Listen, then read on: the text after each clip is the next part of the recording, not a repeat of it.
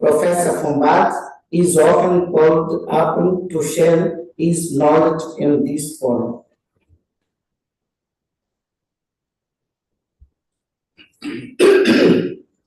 The other message conveyed by Professor Fombad consisted on the need for the constitutional jurisdiction to take on as the bulwark against the erosion of the constitutionalism and are required in discharging their task for interpreting and applying the law and the constitution of faithfully defend and protect the ideas of constitutionalism and at the same time the citizen, last resort against the possibility of abuse by the state, the citizen, last line of defense. Therefore, the Constitutional Court judge must emphasize their important social role by demonstrating what they are supposed to be, the ultimate defender and protectors against the erosion of constitutionalism and democracy. Professor Fombad's studies show that the evolution of diverse African constitutional systems and his conclusions are applicable to Mozambique. In our country, as stated by the late Professor Steytler, until the constitutional amendment approved in 2004, the role of the Constitutional Council was extremely limited. It was merely an electoral jurisdiction that did not arouse much interest outside the payment of political electors.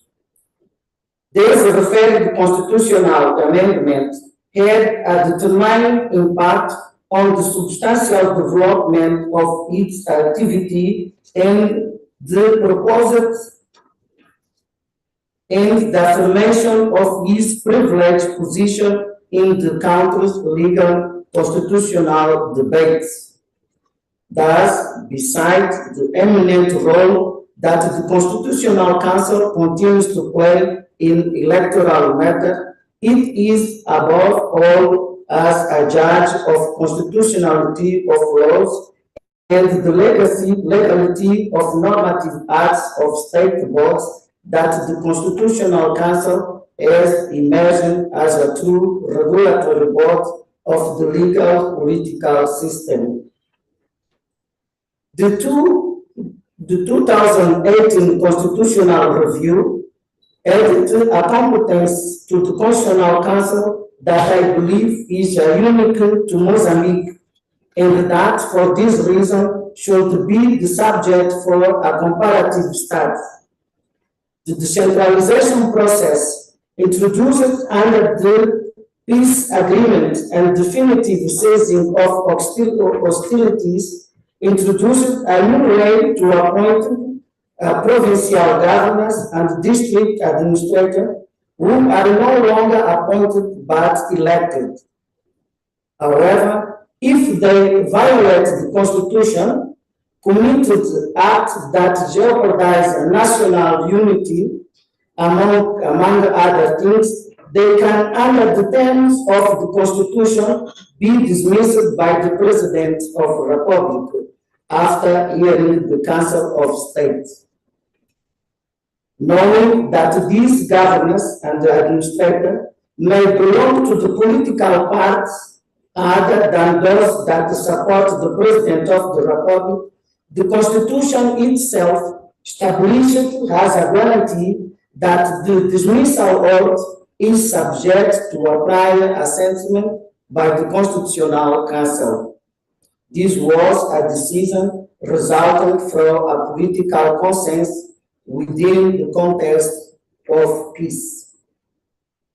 Excellencies, distinguished academic and researchers, honored guests, I don't intend to be exhaustive in listing all the situations in which Professor Fombad has invited us to reflect on our constitutional system over the years, like the independence of judiciary and the separation of power, which is an issue we discuss day after day because it impacts in the affirmation of our truths as a judge, but it is fair that before I finish, I mention and thank Professor Fombad for his generosity since his capacity as an academic and researcher. He has offered a significant number of books by himself and others to enrich the bibliography collection of the Constitutional Council Library. Professor Charles Fombad, this recognition of you at the conference starting today is, in my opinion, a well-deserved acknowledgement of everything you have done and the person you are. This is the most gratifying proof that love and devotion to your work pay off. It is a very fair way to honor one of the few people who can be said without shadow of doubt to be one of a group of genuine academics. The fruits of your labor, Professor Fombad, are reaped in the form of benefits for the several generations of students you have trained and countless debates with professionals in the field, some of whom are here to honor you. Grit is the master who unintentionally teach us with wisdom and devotion. In the light of his example in academia and in life, we can all hope that one day we will live up to it. Thank you very much.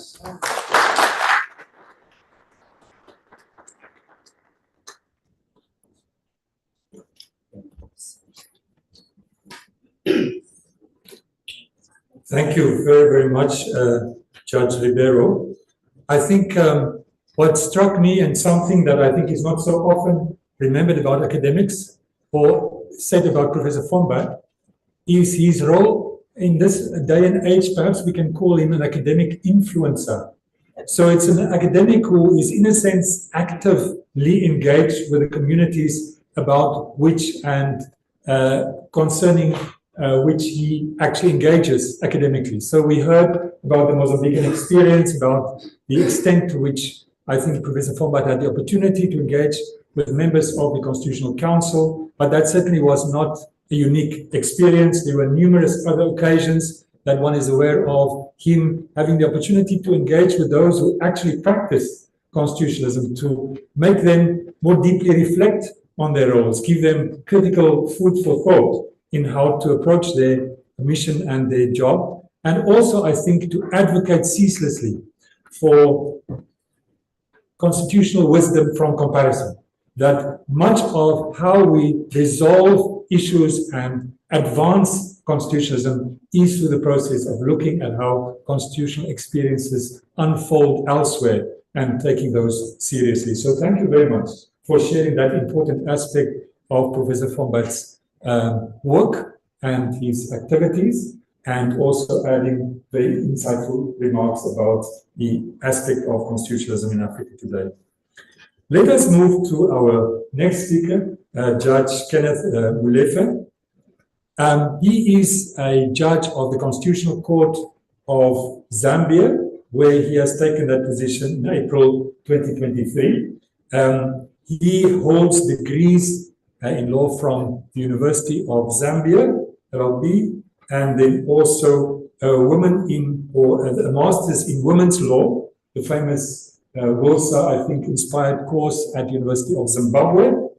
He has a long, illustrious track record through the judiciary of Zambia. He was first a resident magistrate, moved to chief resident magistrate's position, became a high court judge in Livingston and in Lusaka, focusing on family law, children, and also economic and financial crimes divisions. And that was before he was then elevated to the Constitutional Court. He has also, among many other important roles, served as a member of the Judicial Service Commission of Zambia.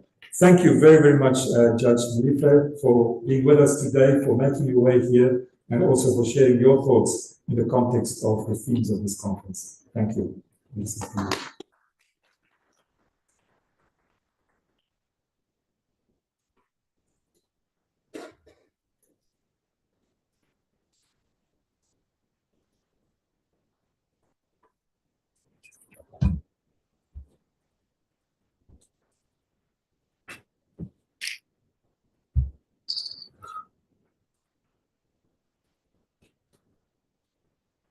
Thank you, Prof.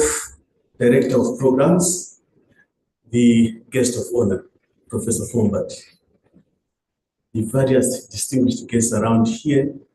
Please, in the interest of time, allow me to write on the protocols already established. I first must convey to you the warm greetings from the lovely people of Zambia, and also the felicitations from the Honorable Chief Justice of Zambia, Dr. Mumba Ndagala. Before I delve into my speech or presentation, so to say, permit me to say something about the importance of this occasion. It is something that goes beyond celebrating the scholarship of Professor Fombad. It is something that is about the symbolic significance and importance of honoring someone while they are still alive. The living must be appreciated while they are still alive so that they can feel the tangible and intangible gratitude we owe them for their legacies and contribution to the improvement of human condition. Most often, we honor people after their departure from the physical world. And this, in my view, is too late because they can no longer appreciate our indebtedness to them. As you are already aware, I come from Zambia, and there's a reason why I mentioned Zambia here. I'll talk about Zambia, not knocking it down by revealing that there in Zambia, we have no tradition of honoring great scholars in any field, whether they are alive or dead. Once we have given accolades and speeches at the church in various sites, we move on with our lives as if they never existed. We don't even write books about them as you do here in South Africa. We don't convoke lectures in their names as you do here in South Africa.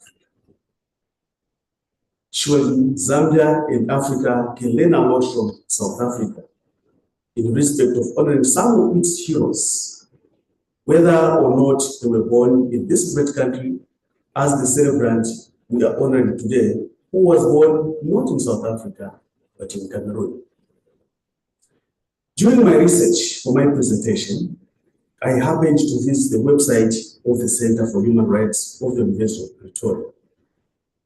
I was immediately moved by the tribute best owed to the accomplished Zambian legal scholar who taught here for many years. This is Professor Kennedy Micheluhamsule, who passed on in mid-September this year. He was one of Zambia's most accomplished and internationally renowned scholars.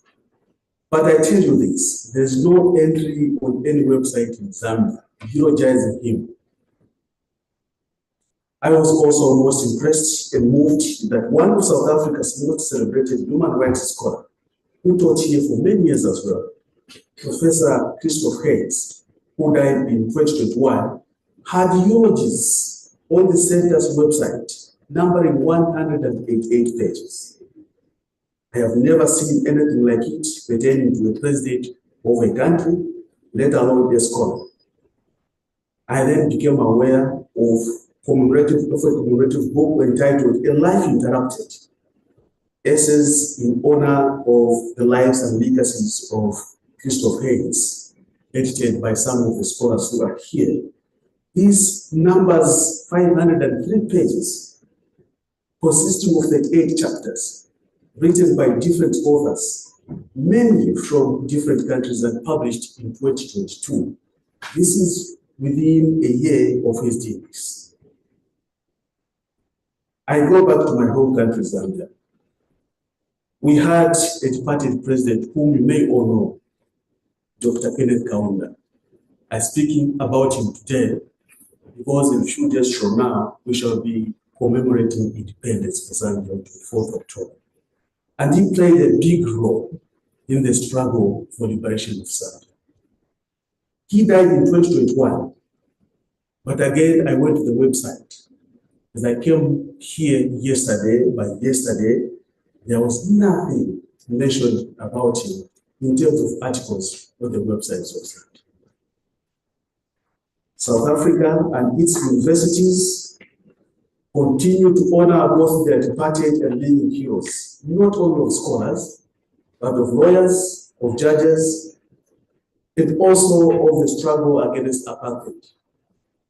The book entitled Trailblazer, South Africa's Champions of Change, edited by Sherit and others, is an example of such a celebration. I located a book by Kenneth S. Brown entitled Black Lawyers, White Courts, the Soul of South African Law, celebrating by name Black lawyers who were instrumental in the struggle against apartheid and their sacrifices they endured under that system.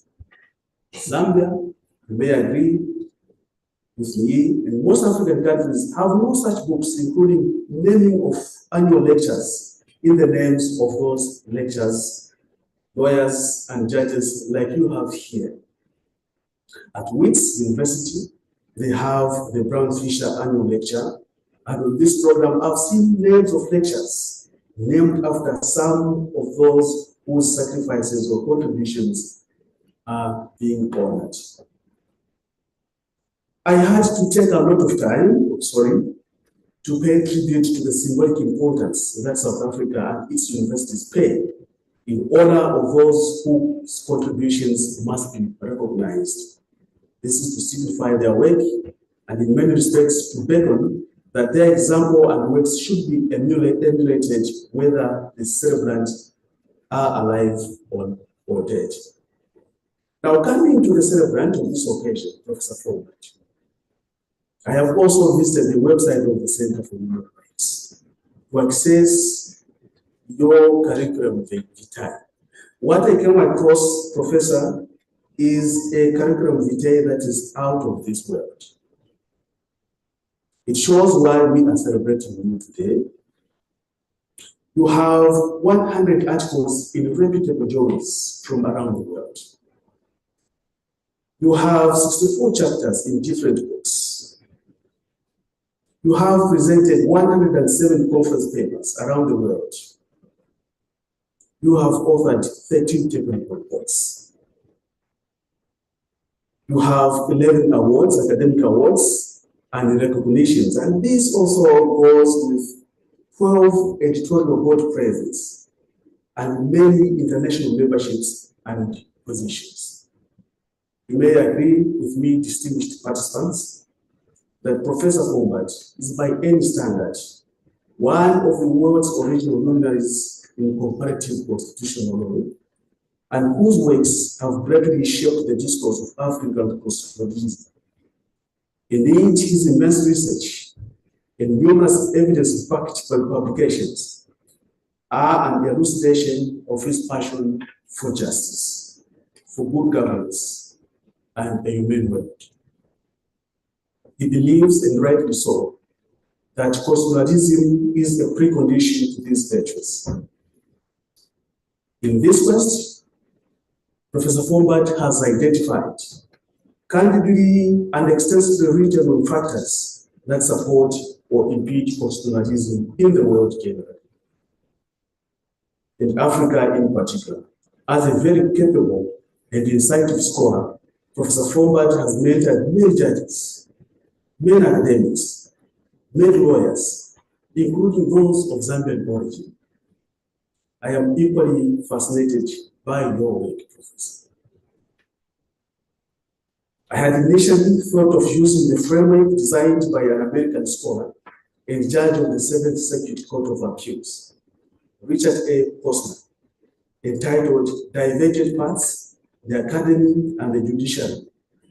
To assess whether Professor Fombad's seminal contributions to constitutionalism, good governance, and human rights, and a broad body of works have seeped their way into judicial consciousness by way of judicial citations. Well, this task is quite big. I leave it for another day, in the event I'll be invited again to such an occasion.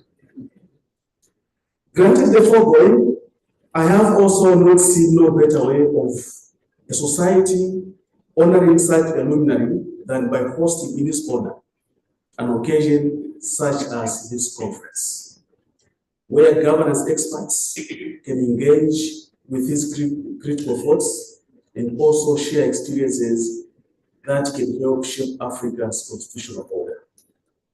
Considering that some African countries are currently grappling, as we heard, with constitutionalism, it suffices to state that this conference is very timely. With that said, permit me to express my rare honor and privilege to deliver a keynote speech on this momentous occasion. Permit me also to thank Professor Kamga, seated there, he has already been introduced, for inviting me to the conference. Professor Kamga asked me to speak on the topic African constitutionalism. I am conscious of the main pitfalls inherent in my assignment. They are intrinsic in the very fact that the topic I'm dealing with is one which deals with not one state, but one that deals with many states. They are also intrinsic in the onerous task to satisfy diverse expectations, considering that participants are influenced by different backgrounds. According to the program and what I've heard, participants comprise lawyers, perhaps judges drawn from various jurisdictions, policymakers, scholars, experts of various disciplines, as well as distinguished students of law and other disciplines. My comfort, however, lies in the common agenda of the conference. Namely, we are here to explore ways to advance constitutionalism in Africa and beyond. I intend, if time allowing, though I know it will not allow, to navigate my assignment by way of examining where Africa has been and where it currently is in terms of constitutionalism. In doing so, much reference will be made to Professor Fombad's works, among other scholars. I will conclude by proposing questions or issues for consideration by this August Assembly. Please, Prof, be free to stop me. I know 25 minutes could have ended on eulogies and the like. But my paper is quite detailed, and I'll leave it for you to read at your own time. Now, in modern parlance, constitutionalism means a government limited by laws. I got this from D. Smith in the words he highlighted in this book, and I have quoted here. I will not recite them in the interest of time. In as far as it relates to governance, some scholars intimately link constitutionalism to constitutions. This, among others, we get from Henkin and Etuki. Now, Africa's constitution-making agenda, as we heard earlier from the Prof who introduced the direction of the agenda, is thus far segmented into three, which Professor Fombad classifies as first generation, second generation, and third generation constitutions. I adopt these classifications. Further, Fombad posits, and rightly so, that the modern concept of constitutionalism rests on the following core elements: separation of power, an independent judiciary, review of the constitutionality of laws, existence of institutions that support democracy, and recognition and protection of fundamental rights and freedoms. To this list, Other scholars add the requirement for a representative and accountable government, founded on credible, free, and fair elections held at stipulated regular intervals. This further entails a peaceful transition of power from one regime to the other.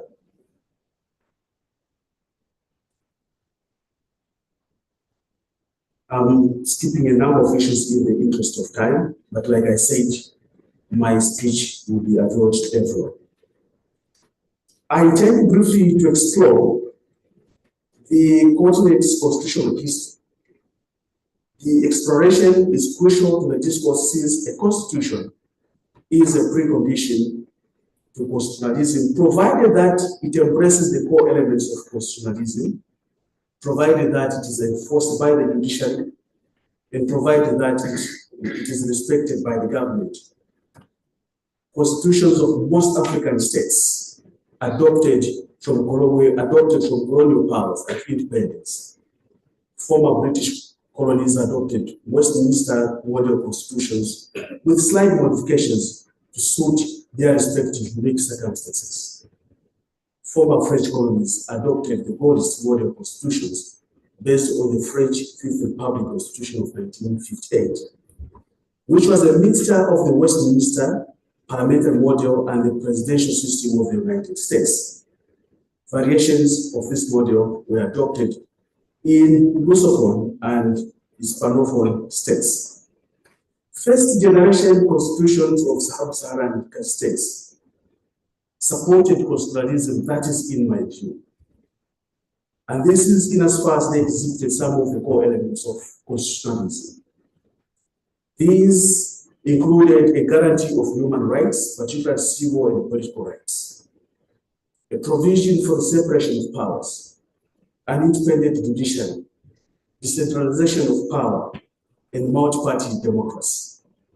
In due course, however, the founding ruling elites in countries such as Ghana, Tanzania, Uganda, Kenya, Zambia, and Malawi found their respective constitutions unsuitable and accordingly discarded them in favor of one-party constitutions. They argued that the decentralization of power and multi-party democracy these constitutions championed, in the words of Kwasi Krempe, encouraged partisan mobilization and a resurrection of those pre-colonial identities and multiple sovereignties that colonialism had suppressed, but never completely extinguished.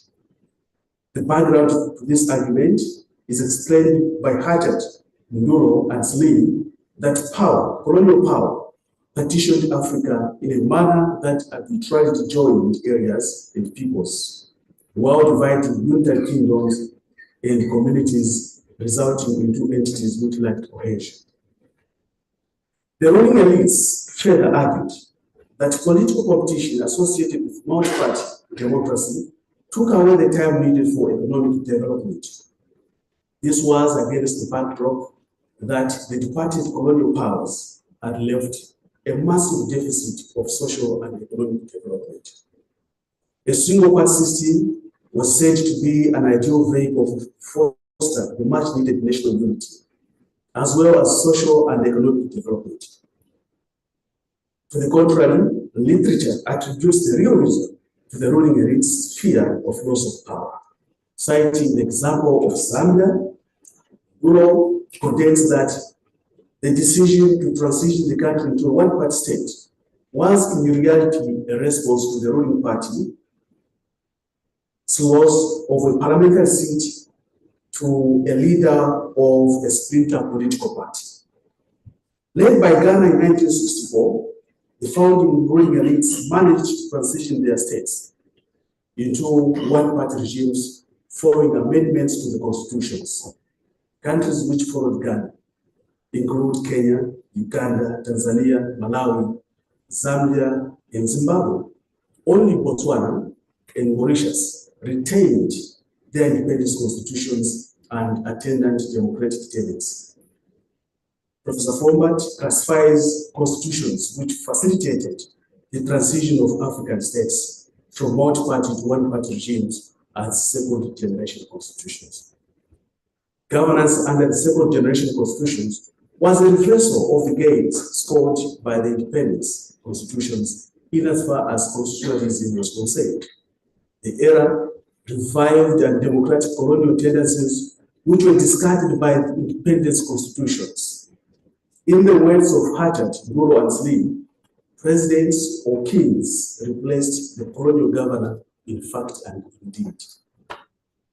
Accordingly, the era was characterized by over-centralized rule, dictatorship, corruption, nepotism, and abuse of power, and a weak judicial system.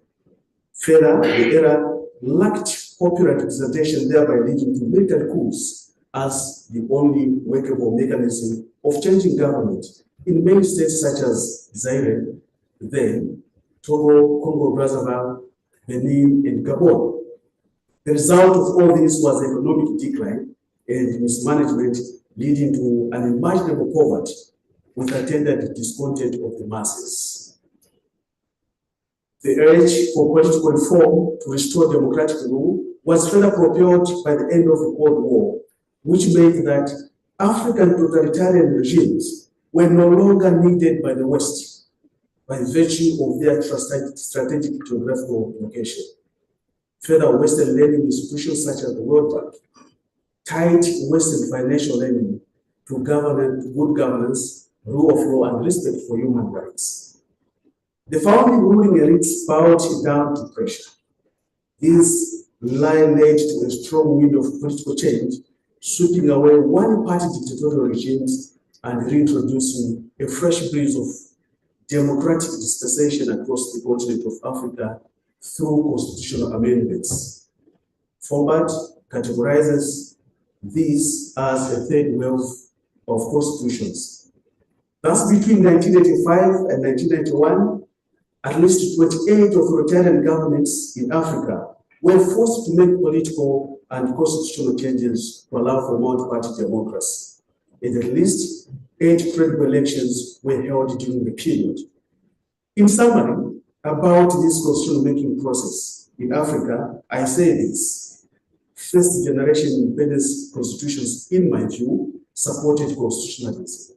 Mainly, this was through the provision of decentralization and multi-party democracy. Second-generation or one-party constitutions, in my view, did not support constitutionalism because they introduced one-party regimes with its autocratic and centralization tenets.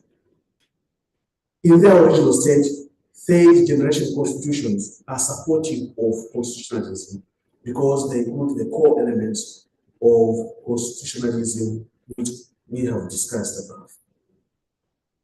In brief, about the current state of constitutionalism in Africa, in my view, I say that it is both progressive and regressive.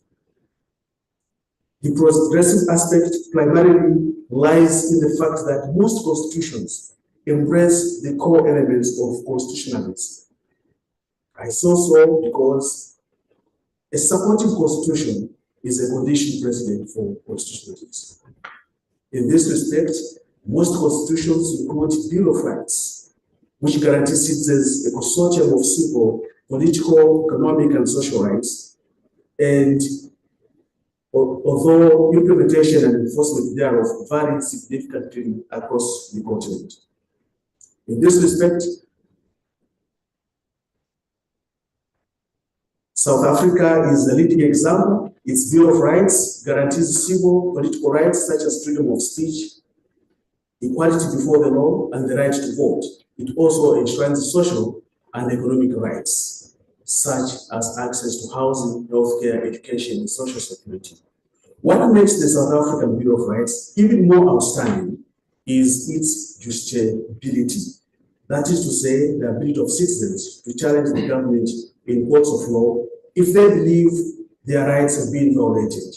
In this regard, the Constitutional Court of South Africa plays a crucial role in enforcing these rights, as seen, for example, in the landmark case of Government of the Republic of South Africa versus Grootboom, which affirmed the state's obligation to provide access to adequate housing.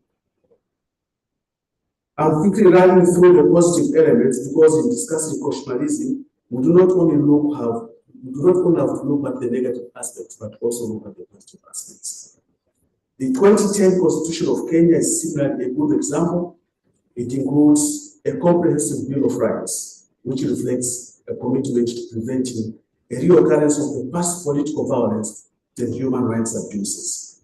In Nigeria, the 1999 Constitution includes a Bill of Rights and guarantees fundamental rights such as freedom of expression, assembly, and association, as well as protections against torture and unlawful detention. Rwanda stands out in demonstrating respect for economic rights. The country's constitution includes a Bill of Rights, which provides for, among others, socio-economic rights such as access to education and healthcare, whose provision the government has made significant progress, thereby contributing to the country's rapid development in the post-genocide period. Further, most constitutions are elevated above every person, authority and institution of government. This is the basis of the power of judicial review, another element that is identified by Professor Fombad, whose furtherance is also supported by constitutional provisions that encourage judicial activism. Many of these provisions are found in many constitutions, including those of Zambia, South Africa, Kenya, Malawi, and so on. In view of the foregoing entrenchments, we can only cite few cases to demonstrate the tremendous contribution of judicial activism to the enhancement of constitutionalism. In South Africa, we have the Constitutional Court case of Bay versus the Magistrate. In Zambia, we have the Supreme Court case of George Mwanza and Melvin Bebe. This was an interesting case. I'll share a little bit of it in terms of the background. In Zambia, we have civil and political rights, such as the right to life. Our constitution does not include social and economic rights. But this case that came before court was mainly centered on a case involving an economic right, in the sense that the two petitioners who were prisoners at the time had a condition which required them to access good nutrition that was commensurate to their medication that they were taking. The argument by the state was that this was not enforceable because this was an economic right which was not enshrined in the Constitution. The Supreme Court, through the current Chief Justice who delivered the judgment, went further to highlight that the right to life is intertwined with the right to good nutrition in that case. And therefore, indirectly, the right to good nutrition was upheld through the right to life. This is a question and an example of judicial activism. Moving forward, most constitutions have also guaranteed judicial independence, and the offshoot of which is evident in many examples. In Zambia, again, we had a High Court judge during the time of President Chiluba, may his soul rest in peace, stopping President Chiluba from expelling dissident members of parliament who opposed his bid for a third term. This showed judicial independence. We had also a number of cases in which the Supreme Court struck down provisions in laws that tended to favor the government in power. Recently, in the case of John Sangwa versus the Attorney General, the Constitutional Court of Zambia affirmed its independence, including financial autonomy, because up to now, the position is such that the government of the judiciary, the budget of the judiciary, is subject to veto by the executive. I think that undermines judicial independence. We have a number of cases in Malawi, the state versus ex parte rules and another. Similarly, the High Court there blocked a third term bid by President Bakri Muhoozi. This is a show of judicial independence. Further, the case of Peter Mutharika and the Electoral Commission versus Saulos Chilima. The Supreme Court of Malawi upheld the ratification of the presidential election against the incumbent. This was the same in Kenya in the case of Raila Amolo Odinga. The court also ratified an election. Please, I must put a caveat here. I'm not saying the independence of the judiciary should be seen in the judiciary ruling against governments. No. But it should be seen in its ability to stand by the facts and the law without bowing down to pressure. In terms of democracy and peaceful transition of power, there's Zambia, Malawi, and Botswana that can be cited as models. With reference to Zambia, since independence in 1964, presidential power has peacefully been transitioned from 4 different regimes that struggled across 7 presidents, including the current one. And in all that process, there was peaceful handover of power. Connected to democracy is the introduction of presidential term limits in the constitutions of most third world constitutions. Most constitutions prescribe a maximum presidential tenure of 2 5-year limits. This is unlike the first and second generation constitutions, which did not place a term limit on a number on the presidential having to seek presidential power. It is for that reason that we had presidents like Jerry Rawlings of Ghana, Kaunda of Zambia, Nyerere of Tanzania, Moi of Kenya, Banda of Malawi, Mugabe in Zimbabwe, ruling for more than 20 years. It was all because there were no presidential term limits. I want to say something and to cite Hajat Nur and Slim about the evil of unlimited terms. This is what they say. The office of president is too important a position in any country to be monopolized for too long by one individual. Experience shows that many long-serving presidents have used the constitution and other means to their hold on to political power, and that this is the recipe for autocratic rule. It follows that the challenge is to provide a framework that not only encourages but also ensures that political power is restrained and does not remain in the hands of one individual for a lengthy period of time. The position goes on, but in the interest of time, I'll skip that. The imposition of term limits resulted in the tenure of long-reigning rulers like Ghana's Rawlings and Kenya's Moi being halted. Term limits were also applied to halt the ambitions of other rulers such as President Luba of Zambia in 2001 and President Musi of Malawi in 2002. Further, most constitutions establish institutions of accountability or oversight institutions. In one form or the other, these appear in the names of Human Rights Commission, Anti-Corruption Commissions, Auditor General's offices, and so on and so forth. Many constitutions have this. So that is the positive aspect. Briefly about the regressive experience with constitutionalism on the continent, in my view, and also including those already expressed, I see 2 prominent developments. First, it is the constitutional amendments that abolish presidential term limits in some countries. The development is impressive because it has the potential of entrenching life presidencies with their attendant dangers as demonstrated by most of the one-party regimes. The second regressive aspect is the surge in military coups, especially in the Francophone West Africa. The reasons vary for these coups. They range from incompetence, claim of incompetence of the incumbent governments, corruption, fraudulent electoral processes, and so on and so forth. Now, in conclusion, I see the director of program becoming uneasy. I need to wind up and conclude.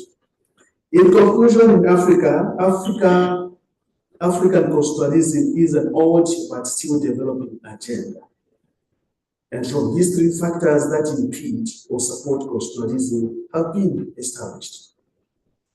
These that impede constitutionalism include hostile constitutions, corruption, incompetence, economic mismanagement, fraudulent electoral victories, unacceptable accumulation of political power, and perversion of constitutions by incumbent regimes.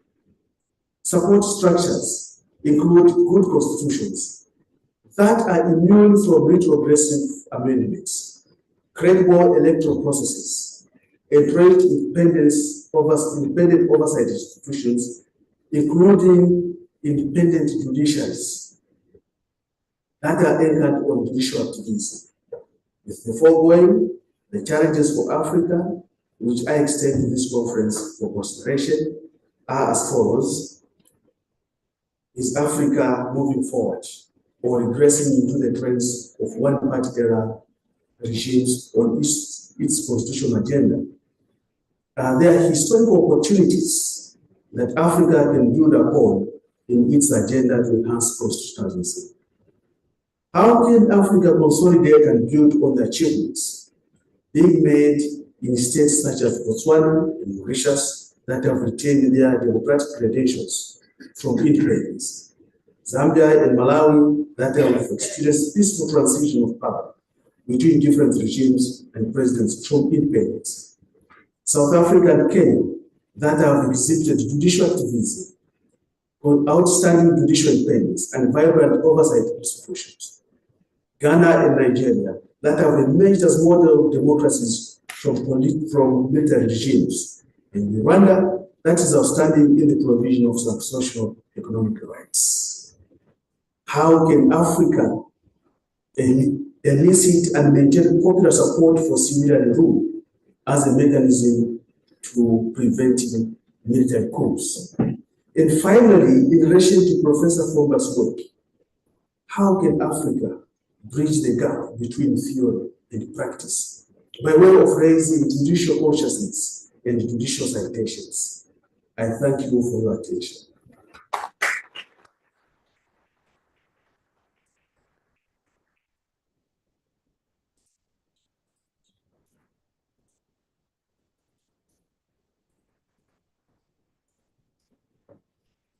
Thank you so much, Judge Mulife. I think that was a very comprehensive overview of issues that are both positive and negative, giving us food for thought and linking it to Professor Fombad's work, and again also delving into very particular experiences in recent African constitutionalism. I want to just reiterate what you said about the symbolic significance of what we do here. I think it is reassuring to hear that from an outsider, to say that what you saw is in a sense something that you treasure. I think it is true that perhaps we are very good at obituaries and writing obituaries, but not so good at celebrating people's lives in their presence, right? So affirming that, I think, is a wonderful thing. And just to also say greetings to your Chief Justice, Mumba Malila, and remind ourselves that Mumba, Chief Justice, was here when we had the first memorial lecture for Professor Christoph Heinz. So he was also a doctoral student at the center under Professor Heinz. You mentioned many other scholars who have also studied under Professor Fombad. So thank you for those insights and for highlighting that aspect. I also just want to, once again, thank both of you for being here, for sharing your insights, your perspectives with us. And together with you, Justice Ribeiro, I want to thank Elisa Vieira, also who is the Assessora Juridica at the Constitutional Council, for also making the visit possible and accompanying you here. So we did not really mention the participants online. We are very, very fortunate that there are quite a number of people online. I don't see the number, but I know that we have quite a number of registrations. Clearly, it also reflects the impact and the breadth and width of Professor Fombad's work, and those interested, that there is a wide attendance. To you online, we have about 70-odd people here in the room, and we hope that quite a number of people will be attending online or already online. But we are now moving to the second kind of part of this session, this opening ceremony, where we will call on a number of people who have worked closely with Professor Fombad over time to just give some personal reflections. We asked each of them to maybe try to be concise and restricted to 10 minutes. And we will start with Professor Steytler. I think he is online, yes. Nico, thank you very much for joining us. I can say about Professor Steytler that he is Emeritus Professor at the Dalla Omar Institute for Constitutional Law, Governance and Human Rights at the University of the Western Cape, an institution that we in the Center and Professor Fombad have worked with very well and very much over time. I think there are many ways in which their lives and works have intersected.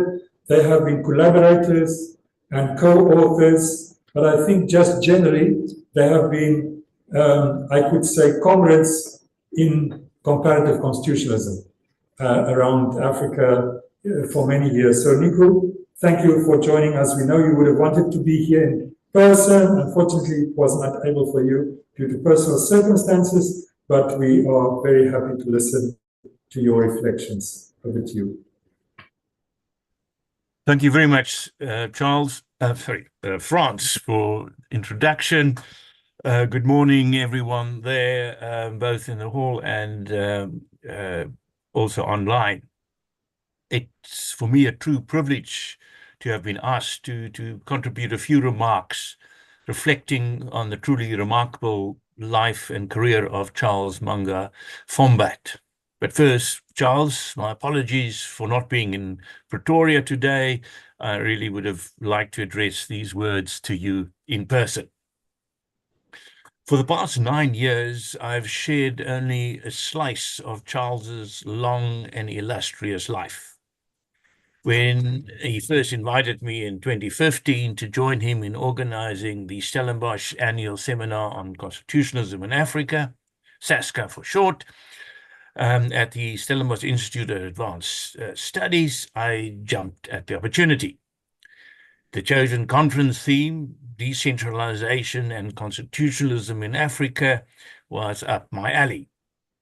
This, however, was not a one-night conference stand that I imagine it to be.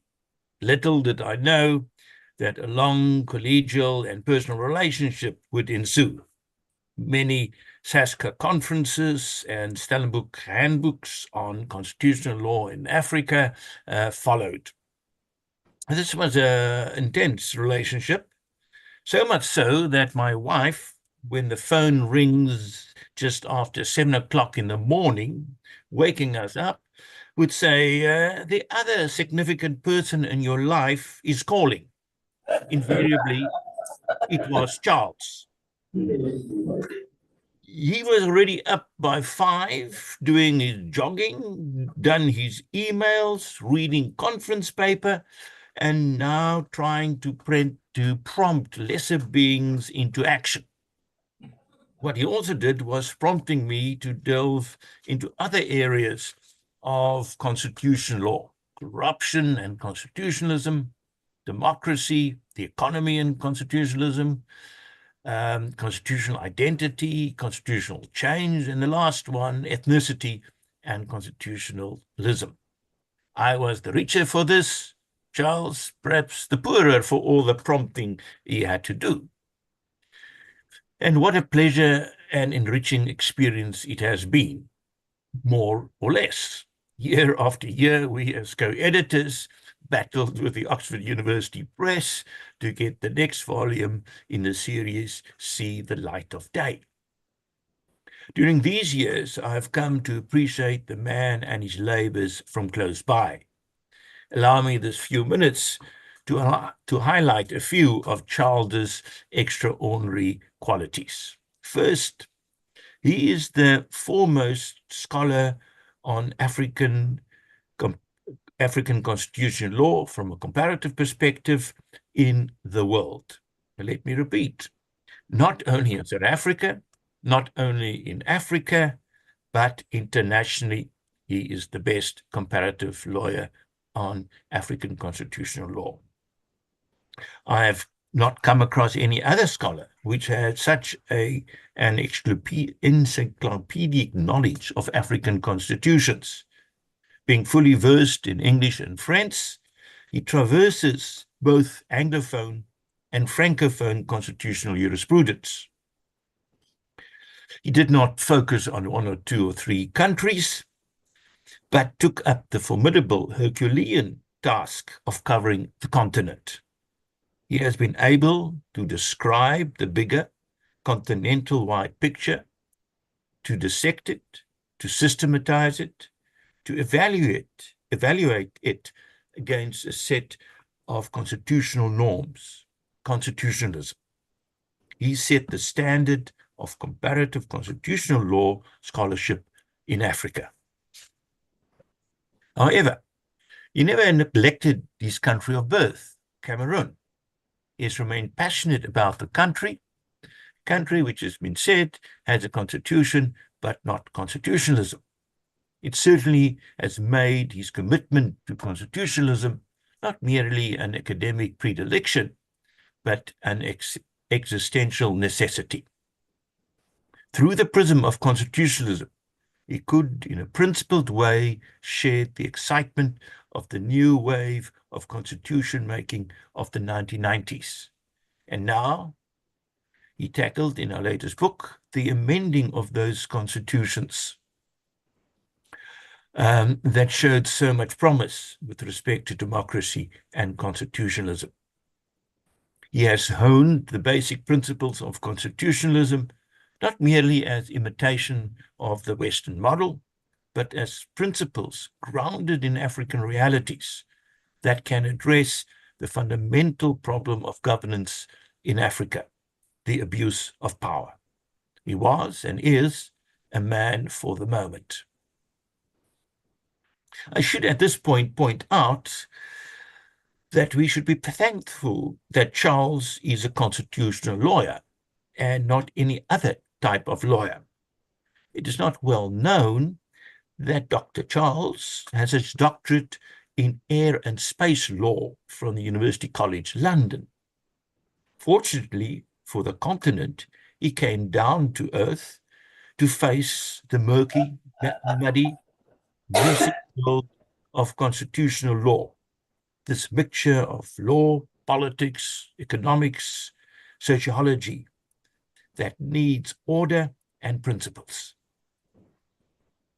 Charles is a scholar par excellence, meticulous in his research, precise in his expression, persuasive in his argument.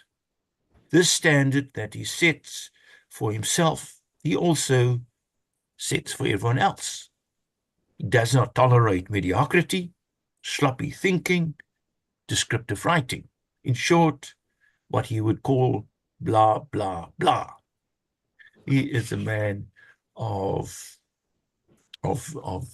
hard work and expects that from everyone else. Charles is not only a scholar, but he has forever been the paramount teacher. Under his wing, he has nurtured a new generation of young African scholars of constitutional law. Not only doctoral students, but also through the SASCA process as well. With care, he guided, encouraged, prompted young scholars in the discipline of writing, the formulation of arguments, the clarity of thought. He pushed young talent to new heights. This, apart from his prodigious publications, will be his legacy. Charles could only achieve what he did accomplish with an abundance of energy, and he had buckets full of that. Just watching him made me feel tired. As much as he was enthusiastic about his subject, he also had the will and energy to make it happen now. Whether it was an email to a funder, a contributor to a conference, or a paper that is due, he did it yesterday, leaving the rest of us in the shade.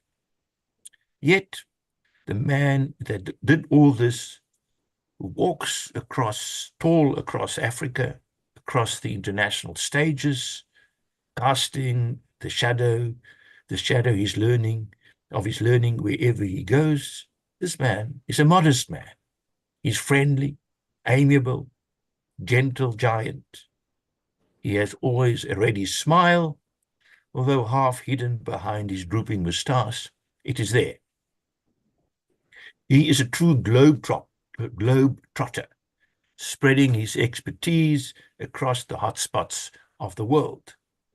It was therefore of no surprise when Oxford University Press addressed a parcel containing our latest book, Constitutional Identity in Africa, to the following address: Charles Fombad, 798 Thomas Avenue, Eastwood, Pretoria, Saudi Arabia. OUP could have picked any country in the world, like China, from whence Charles has just arrived. He could have been there, anywhere but South Africa. To conclude on a personal note, Charles, it has been one of the highlights of my academic career to have had the privilege to work with you over a decade, to form a warm friendship. May this endure. My wish for you is then that you will continue to lead comparative constitutional scholarship on the continent. We need you. Thank you.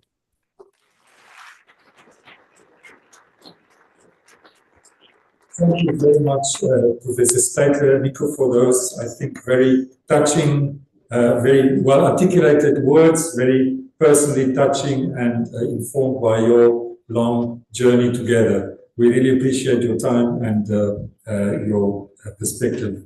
Let me move on to someone else who I think we also tried to conspire to get here.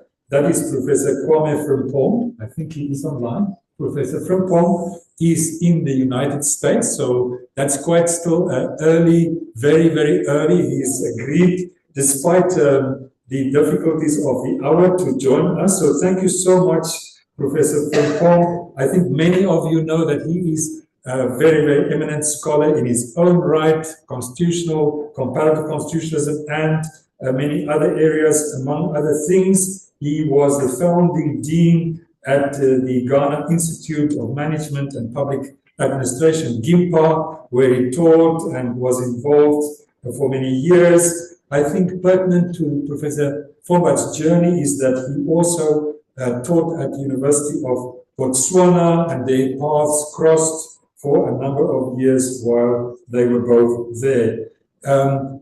I celebrate also Professor Frimpong, who, as you may know, has recently also celebrated his 80th birthday, someone who has a very, very long-standing role in so many aspects of scholarship in Africa. We celebrate you and welcome you, Professor Frimpong, and look forward to your perspective on Professor Fombad's work and his contributions. Thank you. Over to you.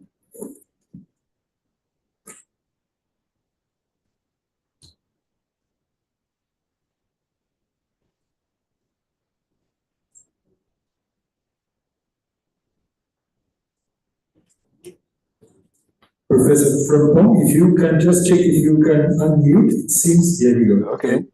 I will hear you well. Thank you. I suppose you can hear me now. Yes. Yes, Okay. please. Yes, please proceed. Okay, thank you, Professor Yun. And I just want to make a special note to begin with that your center will be the first institution to be brought before the International Criminal Court for torturing me. As you know, torture is a serious international offense. You woke me up so early, this cold weather here. So, thank you. Yes, you are right. We are honoring a very unique person in Professor Fombad, whom I have known for over 20 years, and he has been a great scholar that I really admire, even though I'm much older than him. I call him Uncle Charles. It's simply because he's a dominant figure in my life, academically, everything. We met in Botswana in the late 90s. I would like to focus my short presentation on what I call the holistic nature of Professor Fombad, not focusing solely on his distinguished career as a scholar. I have identified 3 characteristics about him. The first, I will call, he has love for God. And on the basis of that, he has followed Jesus' teaching, which required that he should also love a fellow human being. And I have come to realize that Professor Fombad combines the two, and for which reason he has been able to translate his academic career for the benefit of humanity. As even Professor Nico just mentioned, you can see that from his humility, the way he relates to his students and so forth. Yes. The second characteristic is what I consider his commitment to family life. You know, I know Professor Fombad to have special attention for his family. And then the third is what we are all aware of, distinguished scholar, exceptional. There's a hidden fourth one, which many may not know, but Professor Nico just mentioned it in passing, that he goes around jogging, and I call it his love for exercise. That for the years I knew him in Botswana, Professor Fombad would be jogging in the morning, jogging in the evening. And at times I ask myself, hey, does this gentleman find time to study and to teach and to do all this? Yes, he combined all the 4 that I know. And so I was wondering how an average person will be able to successfully address all these 4 unique characteristics and still be seen to have energy to continue. So I never asked him, but I always wondered. Then I discovered the secret. However, I'm not going to share the secret with you. The reason is simple. Professor Friyun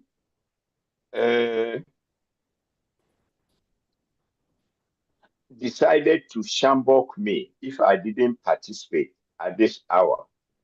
So I will ask him to withdraw the shamboking. And if he does, then I will reveal the secret to you at the end. Okay, thank you. So quickly going through these qualities, as I said, Professor Fombad's love for God has helped him to be also a lover of humanity. And he does this in humility, in a way that we all recognize that, yes, he's somebody so special. And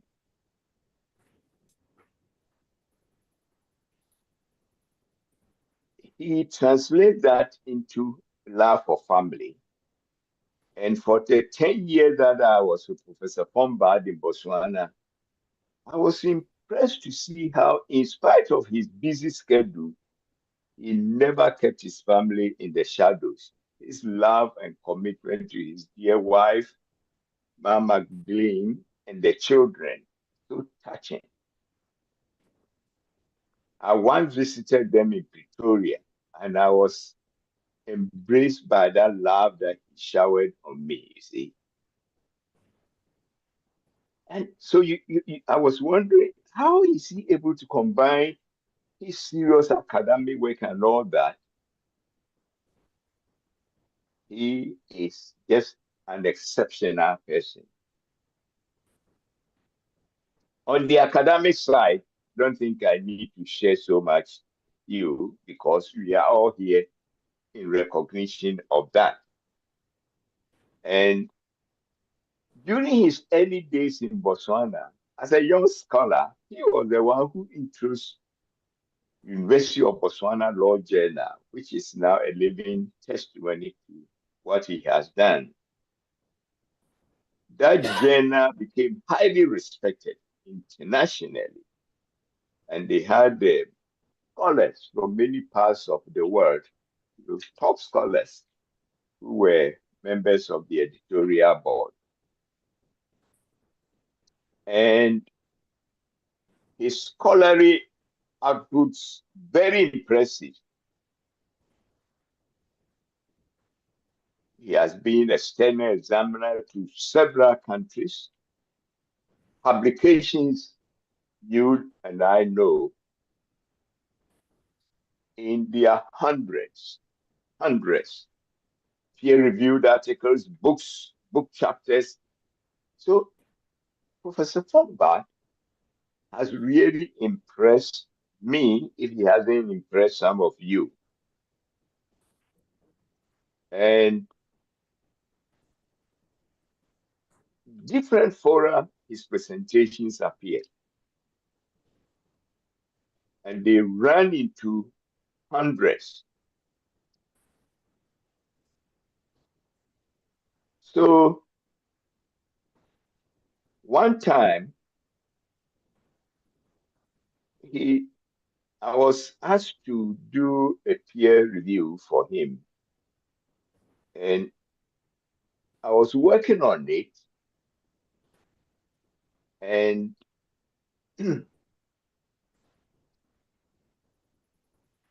somebody came to seek my opinion.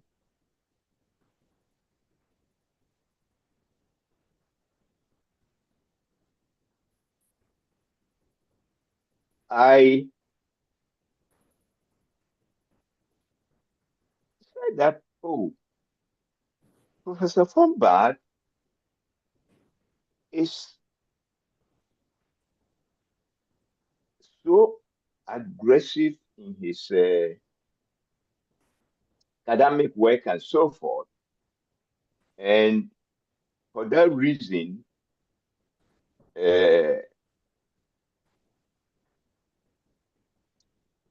he is over-exercising himself and so forth. Then somebody said, no. You are overstretching yourself and so forth. And I said, no. I don't think so, because it's just I find it very difficult to understand how he can combine all this.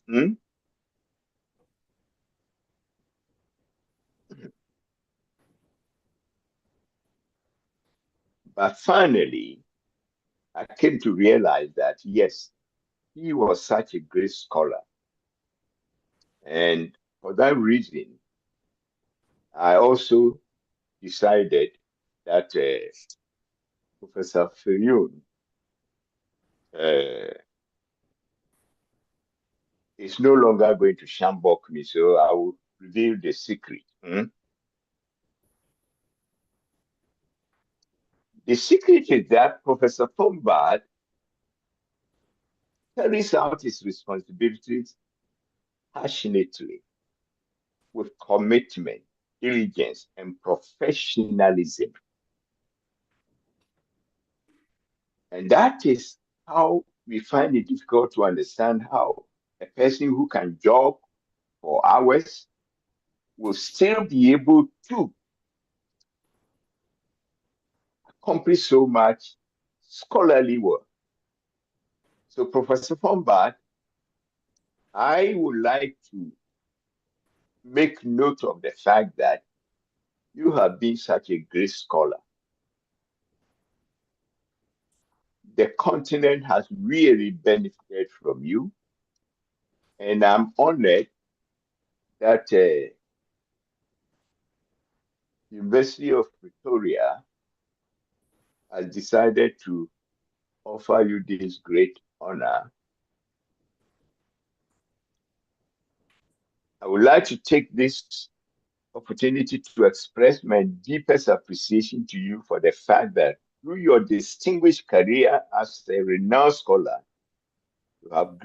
you brought great honor to this troubled continent of ours, as well as to your current university, University of Pretoria, particularly the Faculty of Law, and to your family, especially your dear wife, and to your children, to fellow academics, including this younger brother, Kwame Frimpong.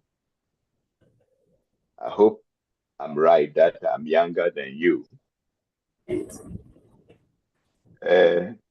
Thank you, my brother, friend, and colleague, Professor Charles Manga Fombad. You have made this continent proud that you are such a great scholar, and that through your publications, you brought the continent into light so people can now read about us. Thank you very much. And I hope I have permission to rest here from the shackles of Professor Priyun for bringing me up so early. Thank you very much, Professor Fombad. Thank you for being yourself. I think, if I'm not wrong, I think it's between 3 and 5 o'clock in the morning. Is it 4 o'clock? My guess is it's 4 o'clock. So we really understand your analogy with torture. But we really appreciate your presence here and the very humane remembrances and perspective that you shared on Professor Charles Fombad. Thank you so much. We move on, still online, to Professor Joshua Castellino. Josh, I think you are there. He's the Director of Minority Rights Group International and also an academic professor of international and comparative law at the University of Derby in the United Kingdom. Someone who is perhaps bringing a slightly different perspective, also someone who's both worked in academia and in activism. So over to you, Josh, and thank you very much for joining us this morning. Pleasure, Franz. Thank you very much, Professor William, and congratulations on what is really an achievement, Charles. And I'm really sorry I'm not there with you to celebrate this particular moment, but with a room full of 70 people and the rich praise you've received, and Professor Frimpong, you have my adulation for the fact that you've been up at that hour to pay respect to Charles. I think it speaks volumes for your work, Charles. Colleagues, unlike many others who have known Charles for a long time at a personal level, I actually met Charles for the first time about a month ago.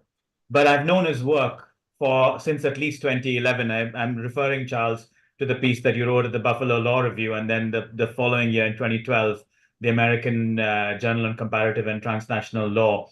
In my work looking at constitutions all around the world, it had often been a struggle to fully get to grips with an overview of African constitutions. And Charles, your work stands out in being able not just to focus on the quality of the analysis, but in unearthing other scholars and other sources that people like me sitting far away from the continent of Africa struggle to get access to. So I want to pay testimony not just to the quality of the work that you've done, but the amount of scholars that you have shone a light on, whose work we have now from much further away been able to access more easily thanks to your kind of path shining, I guess, on it.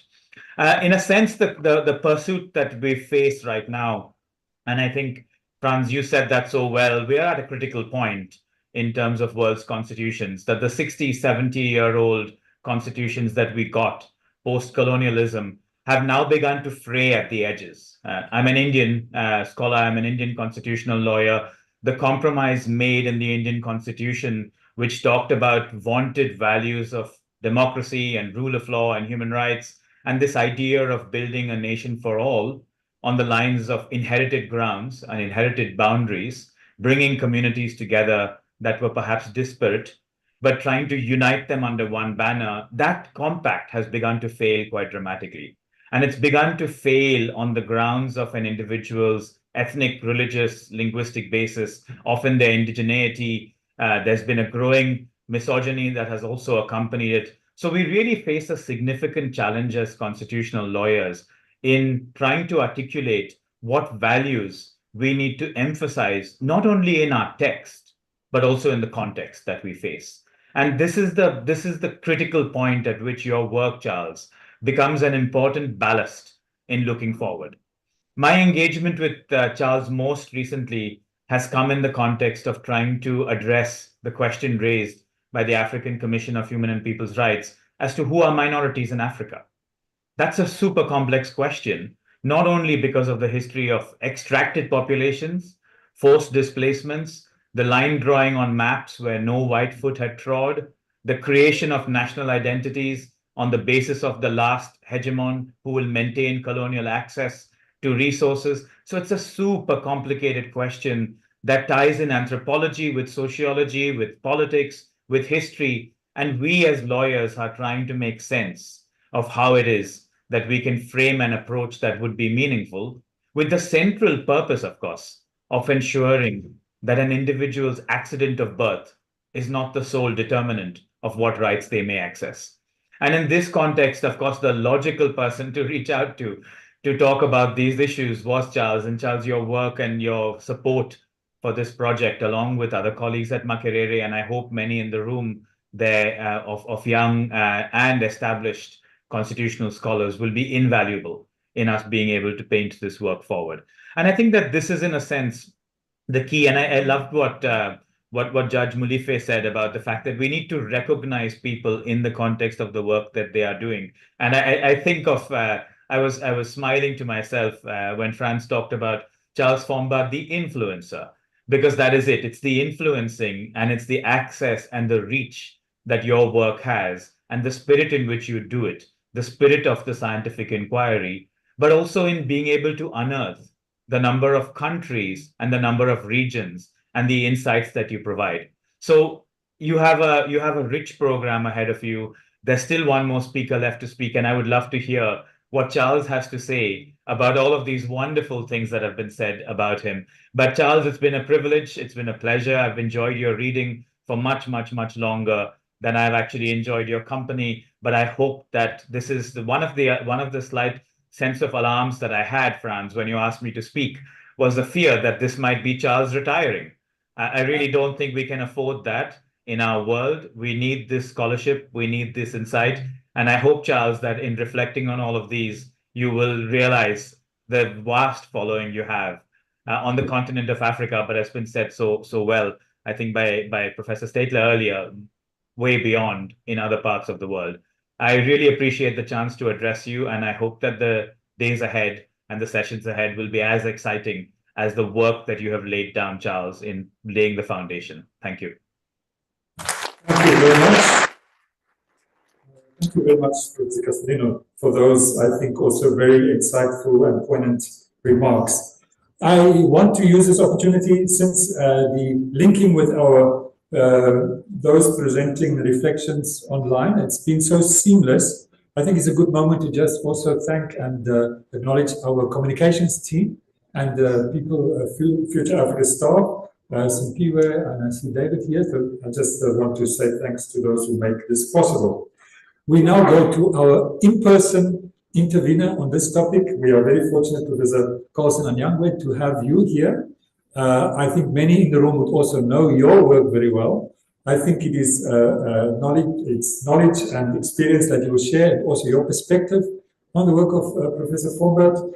I can mention that among many other things, you are emeritus professor, and you've been a former rector of the Walter Sisulu University. I have noted that there's a recent publication out by you, Contemporary Wars and Conflict over Land and Water, 2022. So clearly you are also very actively involved in still thinking through the issues of our time. Thank you so much for joining us today, and we look forward to your reflections on Professor Charles's work and life. Thank you. Thank you, Frank.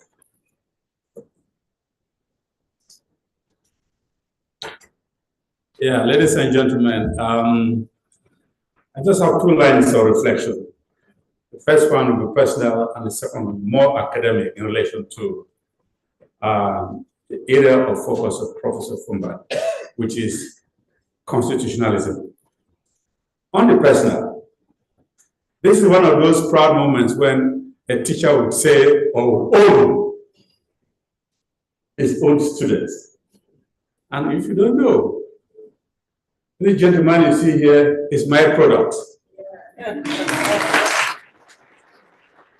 So whatever other people will rub off on me as well.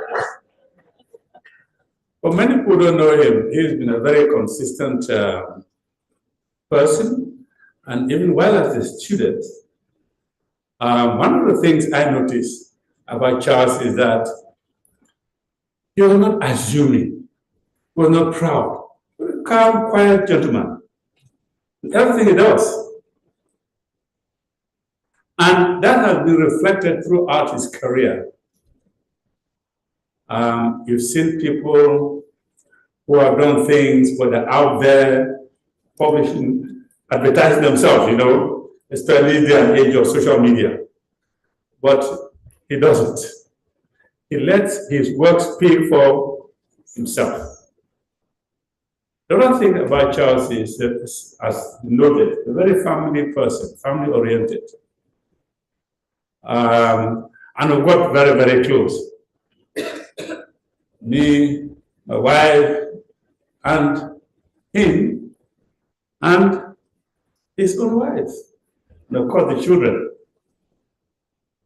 I think Professor Frimpong mentioned that the ability to have this seamless correlation between family and academic activity without necessarily disrupting your family. I think this is something which many academics find very, very difficult to accomplish. You get there immersed in your books, you leave the family aside, you know, but he's not a tough person. So I'm a very proud teacher. This today, you see me here like this, to be able to own up and say, this is one of my own. The others in the room I will not mention, who are also former students of mine. Some names are too big for me to mention. The second line of my reflection relates to what Charles has been doing. His area of academic focus, which is that of comparative constitutionalism. You see, here on this continent here, we face a big problem. The continent, you know, African states, they face problems of territorial governance, which you all might well know, relate to ethnic territorial contestation in some cases. In other cases, you have self-government issues. People are demanding self-government, which doesn't count in some countries because they don't have it. And in other countries, there's large disagreements over the structure and the territorial distribution of power within the state. It's a very important issue on this African continent. How he proposes to resolve all of these issues, I'm not too sure, but it's something which we have to really put our mind on. But I just want to throw for our collective reflection 2 brief ideas. My first comment relates to the issue of a dialectic, which Charles and Nico mentioned in their book on Decentralization and Constitutionalism in Africa. And this issue about the dialectic between decentralization and constitutionalism, I want to bring another dimension of that inquiry, so that perhaps it might help in contemporary constitutional designs on the African, which we all know involve different levels of government, state structure, and what form of state a country might take. Now, I'm not certain that decentralization in itself is a universal objective. We may argue about that. And that it necessarily advances constitutionalism.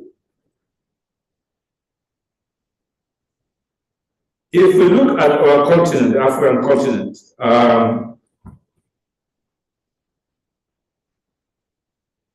I would say that, in fact, decentralization is open to doubt whether it results in the reversal of the perils of presidential power surges. We know, and this was mentioned, I think, by one of the speakers, presidential power surges. People get to power and they want to leave. They come like a ship, very humble. After a few years, they grow bigger and bigger and bigger and bigger. Can that be curbed by decentralization? I'm not sure. Now, I'm also not certain whether this decentralization necessarily produces economic efficiency, better governance, or that it reduces every dispute and competition for power. I'm not too sure. If we look at the African continent, we see there are issues here about decentralization.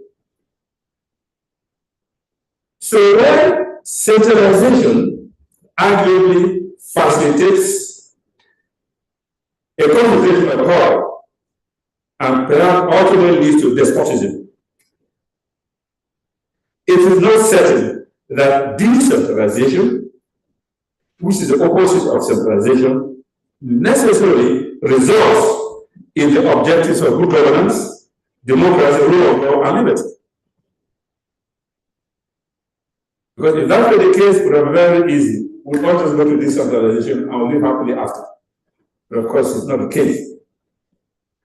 Moreover, decentralization does not take one form. There are various forms of decentralization. It can be political, it can be administrative, it can even be fiscal, or in market decentralization. So it does not always involve all these three items put together. Sometimes decentralization will only be in respect to one item, or one or two items, but not all. Now, I note that the form of decentralization, and I say it because Fombad is an author of comparative constitutionalism and decentralization. But I note that the form of decentralization, devoted as administrative decentralization, is what the French called regionalism in French-speaking African countries. And I would suggest that this has nothing at all to do with self-government. Regionalism itself, even in English-speaking African countries, by contrast, is much more linked to federalism in structure and content, and has to do with self-rule or self-government. Whereas we look at Francophone African countries, they tend to recall instinctively at this form of decentralization, which is federalist in nature. And we they perceive as more of an Anglo-American kind of political culture, and perhaps even influence. So for them, they prefer the French inherited unitary system, or what is often denoted as the Jacobin Bonapartist model, which is much more statist, concentration of power in the center and not in the periphery. Periphery actually deprived of much power. Of course, conventional wisdom says that decentralization is good, centralization is bad, but I would submit that perhaps the truth might lie between both. I'm not sure whether we can really categorize them strictly in those terms, good and bad. Perhaps we'll have to look at them in both ways. My second line of reflection, still on the academic, is the influence, what I call the influence of political culture on constitutionalism. The influence of political culture on constitutionalism and forms of government that we have. The French writer called Jean Lodo is a French political scientist, and he made the pertinent comment that federalism, which we find most countries prefer, some countries prefer federalism, is a form of state, as a form of state, implies a certain spiritual climate, a climate that is more to political culture than to institutions. I would suggest that the same applies to the unity form of state, which you find most countries tend to adopt the unity form of state because of the power issue that is involved. And we know political psychologists, and political psychology is a subcategory of political science, postulates that people tend to perceive government as a threat, often considering the government and its leaders as symbolic parents. They unconsciously shift onto the government feelings that are more fundamentally related to parents, and they tend to impose and promote uniformity in society and dependence on the state as a father figure.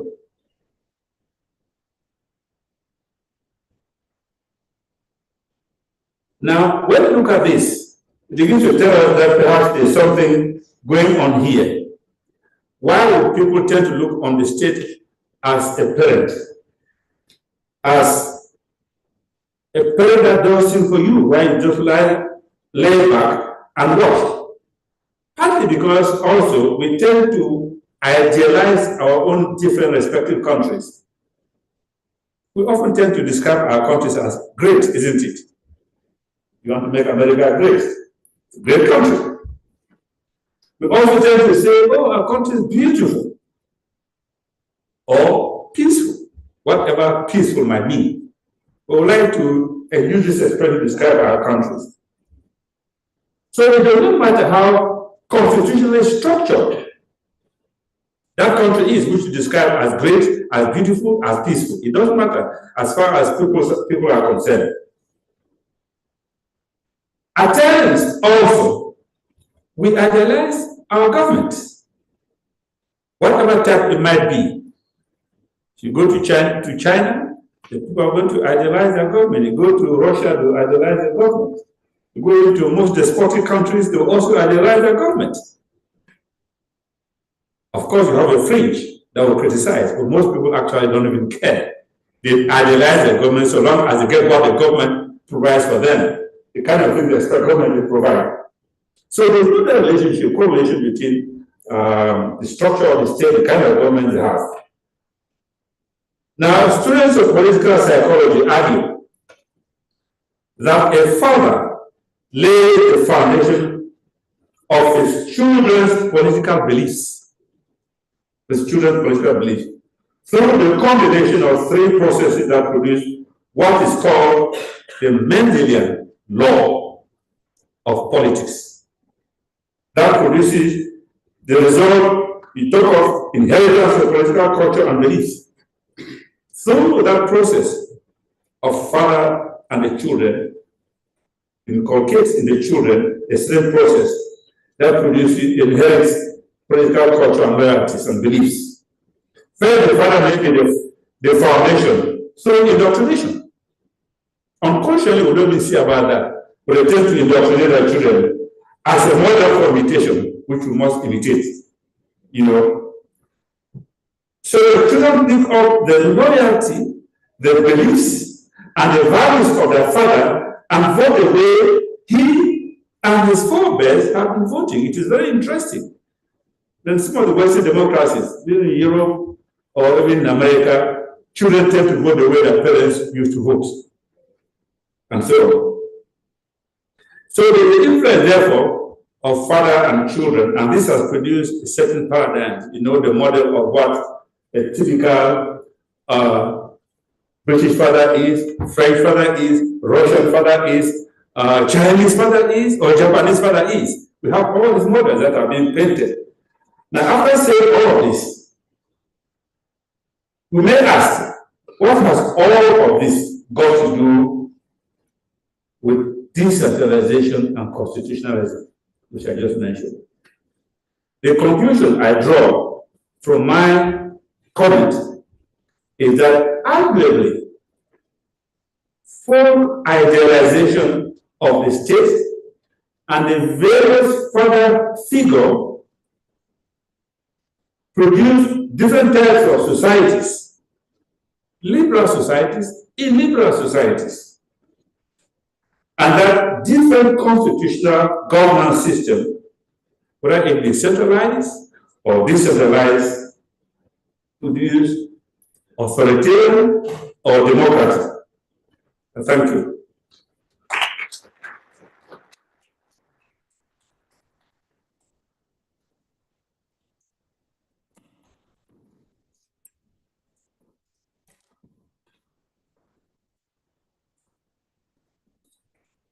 Thank you very much, Professor Nyangwe. I think you got us into the meat and the beef already of the discussions. But before we take our tea break, having listened to these reflections, it's my great honor and pleasure to ask Professor Fombad to give his response.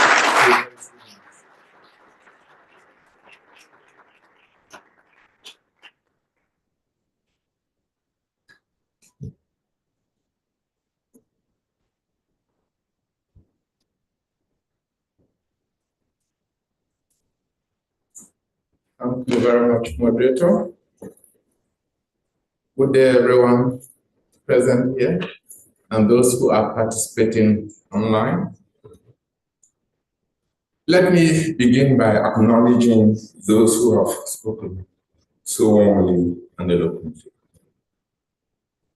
First up, the keynote speakers, Her Excellency Justice Lucia Ribeiro, President of the Constitutional Council of Mozambique, was followed by Justice Kenneth Malifi of the Constitutional Court of Zambia. They were followed by Professor Steytler, Professor Kwame Frimpong, Professor Joshua Castellino, and Professor Carlson Anyangu. By the conventions of this occasion, I am now required to respond to the speeches made by them. But I must confess I am lost for words. I am humbled and profoundly touched by the generous compliments they have paid to me, and all I can say is to God be the glory, honor, and praise. Amen.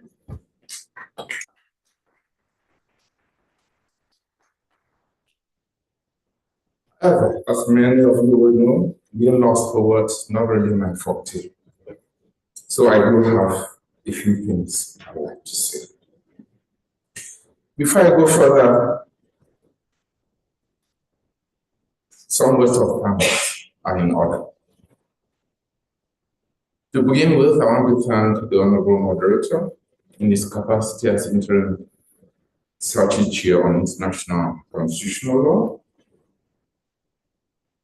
I want to thank Professor Serge Kampe, Dean of the Faculty of Law, University of Free State, Professor Elsa B. Skuman, Dean of the Faculty of Law, University of Pretoria, Professor Kata Moringi, Acting Director of the Center for Human Rights, and Professor Elvis Fokala, President of the African Network of Constitutional Lawyers. I also extend thanks as well to the many colleagues who worked tirelessly behind the scene to prepare for this occasion.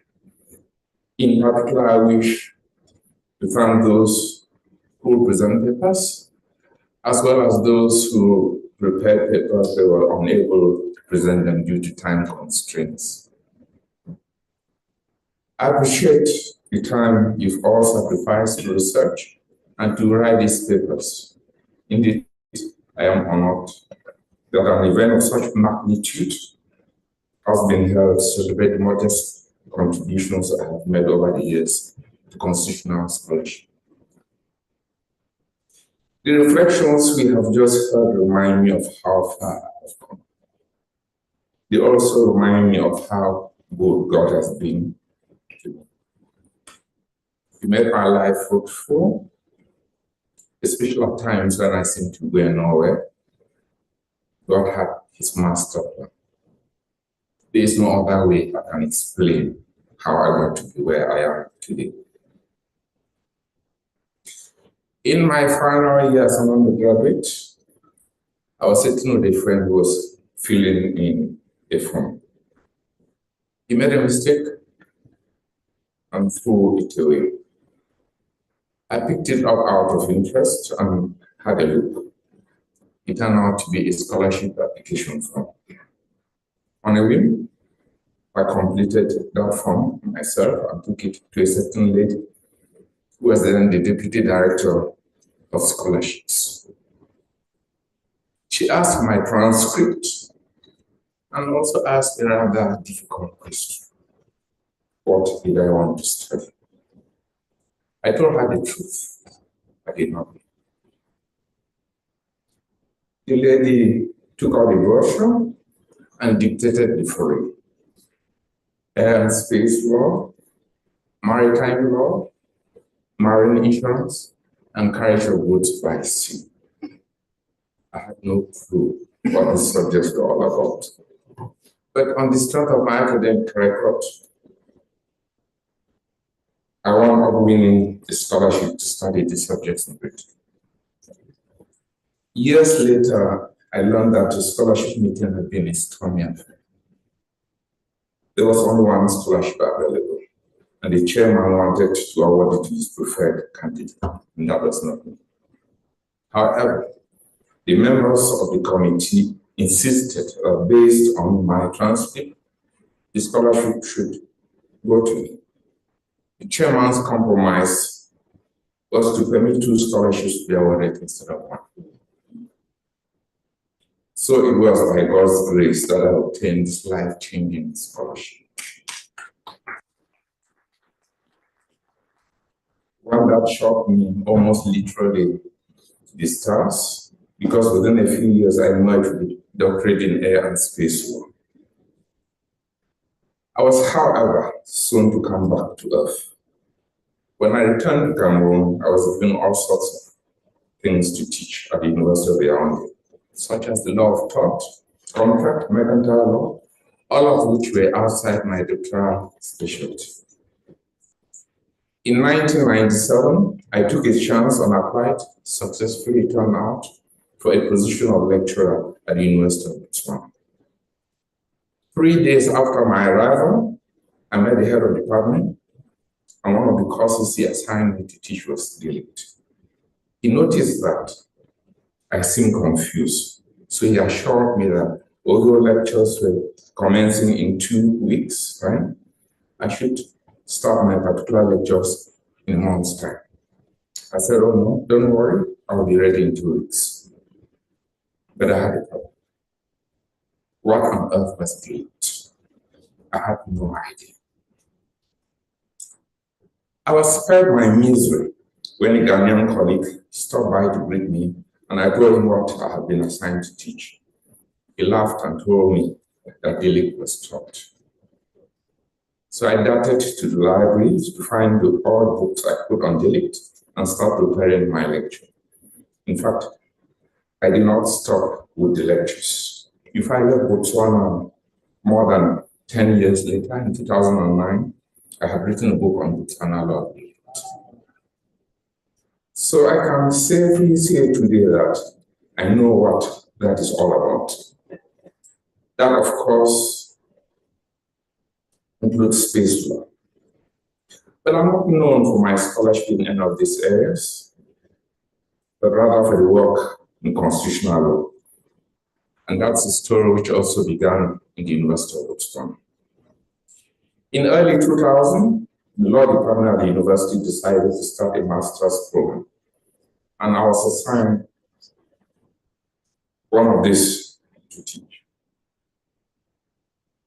One of the module that I was assigned to teach was comparative constitutional law.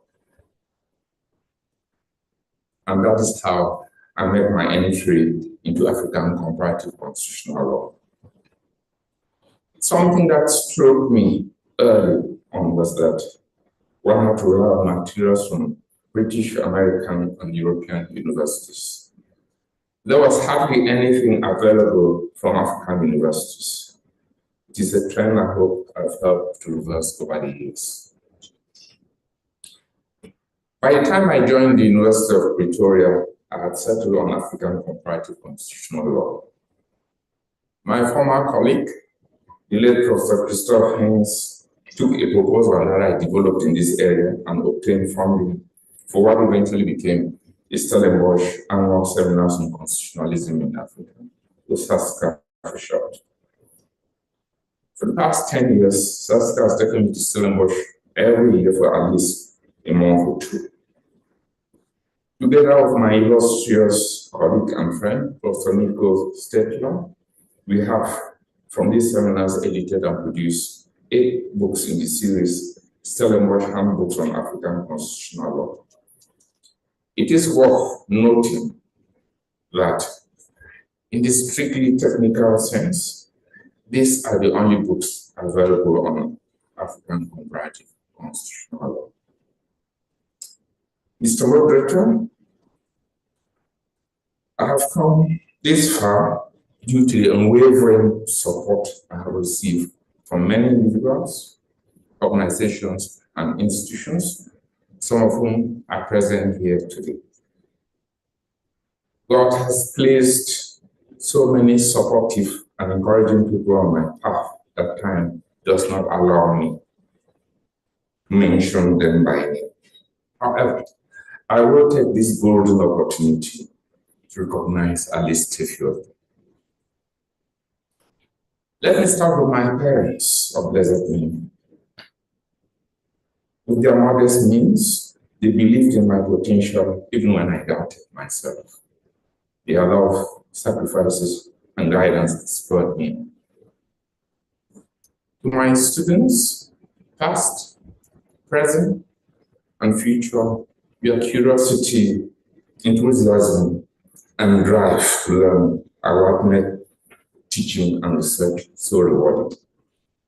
Thank you for challenging me, for inspiring me, and for allowing me to be part of the academic journey. To my colleagues, Cameroon, Botswana, South Africa, and throughout the world, your collaboration, understanding, and support have been critical in my journey. The exchange of ideas and the spirit of teamwork have enriched me, and I've been privileged to work alongside some of the most brilliant minds in our field, some of whom are present here today.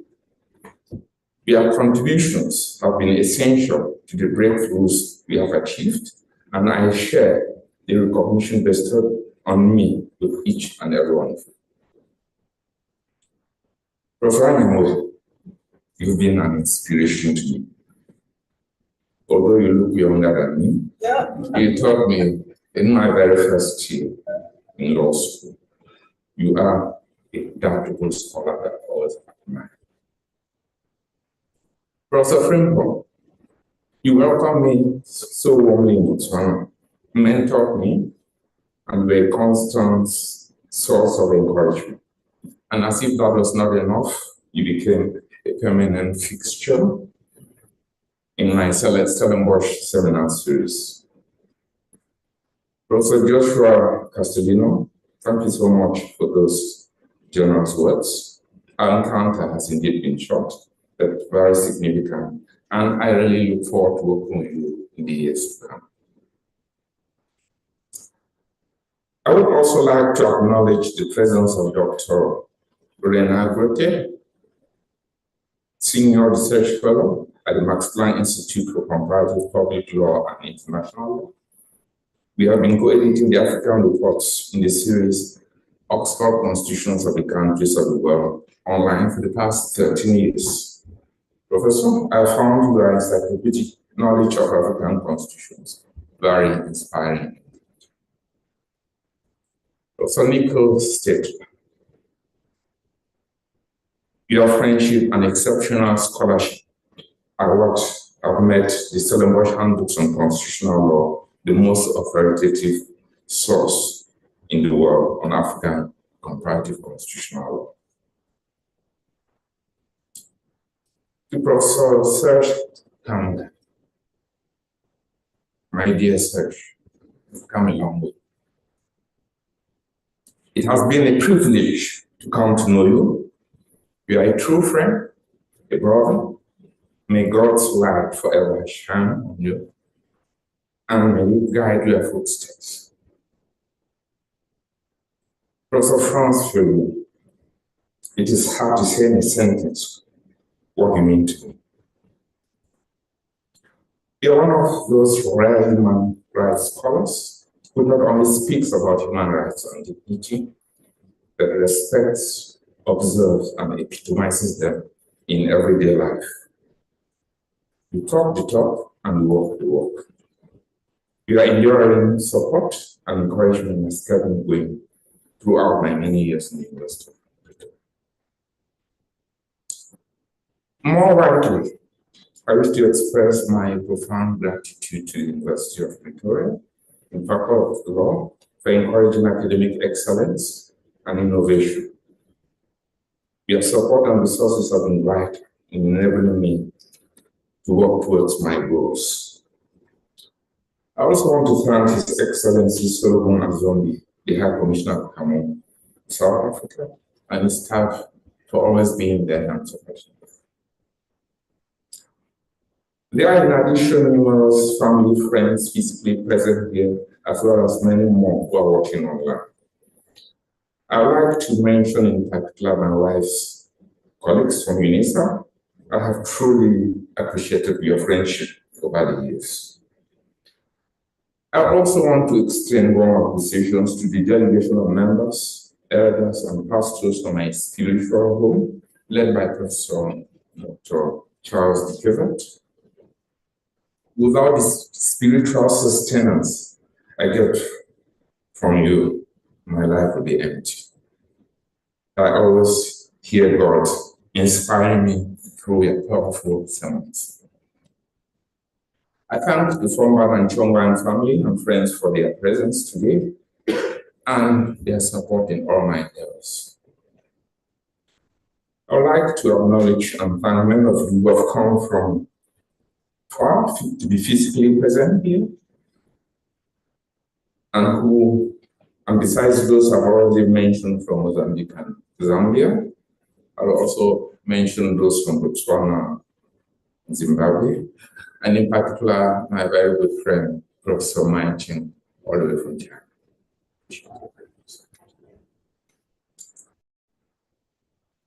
Now to the young academics and aspiring researchers. I want to give you a message of hope and encouragement. What I have learned in my career is that you are what you want to be. Hard work and focus pay off. Conversely, there are no shortcuts. Academics is not just career, it is a calling.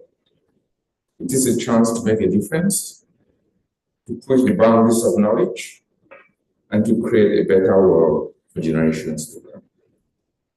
The path ahead may be challenging, but it is also filled with opportunities. Embrace every challenge and opportunity for growth. Embrace your curiosity. Never stop learning. Surround yourself with people who inspire and support you. Stay true to yourself and your values. And always remember that your unique perspective and experience is valuable. With God in control of our lives, the best always lies ahead of us and everything is possible. Distinguished ladies and gentlemen, as I hand over the baton to the next generation of constitutionalists, I don't think I need to remind you that Africa is in a very bad shape. In my humble opinion, the present generation of African leaders, with hardly an exception, pose the greatest existential threat there is to the existence of the Black race. It must be stopped, and the younger generation has a duty to do this. God will not come down from heaven to do our dirty work for us.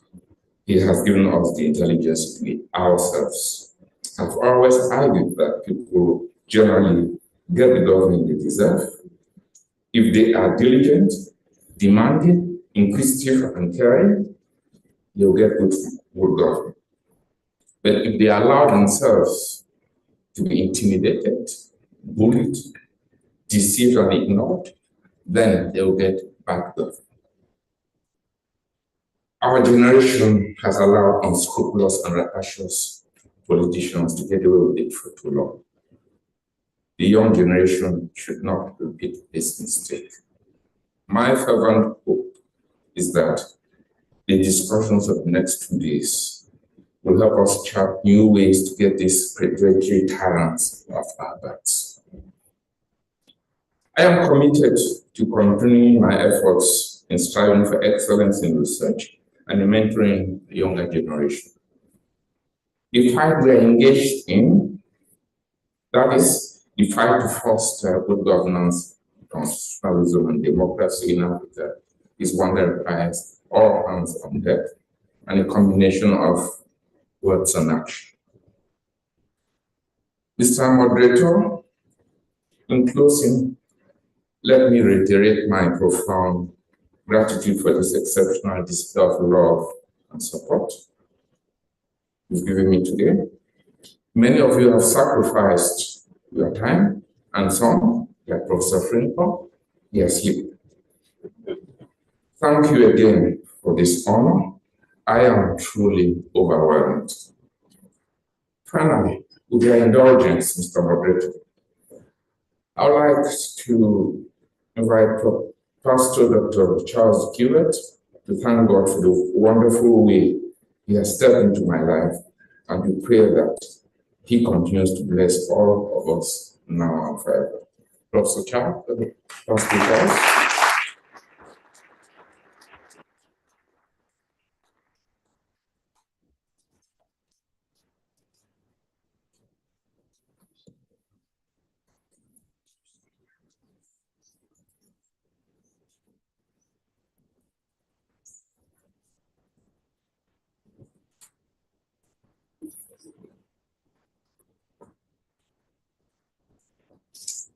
Look, I'm a non-academic, just a pastor, but I've been inspired this morning. Let's pray together. Our Father, God in heaven, we do thank you for your grace shown to Professor Charles Fombad. And Lord, just those words even resonating again and again, to God be the glory, great things you have done.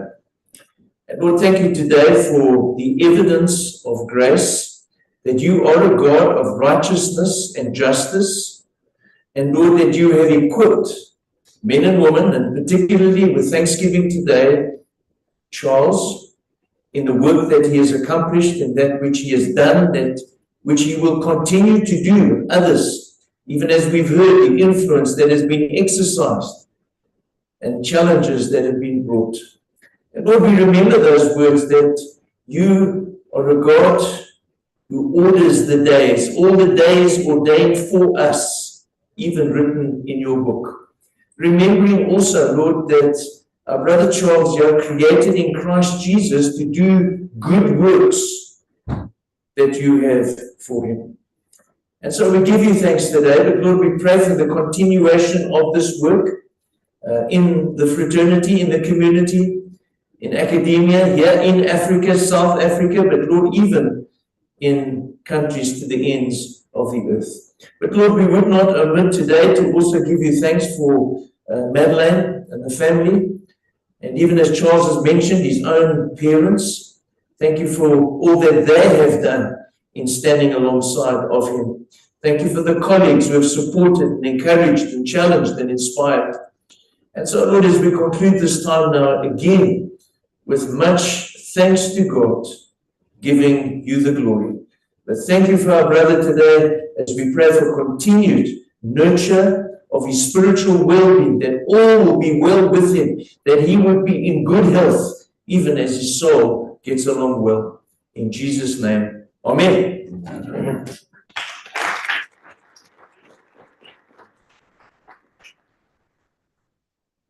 Let me just one final word.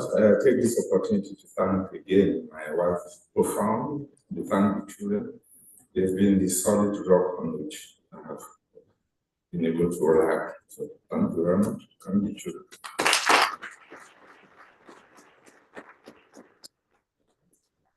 Thank you very much. I cannot add anything to that. I think just the values of humility and human focusedness, which have been described as being attached to Professor Fombad, have shone so warmly through. Thank you very much, I'm sure, on everyone's behalf for those remarks and those words of thanks.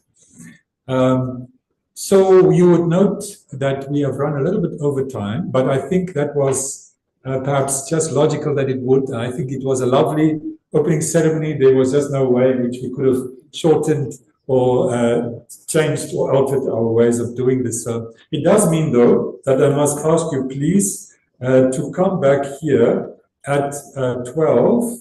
So that gives us a few minutes, but we should really be seated so that we can start our pre-lunch session by 12 o'clock. So tea will now be served. You'll just be escorted up to where that will take place. Thank you to everyone for your participation in this first opening ceremony part of the event. And please, if you could make your way to a short tea break, but find your way back here at 12 so that we can restart. Thank you so much.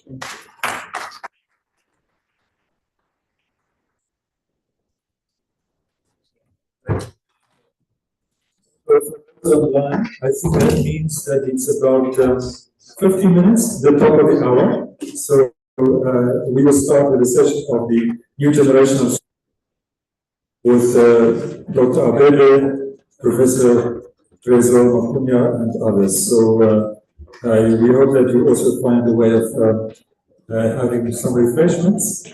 You are missing out being together with us, obviously, but we will rejoin you and see you again in around 15 minutes at the top of the hour. Thanks.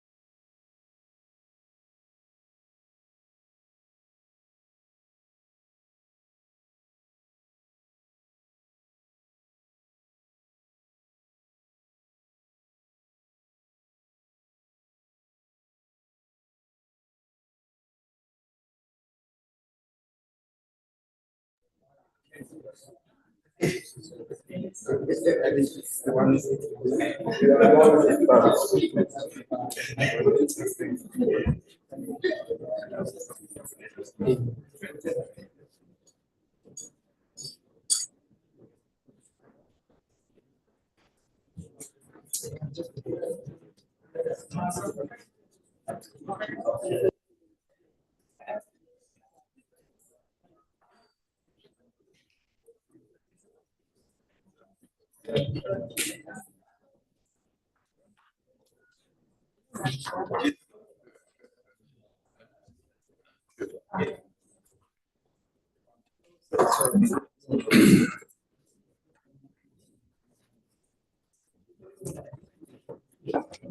you.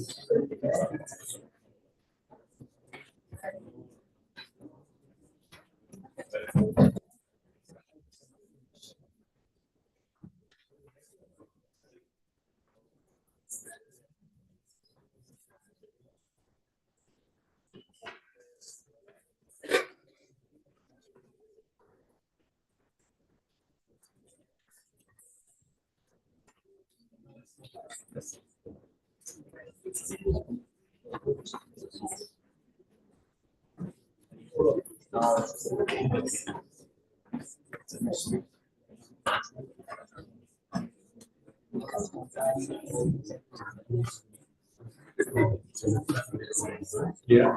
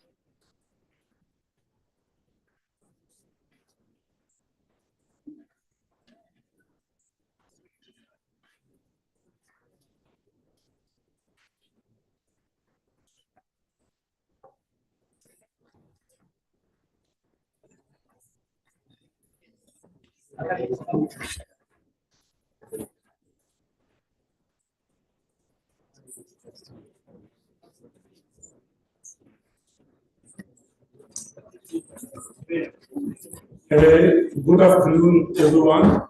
I think we should start the afternoon session. And it gives me a great pleasure, and I will also say that I am honored and privileged to be moderating this session. It's a privilege to take part of this celebration of greatness recognizing the work of Professor Fombad. It's something that, in my view, when you look at the work that he has done, needed to be done. His work needed to be celebrated, and not only his work, but him as a person. So many things has been discussed in the morning, and especially about his contribution and him as a person. Simply to say, not only we are honored to be part of this, and very, very pleased to be a joint organizer of this event. And I am definitely grateful to my university, the University of the Free State, that supported this project through my office from day one. So we are pleased to be part of this, and also really, Professor Franz, I want to thank you. Even as a joint organizer, you have always been our leader in organizing this fantastic ceremony. I will say that the session I'm going to chair now, nurturing the next generation of comparative constitutional law scholars. When I saw the draft program, when we discussed this, I was actually very happy because everyone, or at least, or most of the presenters have worked with Professor Fombad one way or another, either in classroom, and in fact, even some of them, or one of them, is not on the program. I want to mention the Vice Chancellor of Midland State University. I want to recognize him because it was a PhD student, Professor Fombad. So I want to immediately go straight to this program. We will listen to Dr. Adam Garcia Bebe, my very good friend, Professor Teresa Nindo Makunya, Dr. Nali Deman, my colleague at the University of the Free State, Prof. Lukman, Abdul Rahaf, another mentee of Professor Fombad, just like Adam, Prof. Bonolo again, another student of Professor Fombad, back in Botswana, Babuki Jonathan, Dr. Daniel Rueza, and Ms. Jackie Guma. Please, if you want to know more about the speakers, please look at the program. I want to save some time. That's why I just mentioned them, and they will speak. Every time I will give them a chance to speak for 10 minutes. And at the end of the day, please take note of the questions. If you have questions or comments or contributions, please, you can write them down, because after the presentations, we will have a bit of time to engage with those questions. So let's start with Dr. Abebe, who's going to speak to us. He's online. I want to also acknowledge him as the Vice President of the African Network of Constitutional Lawyers in East Africa. So he will discuss with us constitutional decolonization and the persistence of the Francophone and Anglophone divide in Africa. Adam, over to you, please. Your 10 minutes starts now. Thank you very much. You started by threatening me, which means I would have to skip the you had to say, Professor. Hope soon, even more. Professor because I have, of course, Professor Fombad, but it was France who told me to professor for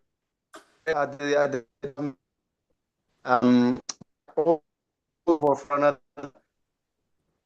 What we could on this day is actually what I think has been to years work and he engaged, but is in his additional verse.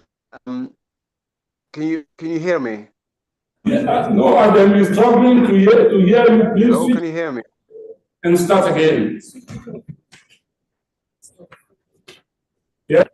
Perfect. Okay, so essentially, I think part of his vision, and I am trying to, if I'm putting words into his thoughts, I apologize, but I think part of Professor Fombad's vision has been bridging the divide between the Anglophone and Francophone world in Africa, which has, as we all know, a colonial history.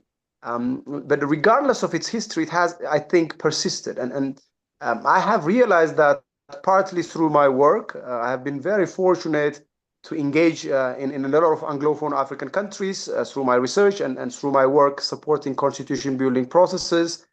But in the past 5-6 years in particular, I have also been quite engaged in the processes of constitution building, political community building in Francophone African countries. And that made me realize how stark some of the distinctions are in terms of how the key intellectuals, the key stakeholders envision the idea of the state, envision the idea of government, and a combination of this and how that is reflected in the constitutional framework of these groups of countries. And of course, what I'm going to say now is quite preliminary, and some of the ideas may still, may have less application across these linguistic groups.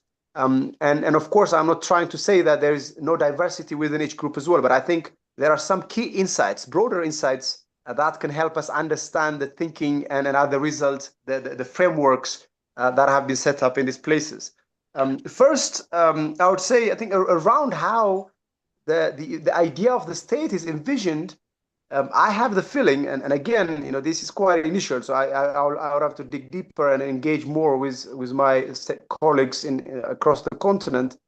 But I believe in Francophone African countries, the tendency is to imagine the state as a single political community, and another result in terms of, for instance, recognizing the diversities, whether it's linguistic or regional and other diversities. At the constitutional level, Francophone countries tend to be less robust, whereas in Anglophone African countries, even though they see the state also as a single political community, they are more engaged, or they are more willing to recognize the diversities, whether it's along lines, along gender, or along regions and other features. And so there is a less centralized, in a way, imagination of sovereignty, or a unique or singularity of the idea of sovereignty in these places. And this also has, I think, an impact in how they envision the government as well. In my thinking, I think in Anglophone African countries, they are really heavily influenced by the Anglo-American thinking of the government as a necessary evil. And essentially, the purpose of constitutional frameworks, the purpose of political frameworks, is to limit this evil but necessary government.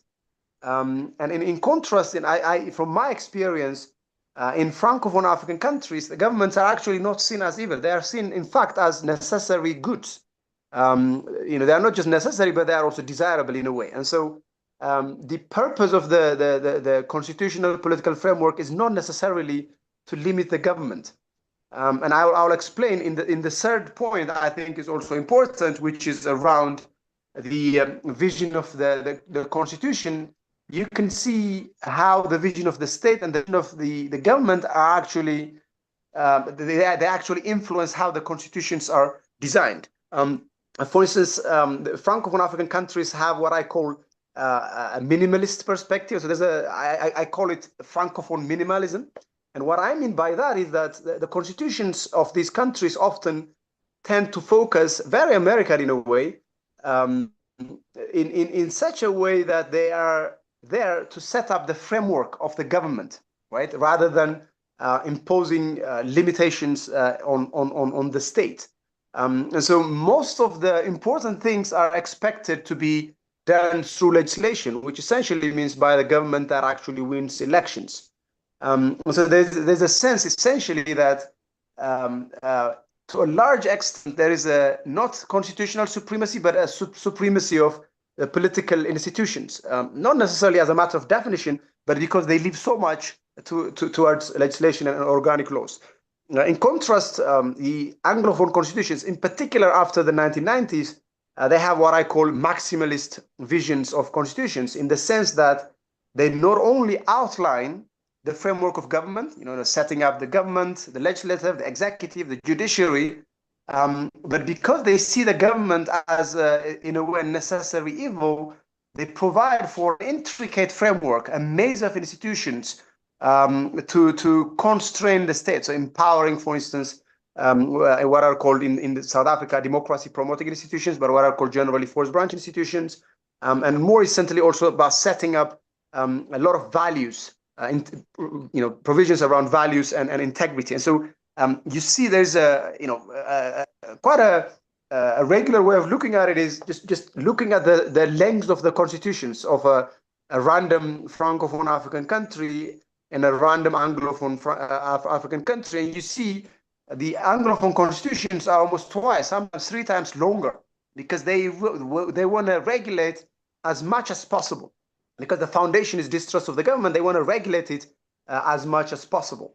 And so I think there is this contrast between what I fundamentally think is a minimalist framework way of thinking in Francophone Africa with the maximalist, more distrustful regulation in Anglophone Africa, where politics, where some of the decision making, or at least some of the implementation, is actually taken out of the political framework. Now, what does this tell us? And I understand my time is almost running, but what does it tell us? And how does this link up with Professor Fombad's work? Is that he has been trying to enable conversations, exchange, not only between Francophone Africa and France and Anglophone Africa and the Anglo-Western world, but also across linguistic boundaries in Africa. I mean, and perhaps I think in that part of his work, he has an excellent space in the Center for Human Rights, what Professor Frans Viljoen has been doing for years and decades, and his predecessors, and in general, what the Faculty of Law of University of Pretoria has been doing. And I think the Stellenbosch series and the books that have come out of those proceedings are a true manifestation of a desire, a vision to try to break that colonial divide that has continued essentially to reflect itself in the way we imagine the state, imagine the government, and we imagine as a result the constitutional framework. And partly, and this takes me to the last point that I want to make, is that in a way, despite a desire towards decolonization, a desire to look inwards in framing our states, in framing our governments and constitutional frameworks, we have continued to mimic. And that's why we still see these kind of similarities, more similarities between Anglophones within Anglophone or within Francophone, rather than across these colonial boundaries. And we obviously need to do more exchange, and we need to deliberate. And partly, I hope I'll get some ideas from the participants. And the final point in this regard is that I think partly as the result of the mimicking, but also because of the vision of the government, if you look at the frameworks of these constitutions, in my opinion, at least at the regular level, Francophone systems tend to be extremely winner-takes-all, because there's so much that governments can do, because the constitutions are minimal, they don't say much. Whoever comes in has a lot of power, whoever takes the political position. So the presidents in particular in Francophone Africa are quite powerful. And And because there is not a powerful judiciaries at the constitutional level, and because there is not powerful force branch institutions and other checks on government power, I think politics in general in Francophone Africa, are the results of not because of failure to comply with the frameworks, but the frameworks themselves are quite winner takes all.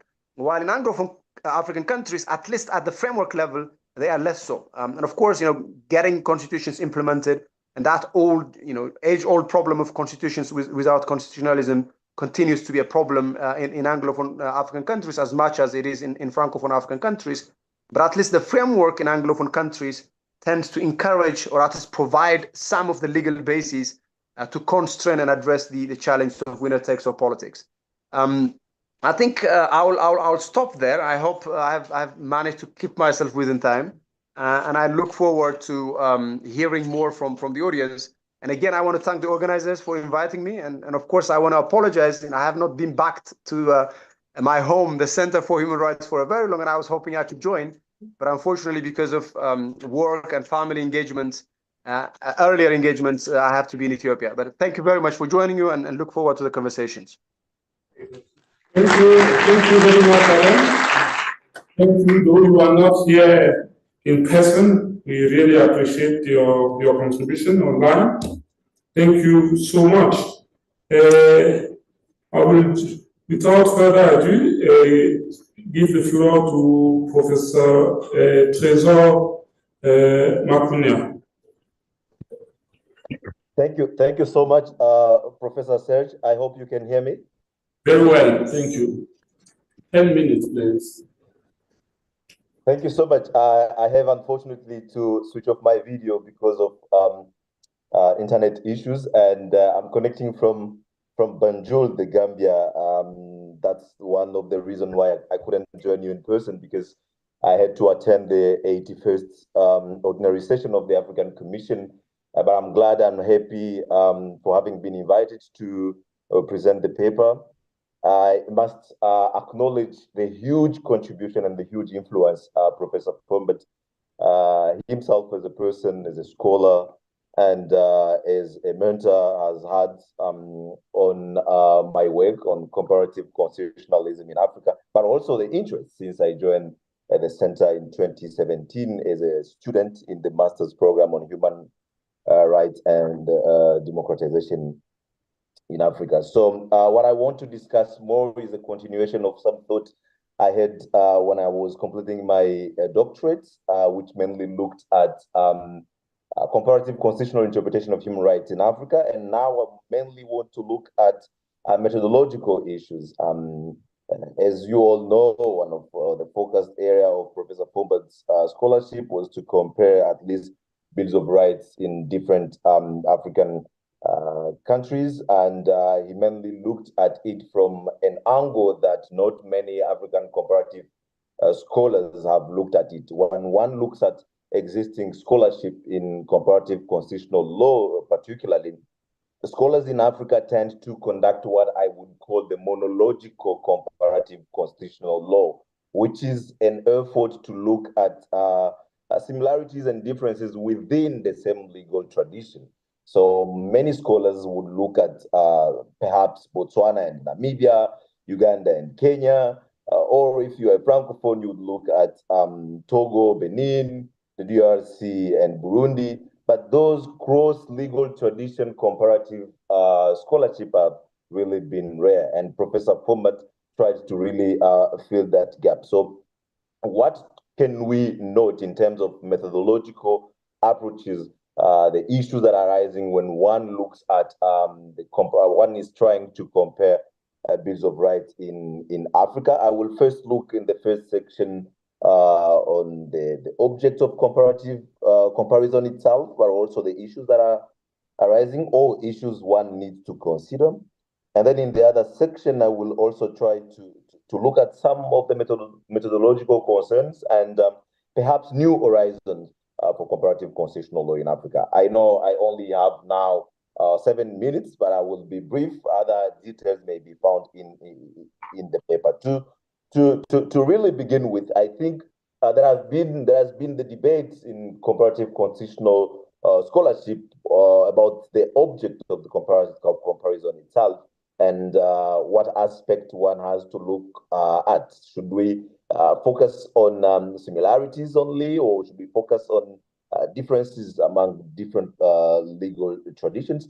So I think the debate is old, but looking at the scholarship not only of some individuals who have done extensive comparison in Africa, but also the scholarship of Professor Fombad, it will be interesting to propose a mainly holistic approach to comparison. So when one looks at bills of rights in Africa, especially the constitutional adjudication of bills of rights, then you have to adopt what one may call a holistic approach, looking mainly at the similarities, but also differences, and at some point lead some conclusions on that. Of course, the choice of this aspect of comparison will be, as I will allude to very soon, will be led by the objective of the comparison itself.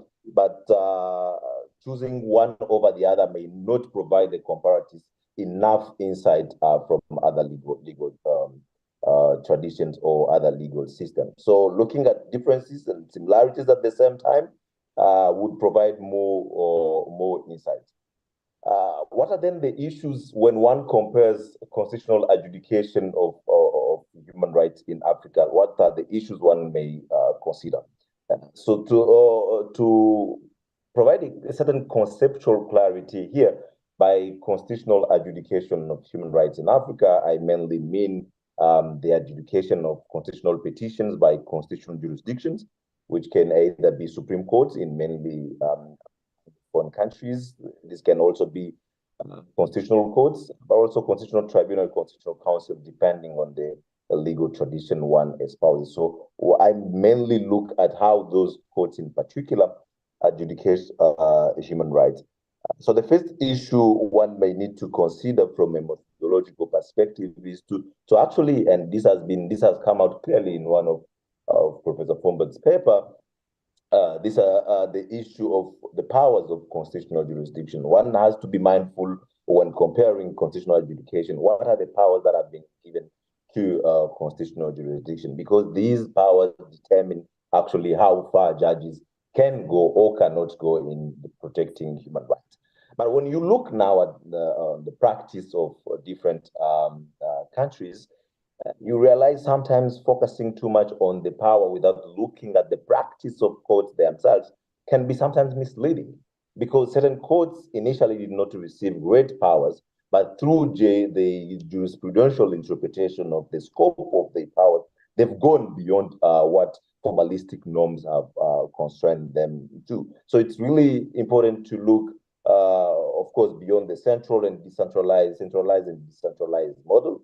But primarily from an African perspective, it's also important to look at the practice and the way those courts actually interpret their own powers. The second aspect one might need to look at is the issue of the structure of the judiciary and the structure of constitutional jurisdictions themselves, because these also, in my view, and from the results of a number of research, affect how one may need to compare constitutional adjudication fundamental rights. Because in general, you will realize that except Angola, for example, many civil law countries would have a constitutional, would have powers to adjudicate constitutional rights vested only with the constitutional courts.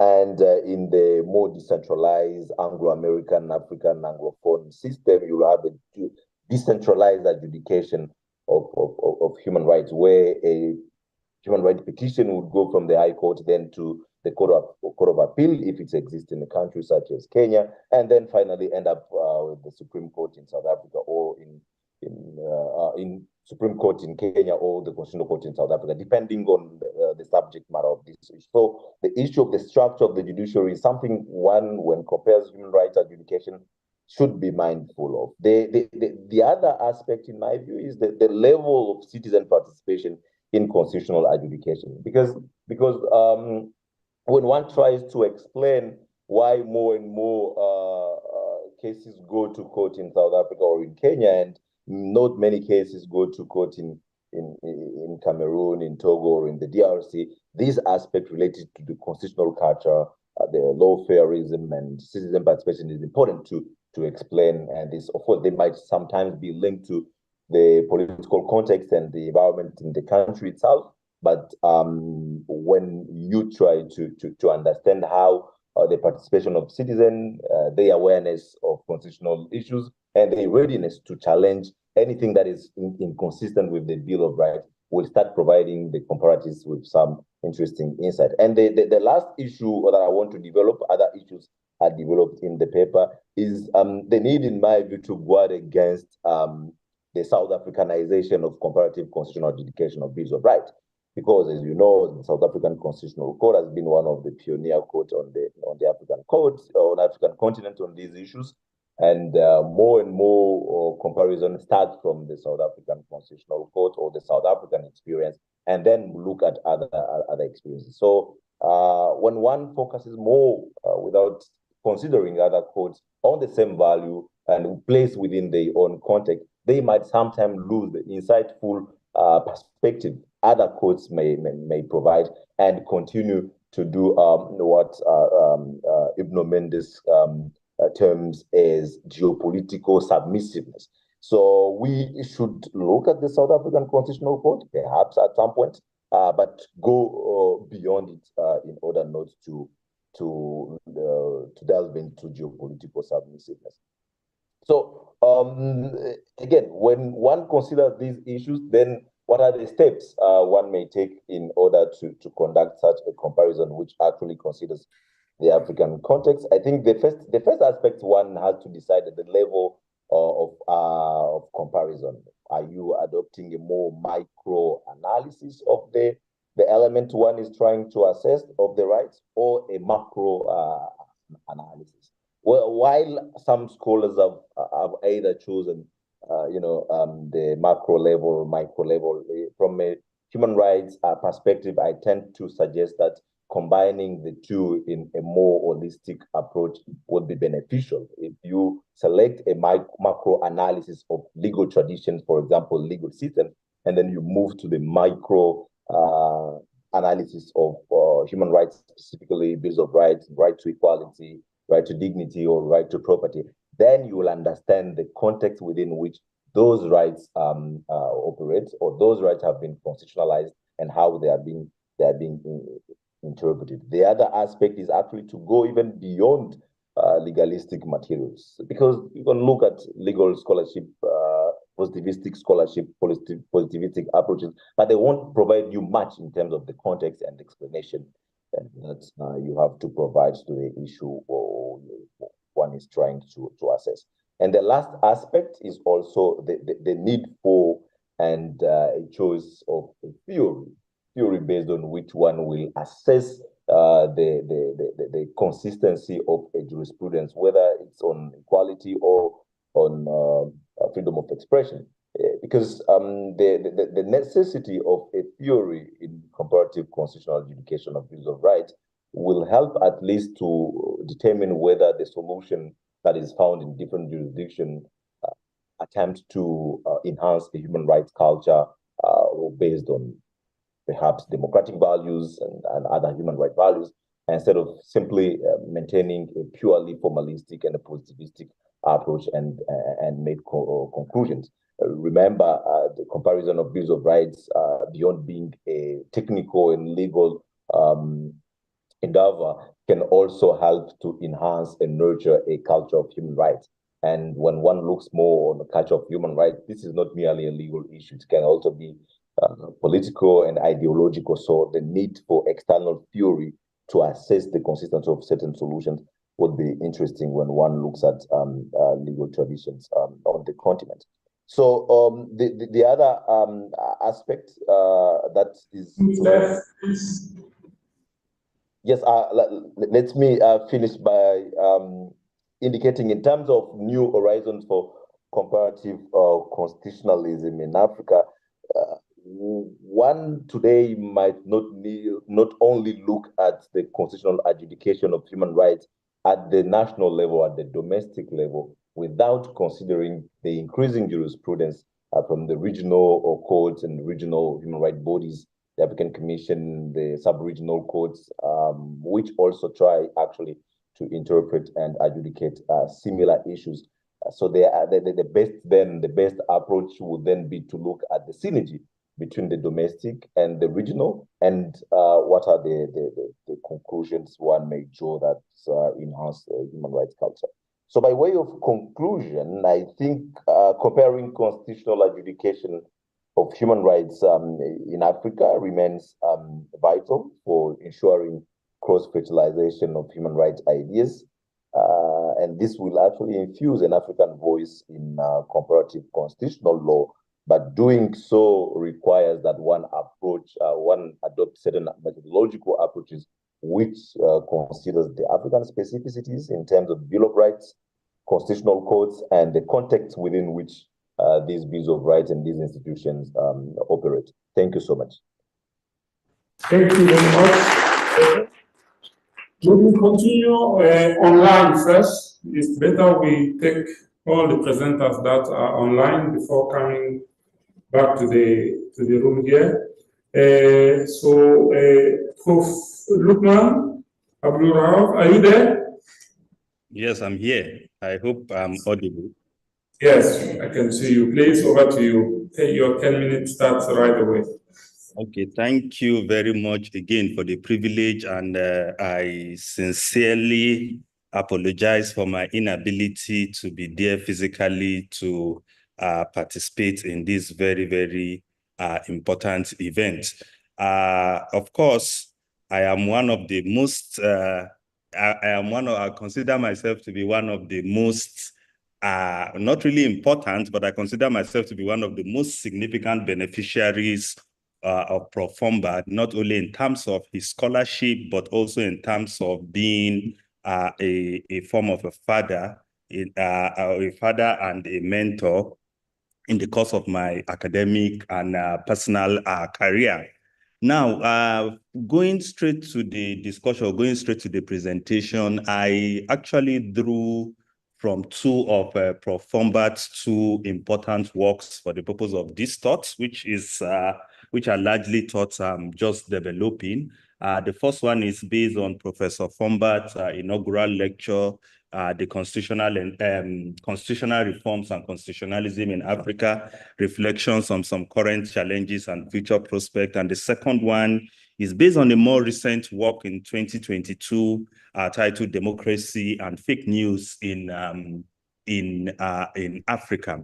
Of course, in the first work, Professor Fombad was being very insightful, where he recognizes the fact that the challenges to constitutionalism in Africa is not something that can be mentioned in static categories. It's not something that will be considered in a fixed manner. You need to be dynamic to be able to understand the nature of the challenges to constitutionalism in Africa, and also to stand up to some of the challenges in terms of constitutional reforms, or when considering constitutional reforms.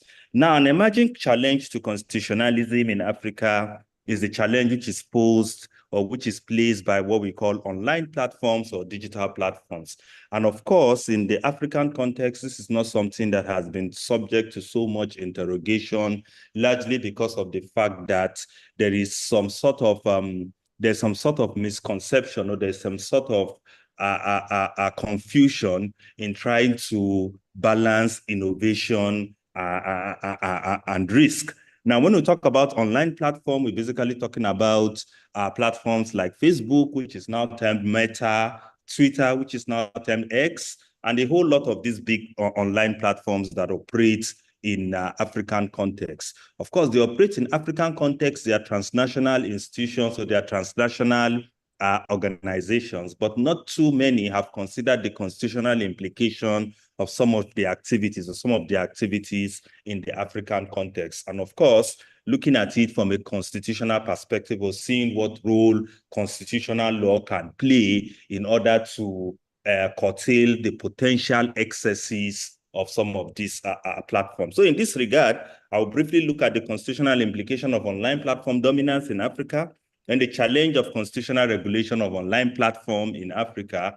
Then I just give a few thoughts on rethinking the role of constitutional law in curbing some of the excesses of online platforms in Africa. Now, with regards to the challenges, ordinarily in most constitutional law discourse, comparative constitutional law discourse in Africa, most of these discourses are only focused on public power. That's i.e. looking at how to curtail government excesses and so on and so forth. But like I mentioned, not too many have looked at private power and how to curtail the excesses of that. And of course, this goes to show, or this links with the monism and dualism feature of most African constitutions, where constitutions in most African countries are usually taken to be only operational, or the Bill of Rights provisions in most African countries are only taken to be operational against government or against government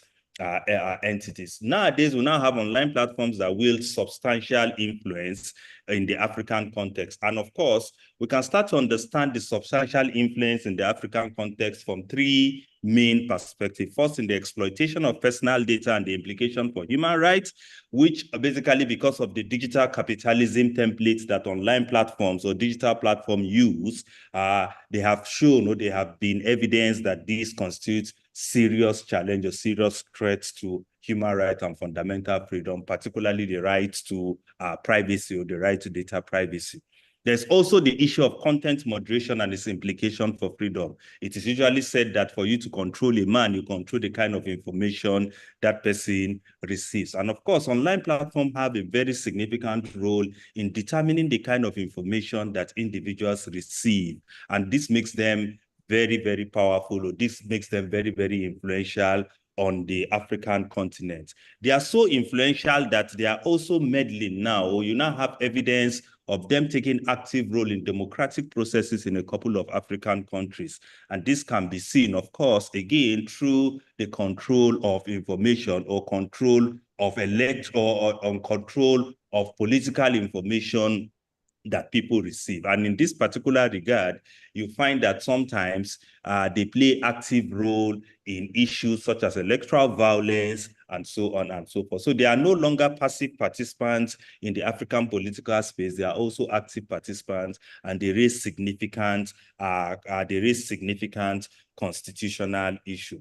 Now, with regards to the issue of the challenge of constitutional regulation of online platform, this is also another very interesting issue that is emerging. Without waste of time, over time, because of the nature of these transnational actors or online platform, it has been found difficult to actually hold them account or to subject them to the jurisdiction of African courts. And we have a whole lot of cases which have shown that these platforms which have interpreted the role of this platform in the African landscape as being passive participants. But like we see, or like you see their role now with advances in technology, they are no longer passive participants, but active participants.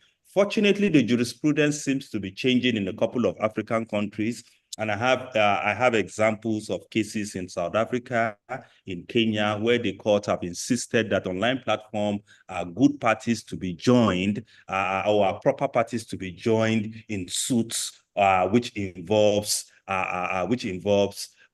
wrongdoing that has been committed by individuals on this platform. Of course, this goes to show a recognition of the influence of these online platforms on the African continent. So in summary, the activities of this online platform challenge constitutionalism and the rule of law in two main ways. First, they do not comply with, or by not complying with democratic principles and avoiding enforcement. And secondly, of course, through the use of pseudo instruments based on their terms of services and so on and so forth, which gives a false impression that these instruments are instruments that are supposed to uphold constitutional values or are supposed to uphold the rule of law on the continent. So basically, we now have a situation, or we're now at a point where we really need to sit down and rethink, or we really need to sit down and really reconsider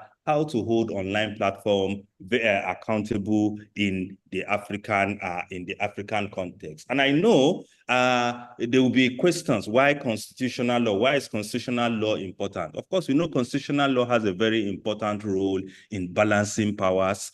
Not only in balancing powers, we know constitutional law has a very important role in curbing excesses of entities and so on. And that is why scholarship in this particular regard is going or is looking towards the role of constitutional law as a good framework for addressing some of these issues. Now, where does Professor Fombad's thoughts, or where does Professor Fombad's thinking come into place in this particular regard?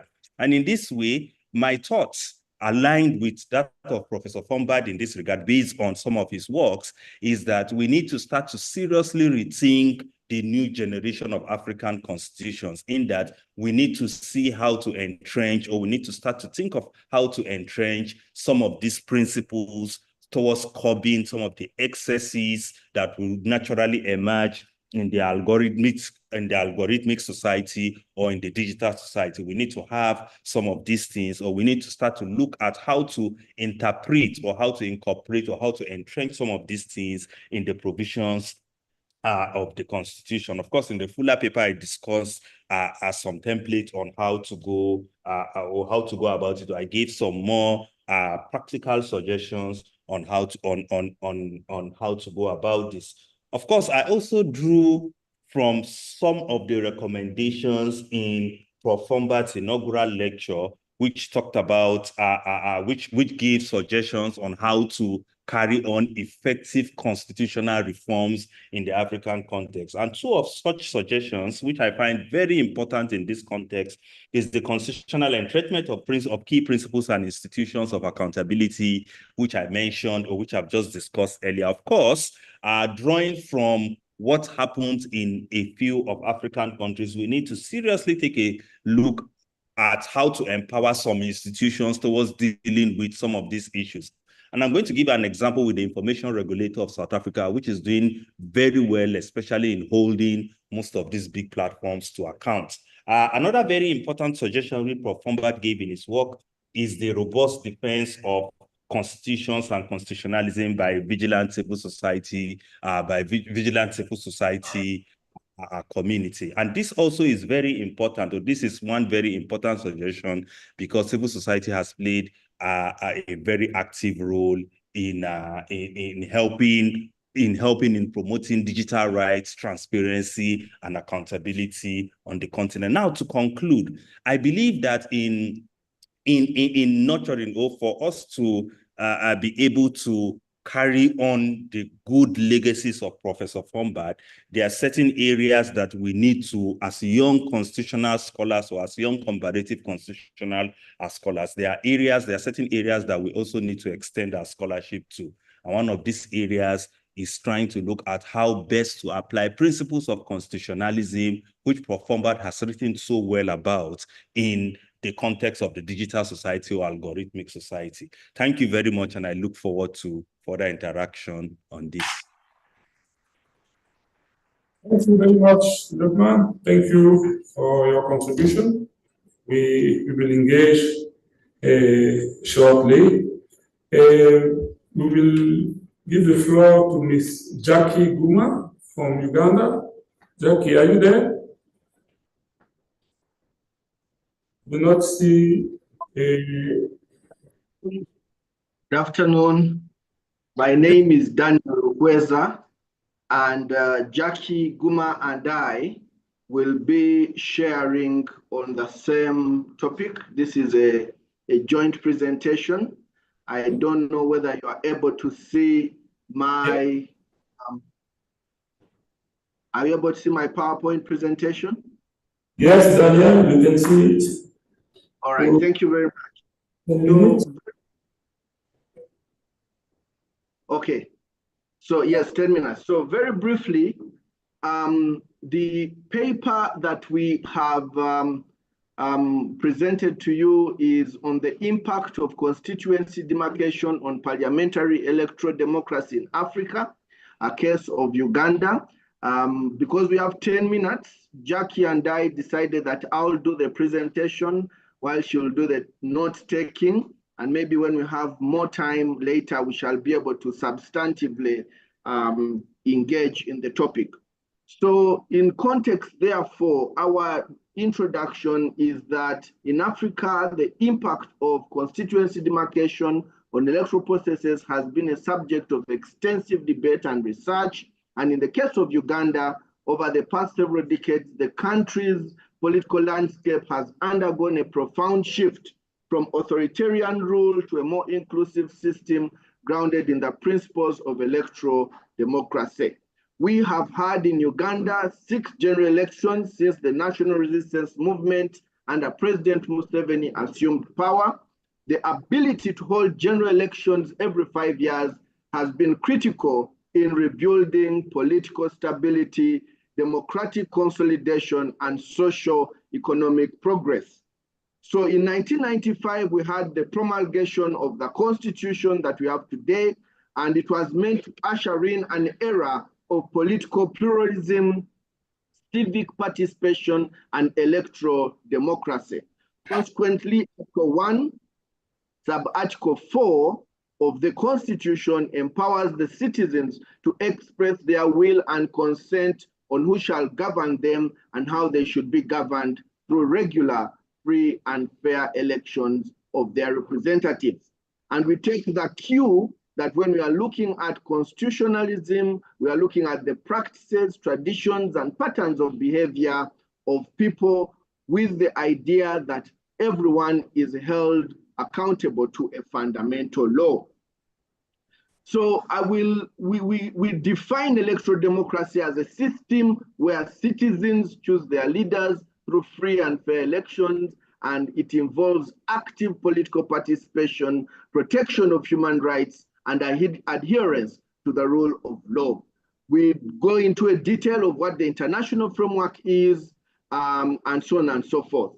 Then we understand constituency demarcation as the process of defining constituencies or electoral district boundaries for the purpose of electing representatives. And here the relevance is that the constituencies are essential for fair and equal representation in legislative bodies. The key factors being representation and fairness. But we also know that gerrymandering, which is the manipulation of boundaries, can distort representation and create electoral advantages for others. So our history in Uganda has been a history of having different boundaries done. For example, we inherited colonial boundaries in 1962, Uganda Kingdom, which is central in Uganda's constitutional development, held political dominance with 21 representatives, and then there was realignment of these constituencies as a tool that was used by the political elite. Fast forward, 1995, constitutional institutionalism begins. We have constituency demarcation. Electoral Commission is now mandated to review the boundaries based on population quotas. But the criticism here is that boundary changes favor the ruling National Resistance Party, and there's a lot of gerrymandering used to maintain that control in politics. We then, in our paper, we delve into the institutional and regional legal framework of constituency demarcation. We also look at the domestic legal framework for constituency demarcation, looking at Article 63 that empowers Parliament to be able to make the demarcations. And we say that constituencies must align with population quotas, that is the number obtained by dividing the number of inhabitants of Uganda by the number of constituencies in which Uganda is to be divided. But there has to be flexibility for means of communication, geographical features, population density, areas and boundaries of districts, etc., etc. The limitation here, however, in our research is that the Electoral Commission's power to demarcate is always limited by parliamentary approval of the counties, hence undermining population quota principles. In its act, the Electoral Commission in Section 11 provides for the structure of constituencies and establishes the Constituency Boundary Demarcation Appeal Tribunal for that dispute. However, like we have noted, the problem is political. It becomes very difficult for it to easily go through as proposed by the Electoral Commission because of the final say by Parliament, which is swayed towards the majority party in power. So what then are the challenges that we've identified? Quickly, constitutional provisions and existing legal framework is supposed to uphold equal representation. However, the constituency demarcation is not merely a technical exercise, it is a political one. Hence, subject to manipulation and also subject to contestation. Questions surrounding the fairness of the sizes through manipulation of the constituency boundaries, the potential of gerrymandering through the political influence of the ruling party during the process, and the political motives behind demarcation have become salient concerns in the electoral process of the nation. These challenges, if unaddressed, remain a threat to electoral governance, prompting a critical interrogation of the effectiveness of this demarcation in the delivery of electoral democracy in Uganda. So, administrative units expansion are one of the reasons why we have these demarcations. Population quotas are the other reason why we have these demarcations. We have ethnic and tribal interests, which I should say a little bit about, in spite of the fact that we don't have time. The constituencies often reflect ethnic divisions, creating autonomy for smaller tribes. As the president has once cited, the need for internal emancipation to justify the creation of tribal-based constituencies. And now this is quite problematic when we are talking about constitutionalism and promoting the coming together of people, trying to avoid the differences created by tribe, religion, and others. So whereas this remains very key, and we've seen examples where constituencies have been created because of these tribal allegiances, it remains a big problem. The other thing we've already noted is legislative influence and political manipulation, where constituency creation is shaped by personal interests of members of parliament and the big shots, sometimes resulting in conflict and divisions amongst these ethnic groups.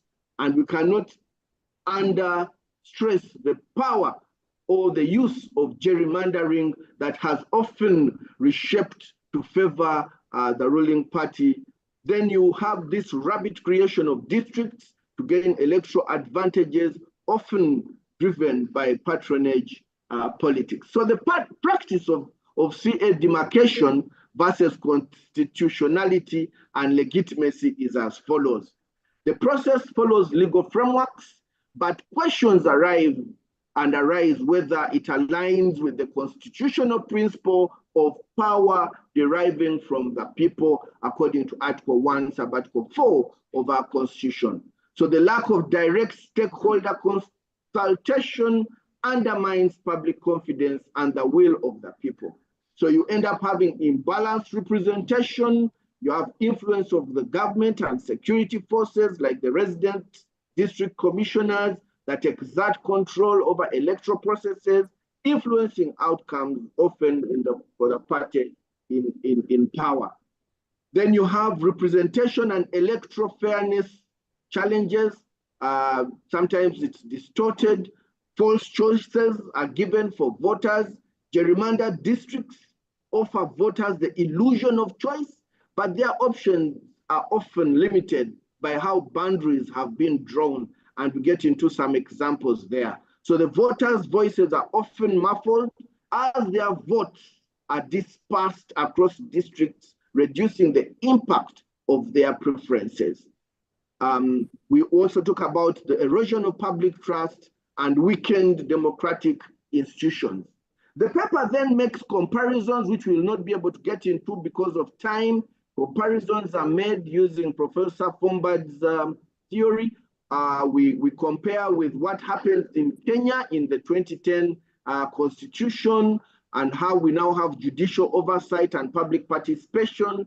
We make comparisons with South Africa, with this proportional representation model or system and the independent oversight given to the municipal demarcation board.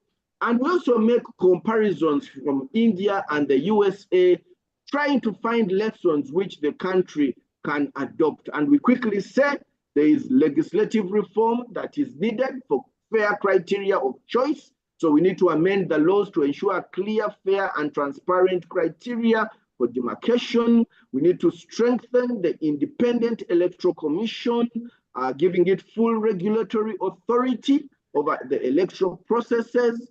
And in conclusion, we say that it's important to have fair constituency demarcation in Uganda. The demarcations that are shaped by political, ethnic, and administrative interests need to be reviewed. Legitimacy and public trust needs to be restored, and thus the need for reform in that regard. So we believe that this paper speaks to Professor Fombad's scholarship insofar as it engages with offering recommendations to what the executive, legislature, and electoral bodies can do, insofar as it proposes regional and constitutional recognition of constituency demarcation as an important tenet in electoral democracy.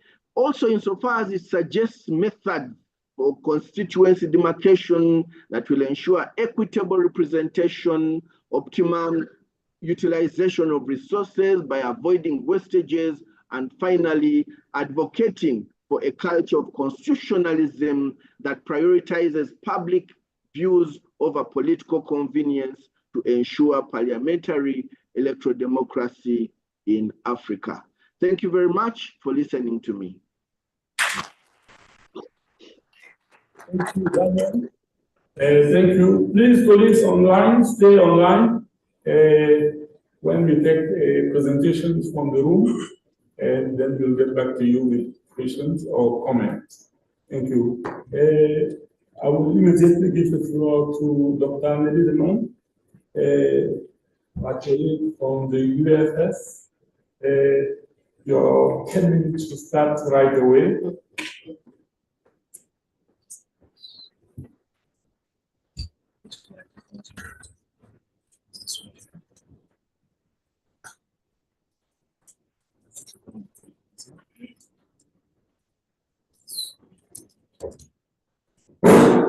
Can you hear me?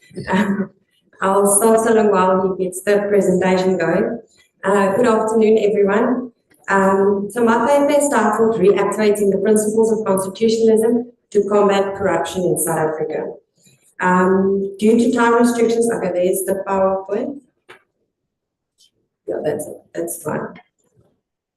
Just do this. I'll proceed so long. You will see the PowerPoint, it's very short. The idea was just to give you an outline of the headings of the paper on which this presentation is based to make it easier for you to follow along. There we go. Okay, so due to time restrictions, I will only give a brief synopsis of the paper and the findings and the conclusions made. As we're all well aware, the 1990s saw a wave of democratization sweep across the African continent with the adoption of new or revised constitution that break from its colonial past. To prevent potential abuse, government power was limited through the implementation to varying degrees of the principles of constitutionalism.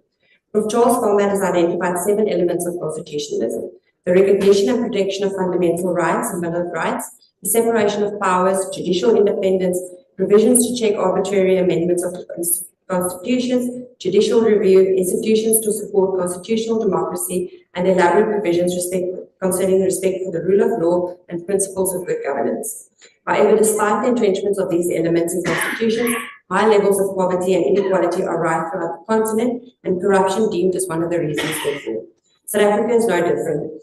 Furthermore, state capture as a form of corruption has received significant attention in South Africa over the last few years, and thus will form part, if not the main part, of the focus of this paper.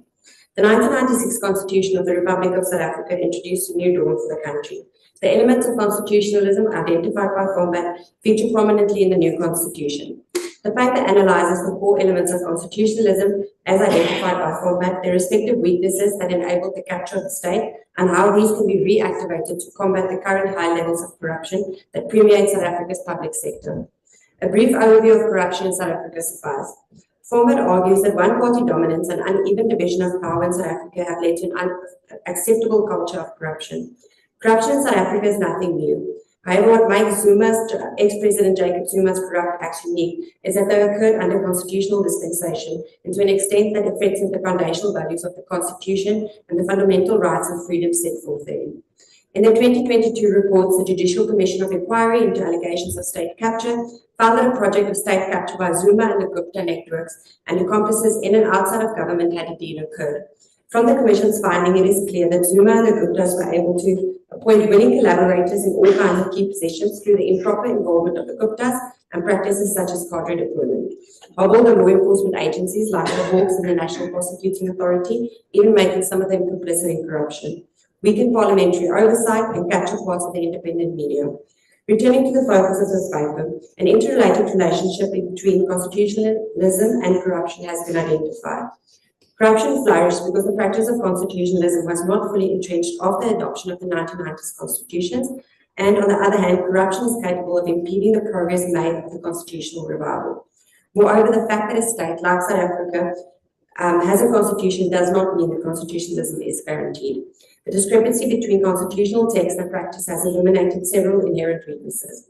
In the paper, each of Fombad's identified elements of constitutionalism was analyzed to determine whether constitutional provisions that give effect to these provisions are in line with Fombad's standards of constitutionalism, and if so, whether they have been effectively implemented in combat corruption in South Africa.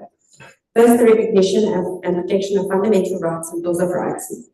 A central element of constitutionalism is the obligation of governments to respect, protect, and fulfill fundamental rights of all within their jurisdiction. Chapter 2 of the South African Constitution consists of a comprehensive bill of rights. According to Section 7.2, all three branches of government must respect, protect, promote, and fulfill the rights contained in the Bill of Rights. However, despite this constitutional protection of fundamental rights and interventions by courts, many in South Africa still have limited access to essential public services such as adequate housing, education, and healthcare. The Constitutional Court has confirmed that corruption can undermine protecting, respecting, and fulfilling human rights by impeding access to public services and limiting the resources available for realizing the rights related to these services. In the 2011 case of Minister versus President of the Republic of South Africa, it was further held that a state that fails to investigate alleged human rights violations and prosecute violators breaches its duties outlined in Section 7 of the Constitution.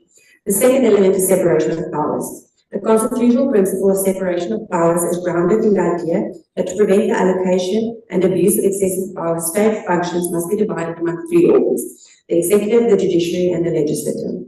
This requires an appropriate system of checks and balances. Although not explicitly provided for in the South African Constitution, the Constitutional Court recognized the separation of powers as part of the basic structures of the 1996 Constitution. Fombad notes that unfortunately, under many African constitutions, the effectiveness of checks and balances is diluted through the conferral of excessive powers on the executive, which can impede the functioning of the other two branches. The same argument can be applied to the South African context. Even under South Africa's liberal constitution, executive dominance is still challenging. A particular challenge is the fact that the president is vested with the power to appoint alone or in consultation with parliament more than 30 crucial figures required to ensure an accountable and transparent government. The extensive appointment powers of the president provided the vehicle for the state captors to take control and for Zuma to extend his influence through the appointment of cadres as key executive members. Moreover, as confirmed by the Constitutional Court, adequate parliamentary oversight is necessary to hold the executive accountable. However, in December 2017, the Constitutional Court found the National Assembly failed to fulfill this role and holding President Zuma accountable for allegations of corruption and regulating his removal from office. Dominant party democracy has been claimed to impede the independence of parliament. As such, an independent judiciary plays a crucial role in upholding constitutionalism, which is the third element of constitutionalism. South Africa's constitution contains several provisions to strengthen the independence of the judiciary by vesting judicial authority within the courts themselves. To uphold the norms of constitutionalism, the appointment of independent and objective judges is crucial. Again, the President's vast appointment powers can hamper the appointment of independent judges free from political influence. Still, South Africa's judiciary has been a guiding force in holding the legislature and executive accountable and preventing the full state capture. However, despite this recognition, the country's judicial system is not free from all challenges to its independence, which is evidenced by the difficulty of bringing corrupt actors to account. The paper outlines some of these weaknesses. The paper then analyzes the regulation of the amendment of constitutions, the clearly established procedures, and the review of the constitutionality of laws as further elements of constitutionalism. In the interest of time, I will not discuss these now. Safe to say that provisions related to these elements provided a strong bulwark against state capture, but that some challenges does still remain. Institutions to support constitutional democracy is the sixth element of constitutionalism. Various African countries provide for constitutional oversight bodies to represent the people and ensure accountability.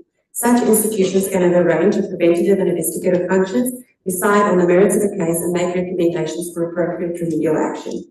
Fombad associates the growing number of institutions of accountability with the recognition that traditional checks and balances associated with the three branches of government are no longer sufficient. Generally referred to as Chapter 9 institutions, Section 181 of the South African Constitution established the following body, amongst others, to strengthen constitutional democracy in the Republic: the Public Protector, the South African Human Rights Commission, the Auditor General, and the Electoral Commission.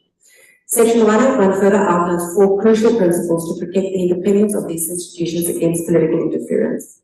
The entrenchment of the function of these bodies within the Constitution, as well as clearly defined legal principles to ensure their independence, is what sets them apart from similar bodies located in other countries in Africa.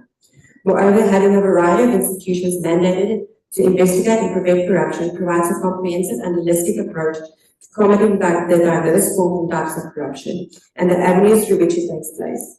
It also makes avenues of accountability accessible to all. It is argued that it's the existence of these highly regarded institutions, together with the solid and independent judiciary, that Zulu state capture was contained. However, some problems remain, including lack of funding and capacity. A further challenge again relates to the President's influence in the appointment of the members of these institutions. Moreover, unjustified delays in implementing findings and recommendations made by these institutions can also impede their effectiveness. The final element of constitutionalism is respect for the rule of law. Regardless of the status, every person within a country is equal before the law and must obey the law and act accordingly. The rule of law is the foundational value of the Constitution of South Africa. However, it has been noted that high-level corruption distorts democracy and equal political participation and violates the rule of law. Although regarded as one of the more liberal constitutions on the continent, South Africa's 1996 constitution also succumbs to the problems associated with executive dominance, as mentioned, and the majority party who failed to implement crucial court judgments. Furthermore, South Africa's legal system faces many challenges in bringing perpetrators of corruption to account, including unreasonable delays in prosecution of cases, political interference, manipulation, and corruption within the judiciary itself. As a result, it creates a culture of impunity for high-level officials accused of corruption. The paper concludes with some recommendations which I will briefly mention. Many have argued for a human rights-based approach to combating corruption. The principle of accountability is one of the foundational principles of this approach.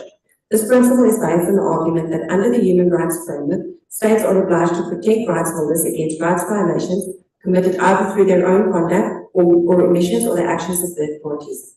If a violation does occur, states are obligated to investigate and impose possible sanctions. When the harm caused by corruption is viewed as a violation of human rights, it becomes a legal obligation on the state to rectify it. Accordingly, combating corruption becomes a constitutional imperative and produces new opportunities to fight corruption through judicial proceedings or other constitutional bodies. Fombad places a duty on citizens to ensure that democracy and constitutionalism prevail. As such, civil society must be empowered and capacitated to demand the fulfillment and protection of their rights, as well as adherence to the principles of constitutionalism. To strengthen the independence of the judiciary, political influence in the appointments must be limited, petty corruption of all officials in the justice system must be addressed, and the budget of the judiciary must be sufficient and not dependent on the will of the executive. Regarding the Chapter 9 institutions, appointment criteria and processes must be reformulated to limit the influence of dominant political parties. Professor Steytler notes that virtually all the tools necessary for establishing and maintaining constitutionalism in the face of corruption are present in the South African Constitution. This would, however, require a reactivation of the elements of constitutionalism. It is further argued that the anti-corruption agenda should be explicitly placed within the Constitution, which has several advantages outlined in the paper. The attempted capture of the state by Zuma, the Guptas and their allies demonstrated the weaknesses in the practice of constitutionalism in South Africa. However, certain elements of constitutionalism, as noted, ultimately succeeded in guaranteeing a democratic South Africa.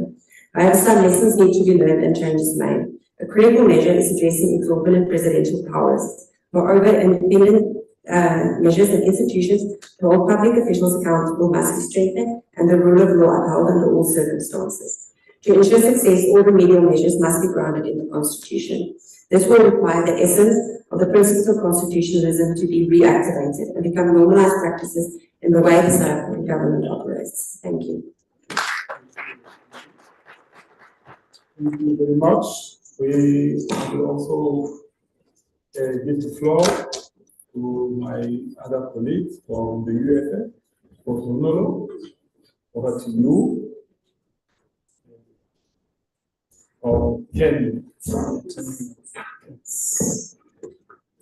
I am sure you can. Yes. Good morning. As introduced, I'm Bunolo from the University of the Free State. Professor Fombad student. He taught me introduction to law and part of delict, as he has indicated. And I was just thinking that, Prof, if I had to tell people how much you gave me for my first test, Prof said you will take away my professorship. I'm also with Baboki Dambe, who is also a lecturer at the University of Botswana, also a student of Professor Fombad, having taught him introduction to law as well, and supervised him, I think, for his research paper.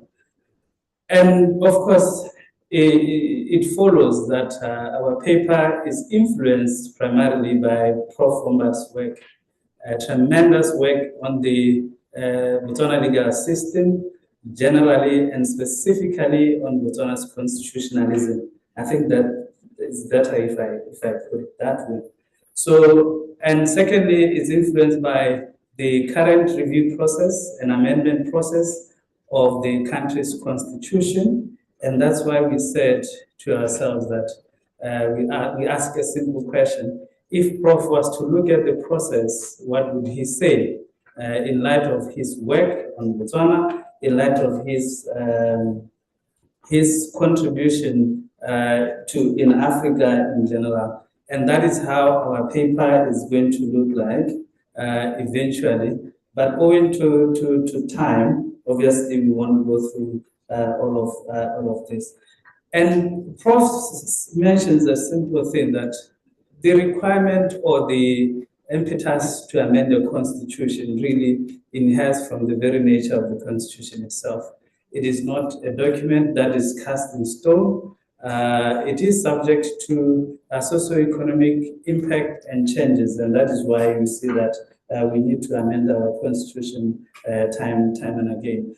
And we all know Prof's work with respect to constitutions in Africa, specifically the amendments and reviews of constitution in Africa, and the fact that they vary in many jurisdictions. There is one paper published in the University of Botswana Law Journal in 2007, which speaks about constitutions, and he sets out clearly the patterns in various constitutions, how they are amended and how they should, how they limit the power of governments to amend those constitutions.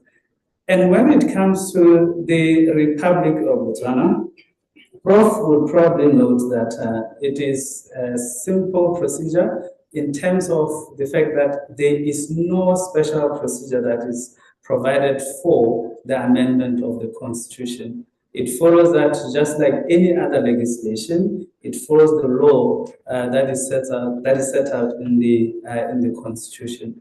And in fact, he mentions this in some of his papers, where he speaks to is there any mechanisms that have been put in place to limit the extent to which the constitution in Botswana can just be amended whimsically? And he points out to the 2/3 majority, which he then qualifies to say, but when you look at this requirement and the fact that the parliament or the ruling party has a majority in parliament, can you really say that there is that control put in place?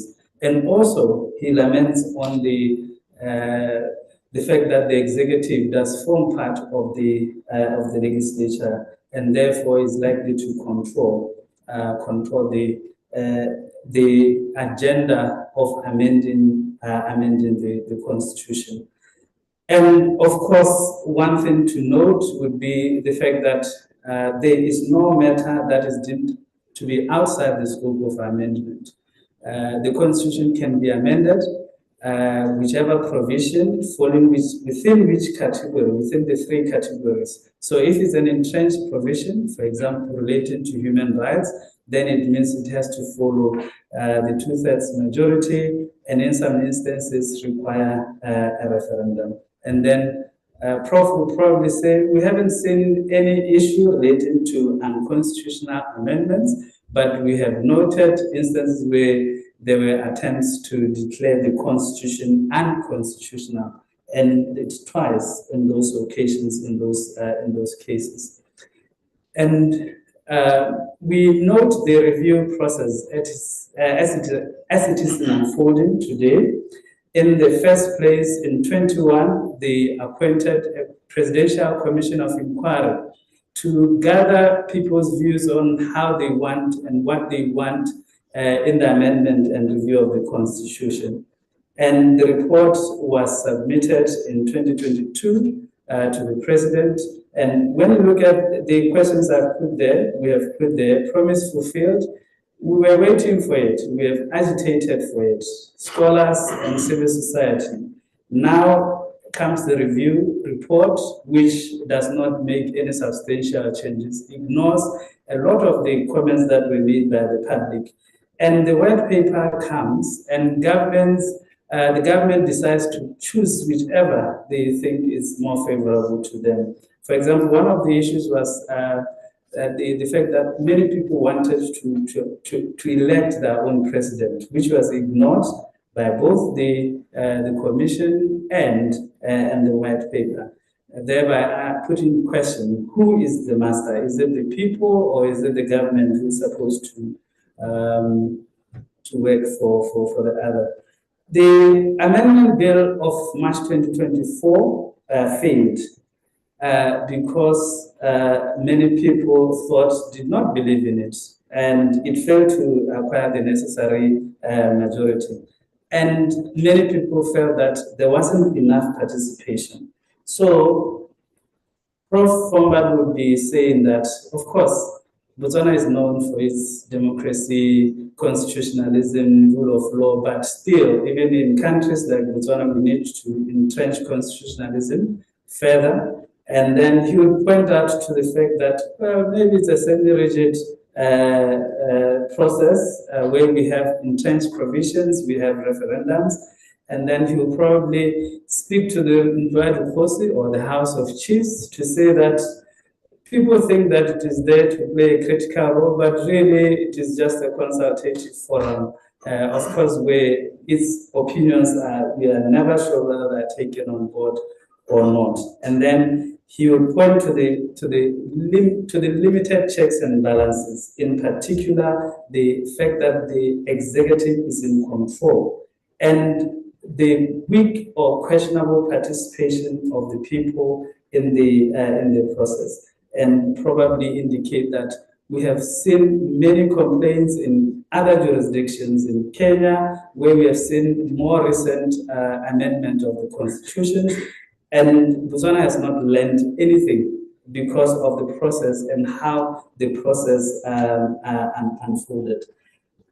But most importantly, he will point out that when you look at both the white paper and the Presidential Commission of Inquiry report, you will note that it left out many things that many people wanted. of course, there was lack of understanding of the process. For example, people wanted a provision that would allow us to pay bride price using elephants or animals during their presentations to the commission, and in the end, they made some important submissions and what they thought was important and should be included in the constitution, but it was not.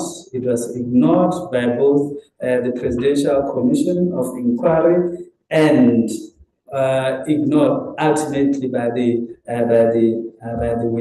white paper.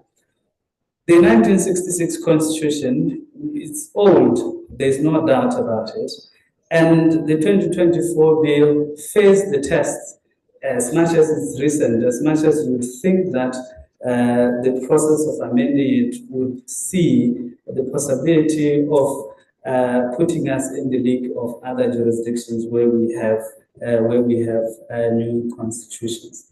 So, of course, I'm rushing through this paper, but the idea really is to use Prof. Fombad's work to illustrate the extent to which the review and amendment processes in Botswana are okay and are not okay. Of course, we are unhappy about the processes, and that's why maybe it might appear as if we are overly critical. And let me end this submission by indicating that, Prof, we really appreciate your contribution to the legal system in Botswana. Almost all lawyers there were trained by Prof. Fombad. Many of them we passed through your hands. Over time, we have engaged with your work. We still use. When I was teaching Introduction to Law last year, I was still using Prof. Fombad's textbook on Introduction to the Botswana legal system. So thank you so much, and I'm really honored, and I'm sure even Dambe is, to have been able to be part of this celebration in celebrating your scholarship. Thank you so much.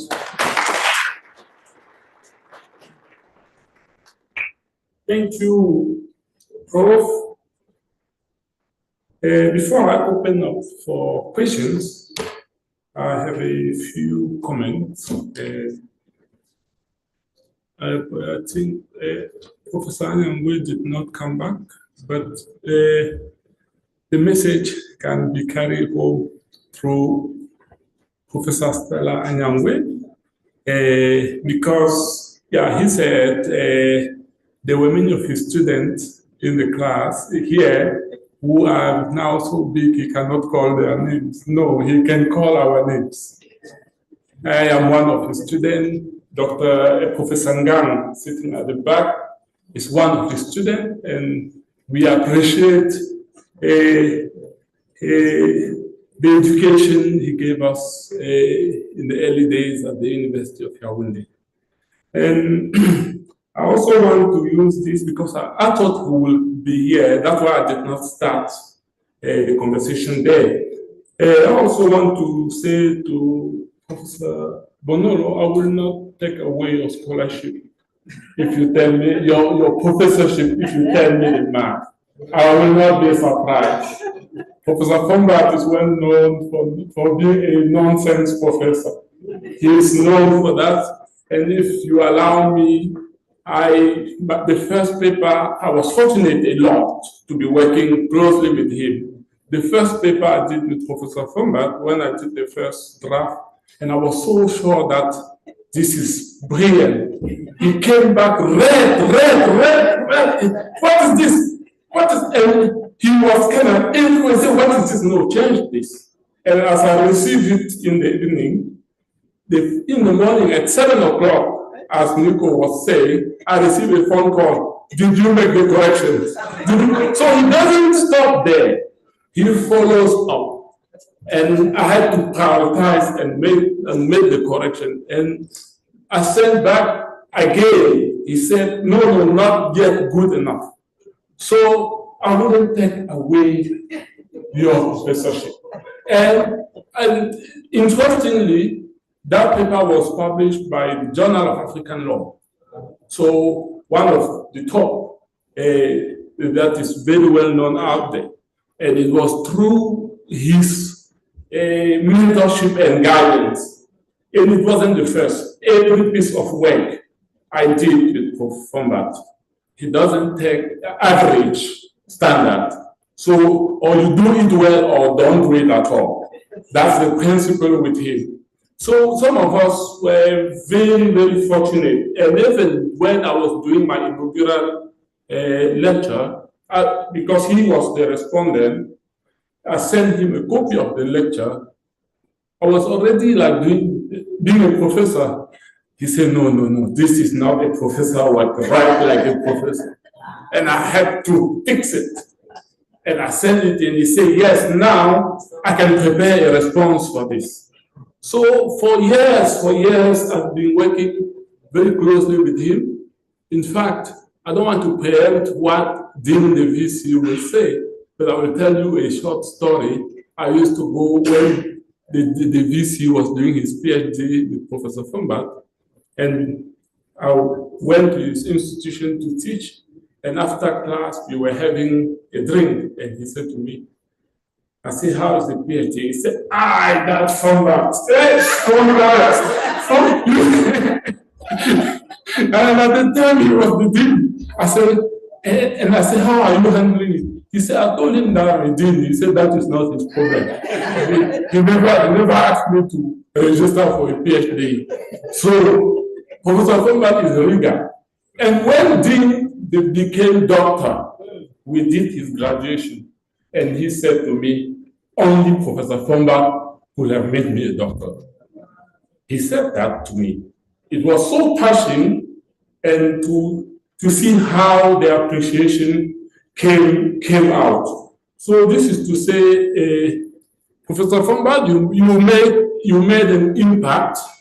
You made an impact to many. You impacted many of us, and that's why I was out. In fact, I'm very grateful to Professor Franz because he said I should chair this session on, to some extent, emerging scholars in this particular field, because I know that all of us here in this particular panel are, I would say, very, very grateful to the nice torture that we got from Professor Fombad. It was a nice one because all of us are kind of in the good career path, and because of his rigor, many things were said in the morning about Professor Fombad, the scholar. But I will say, though Professor Frimpong also said something a bit personal, I would say Professor Fombad is a very principled man. If you want to plan something negative with him, don't talk to him, he will not listen. He will not be part of that. And if he works with you, if he's with you, when you are sick, he is sick. He is so sick, he can't even function. So, and in fact, the wife and him, they will be looking for ways, calling pastors or whoever to assist you. So out there, when you see him in that academic rigor, you can forget or ignore the human face. But as a person, he's very emotional. Very emotional. And there was one thing, when he was speaking, I did not even want to look at him because I said, with everything that was discussed about him, he might not take the emotion level, could break him down. So I am happy to see that he is still standing. Professor Fombad will be with you when you least expect. He will be there, he will call, he will check on you. And he will be generous in every way, in every way of the person. So we are really fortunate to be part of this celebration. You know, perhaps for me, I would say is, the work that we did is, scholarship. One of the things that did not come through, perhaps I missed it, is that this is a B1 rated researcher. So when you have, and you is someone who was the vice chancellor award here at the university, he's a member of the South African Academy of Sciences. So all these awards say something about the scholarship of the person. And we really appreciate to be part of this. And thank you for your work that enable us to be who we are today in our various offices. We want really to appreciate you, sir. Thank you.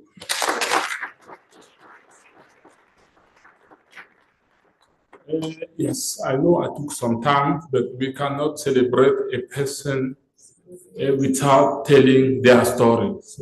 And so, please, do you have questions or comments or contributions? We will not take more than 10 minutes for this. So if someone has a question, please be as concise as possible to contribute.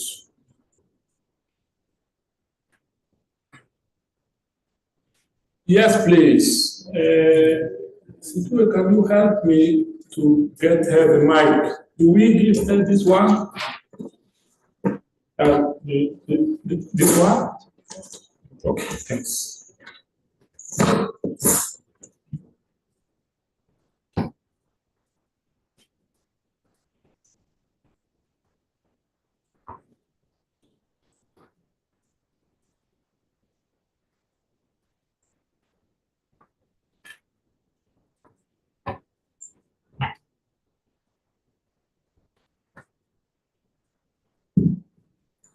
Good afternoon. My name is Godwin. My question is directed to my former lecturer, Professor Decolonization, and also to Professor Fombad. Do you think that Botswana having an autochthonous constitution has had any impact on the country's would it have made any difference? I think looking at the way democratically the country is, also, we have had a constitutional amendment, which is Nigeria, and we haven't seen that impact in the governance of the country. Would you say that it will make a difference in Botswana to have a constitution that is autochthonous? Thank you.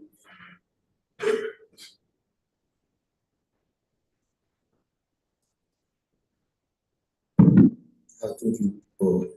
Hello, Africa. It's David Mukabagini. So yeah, my question I think maybe is directed to the courts of Africa. Yeah, I remember we read this as. So the issue is that we would like to ask generally Prof. Fombad and the scholarship. As Africa, have we realized as our highlighted from the Sustainable Development Goals?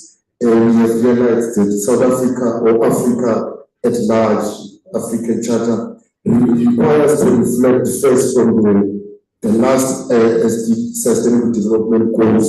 For instance, Sustainable Development number 16, which speaks to peace and security, which means Africa can afford to have quality education before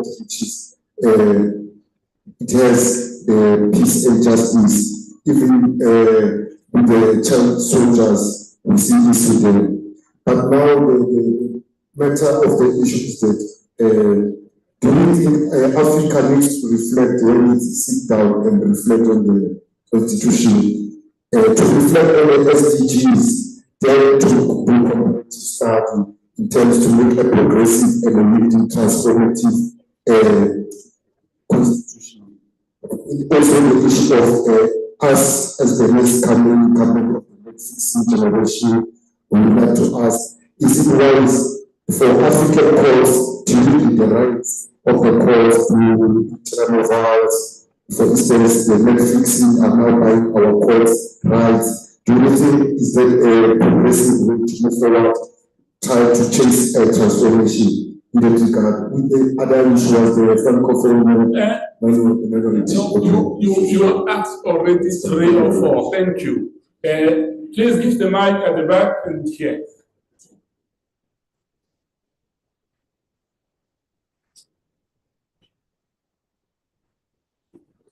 Good afternoon. My name is Henk Boshoff. I'm a commissioner with the South African Human Rights Commission. I was triggered by the presentation made by Dr. De Man, specifically the part on identifying the appointment processes of commissioners or office bearers, Chapter 9 office bearers. I think the input that was made was that the process currently is the decision-making process is currently dominated by the dominant political party. What is the alternative? What specific? How do you foresee or how do you suggest the Constitution to be amended to ensure that a dominant political party does not dominate the process? Thank you. Thank you. Please, there is a hand. Yeah.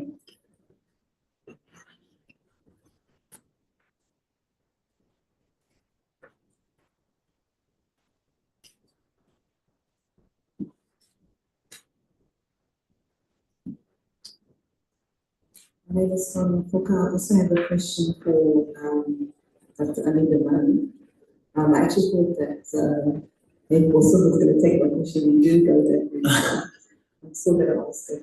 So we know about the South African Human Rights Commission versus Acknowledgments case, which dealt with the power of the Human Rights Commission to issue binding legal directives. I was thinking about what you were saying in terms of having a rights-based approach to corruption and the importance of accountability institutions. I wanted to ask a more narrow question.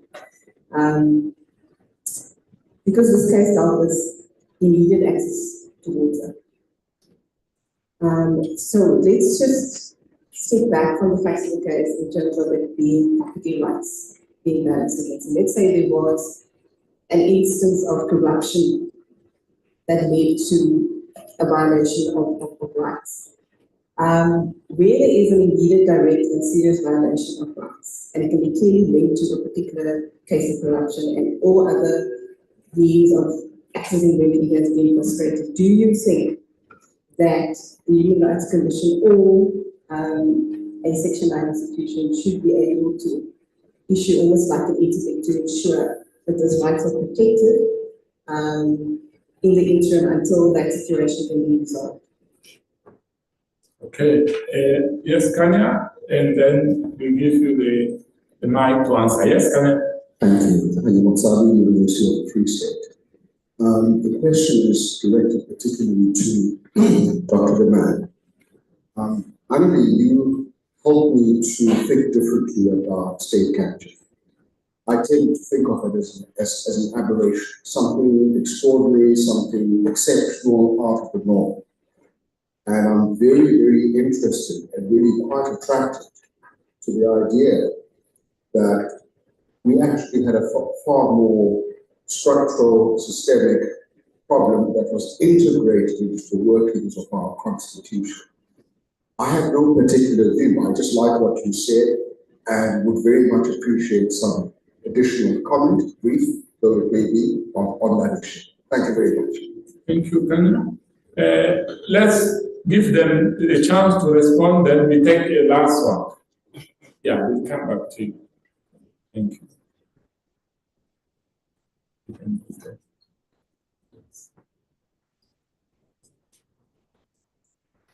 Mine is just short. I really don't know whether a more indigenous constitution is likely to lead to a better constitutionalism. The argument has been that our constitution has served us well, probably because of the people who were in government. But we are seeing a shift, which is quite worrisome, meaning that we need to then come up with better and more recent approaches to dealing with issues which were perhaps not present at the time that the Constitution was adopted.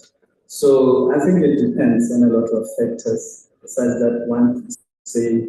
But the bottom line is that constitutionalism requires a response to the socio-economic developments and changes. So that's why we need to have a more indigenous constitution. Thank you. Thank you very much. I'll try and answer the questions as much as possible. In terms of the Chapter 9 office bearers, the alternative, and I think you raised it because the alternative is not as straightforward as it would seem, especially if you're going in the direction of amending the Constitution. Professor does make the argument that anti-corruption measures should be included in the Constitution or based on the Constitution, but as strong and as helpful as our Constitution or provisions on Constitution amendment was, it does make it then difficult for certain provisions that might be more beneficial, change it into a more beneficial area. So it is a paradox there. What one might then consider is, and I haven't really thought that for it, if I have to be very honest now, is what I have read though is it's the process by which the appointments can be made should be revised. And that might not be able to be done via constitutionally, but it's either the process that needs to be revised, but there must be a predetermined criteria for who can or cannot be appointed. And also then the people that sit on the panel, I think can more members be included, especially from civil society, to be counterbalance to the executive dominance that there might be. But it's just some short ideas that might be possible. In terms of an interdict, that will depend on, because you refer now to the South African Human Rights Commission, and the fact that their recommendations is not binding.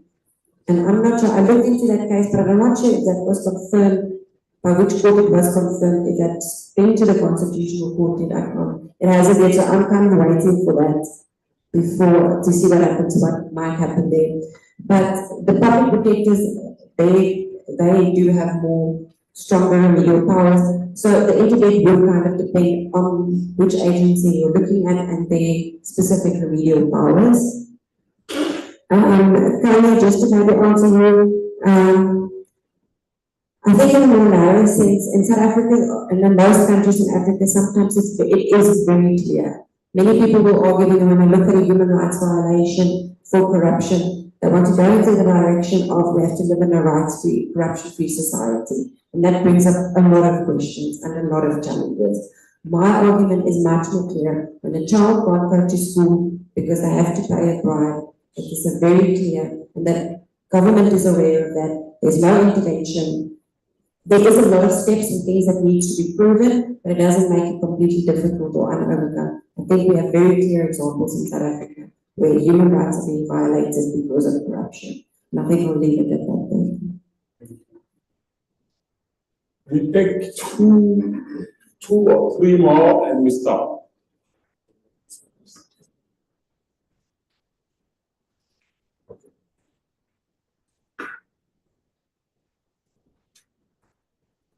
Thank you very much. I don't know who will respond to my question.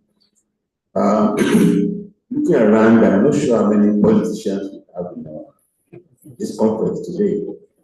And I just want to ask, to what extent is the impact being made in terms of our research output on the political leadership of governance in African countries?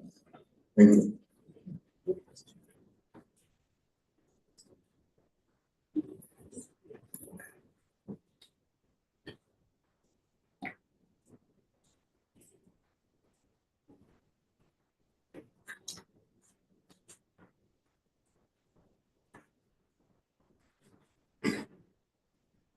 All right, thank you very much. My name is Dr. Decolonization Sabo. I am a human rights activist and I portrayed it in a visual narrative.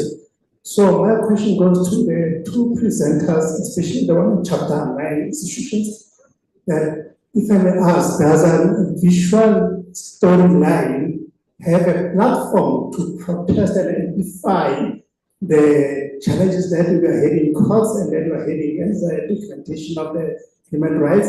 If it actually does, how can it be amplified in a forum like this or in any other forum? I'm saying this because during the Life inquest, or should I say so, we as artists were invited to make exhibition that portray what happened at an exhibition protest. And those very narratives managed to conscientize the audience on what was happening on the visual lens. Because a visual picture stays a long way, a picture tells 1,000 words, and it stays in the human mind for a longer time. Has that had a challenge in this current dispensation? Thank you very much. The last one.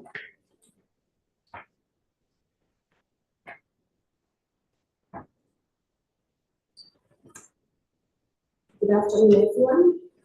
My name is Iwoki Degwa. I am one of the first constitutional students from Prof. My question is to Dr. Mann. It's kind of a comment and a question at the same time. When I looked at your presentation on the separation of powers and checks and balances, in relation to combating corruption and constitutionalism, I was wondering what is your comment on the government of national unity when it comes to checks and balances in South Africa. And the reason I'm using this as an example is because I come from Kenya. And the developments recently has led to a situation where Kenya has come to have a kind of mixed government of national unity. So we don't currently have an opposition which can check the government in power. And that has led to the parliament being captured by the executive. What would be a suggestion on how to tame the executive so that we can be able to constantly engage in the war on corruption? Thank you. And the last one. Yeah. 1 and 2, and then 4 people for that.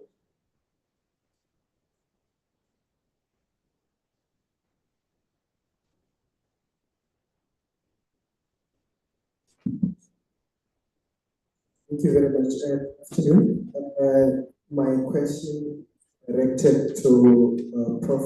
Bonono, who is also my former lecturer at the University of Pretoria. You speak of the patterns of where reports, the white paper, and the amendments are more aligned to the master than what the people said. So my question is, don't you think that the problem is during the amendment, maybe perhaps the amending the act that, the appointment process of the commission, for example, it being appointed by the president and the report being also made. Don't you think there need to be a fair, transparent appointment process, maybe appointed by a different body than the president? Do you think that maybe we take that angle, it can also see a different pattern than the commissioners serving in the master? Okay, thank you. Take the last one here and the answer and the break for lunch.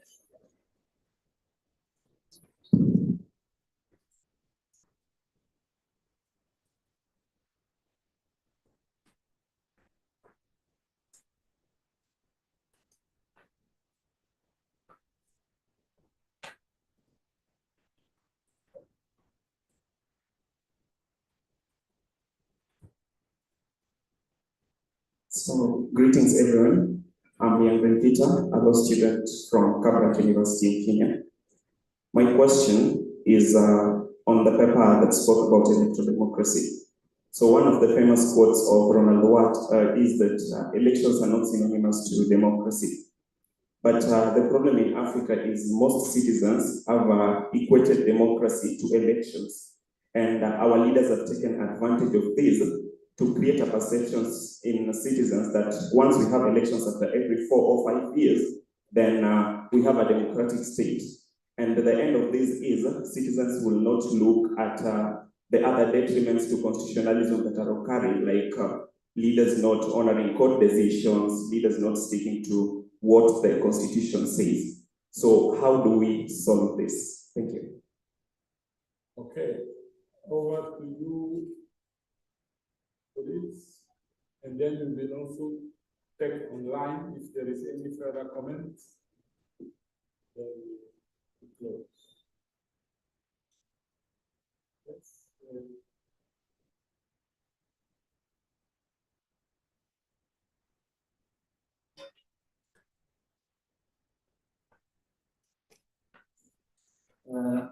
Okay, I'll start with the question relating to whether we're making any inroads when it comes to politicians. Earlier on, when Prof was making his response, he indicated that the politicians need to be stopped because they are deliberate in their efforts to undermine everything that we are trying to live up to. And I'll say that politicians are aware of these things. If you look at their profiles nowadays, they've gone to school, they are well educated, and I think we have written more than enough. It's just that they just choose to ignore it.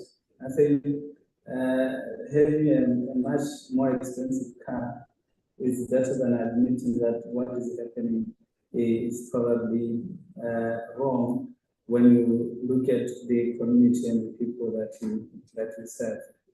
And then when it comes to the appointment process of the Presidential Commission of Inquiry in Botswana, I think a lot of us, we criticized the way it was appointed. At one point, the opposition parties even threatened to take the matter to court to try and stop the process. And it all boils down to the issue of participatory constitution making, to the extent that, of course, there was need for a more inclusive way of appointing the persons who will lead the process. So I can promise you that we will try and figure out what's the best way to go about it, what could have been done, how could we have ensured that the president's persons appointed to the commission were more inclusive, to the extent that we could say this is reflective of the society. 2 minutes.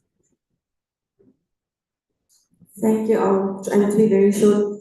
On the question, I'm not sure if I understood it correctly about the impact of research on politicians. I think maybe just what one can say there is it's the research that we do here, it's the conference papers that come from here.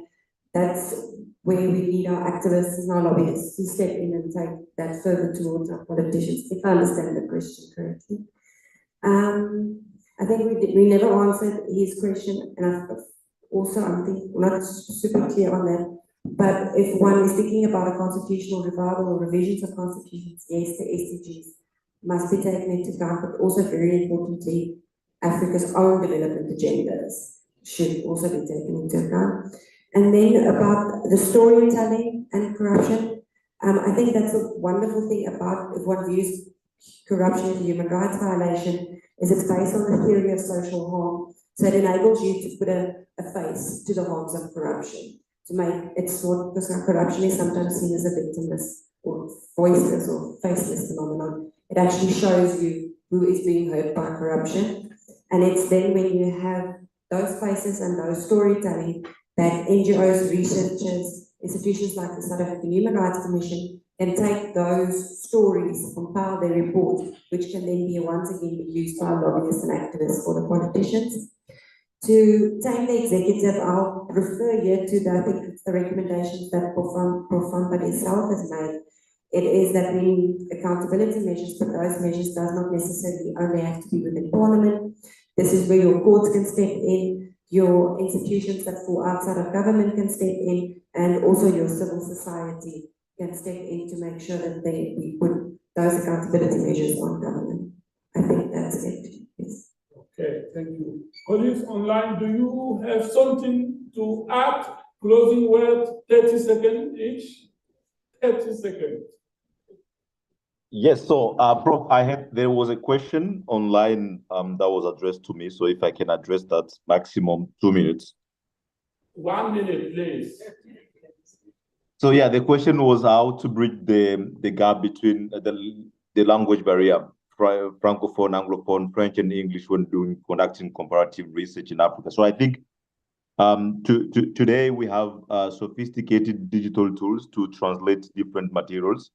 So if you are more familiar with English or French and you want to read the other material, then you can use Google Translate or Depot Translate, which are also efficient these days. So this is one way to bridge that gap. The second one is the fact that today we have so many online projects on constitutional law that have attempted to translate constitutions into English. So you have Francophone countries' constitution, which you can find easily in Constitution Project, for example, in English. And if you really want to understand the normative standard, then you can go and visit those respective websites.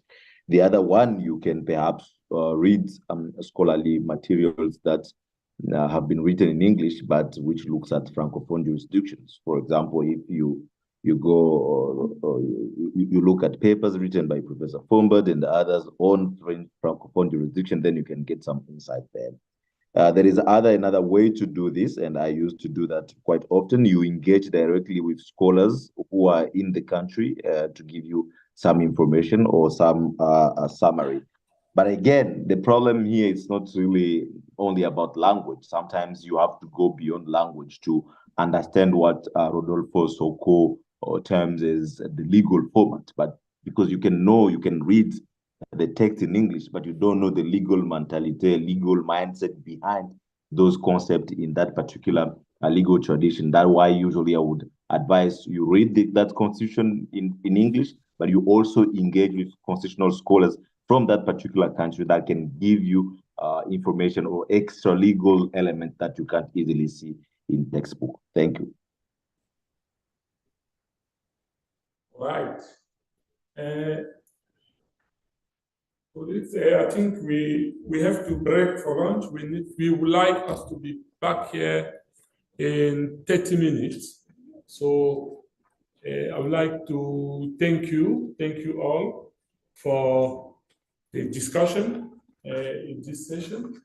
And thank you again, Professor, for your leadership in what we're doing. And I think perhaps with this word, we should break for lunch. And to Professor Nyangwe, as we go out, we spoke about you and say we should never be too big for you to call our names.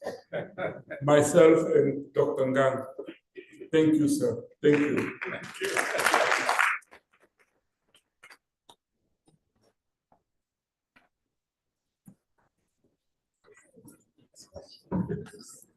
Thank you. Thank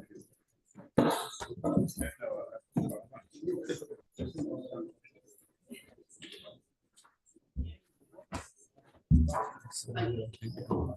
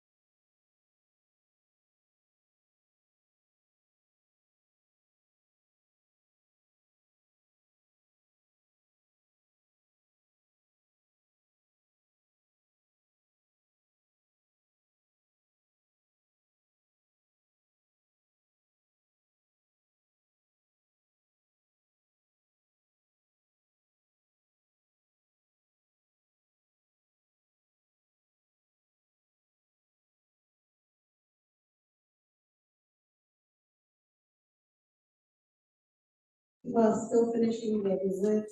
I think Kumeza is trying to help us to bring people back.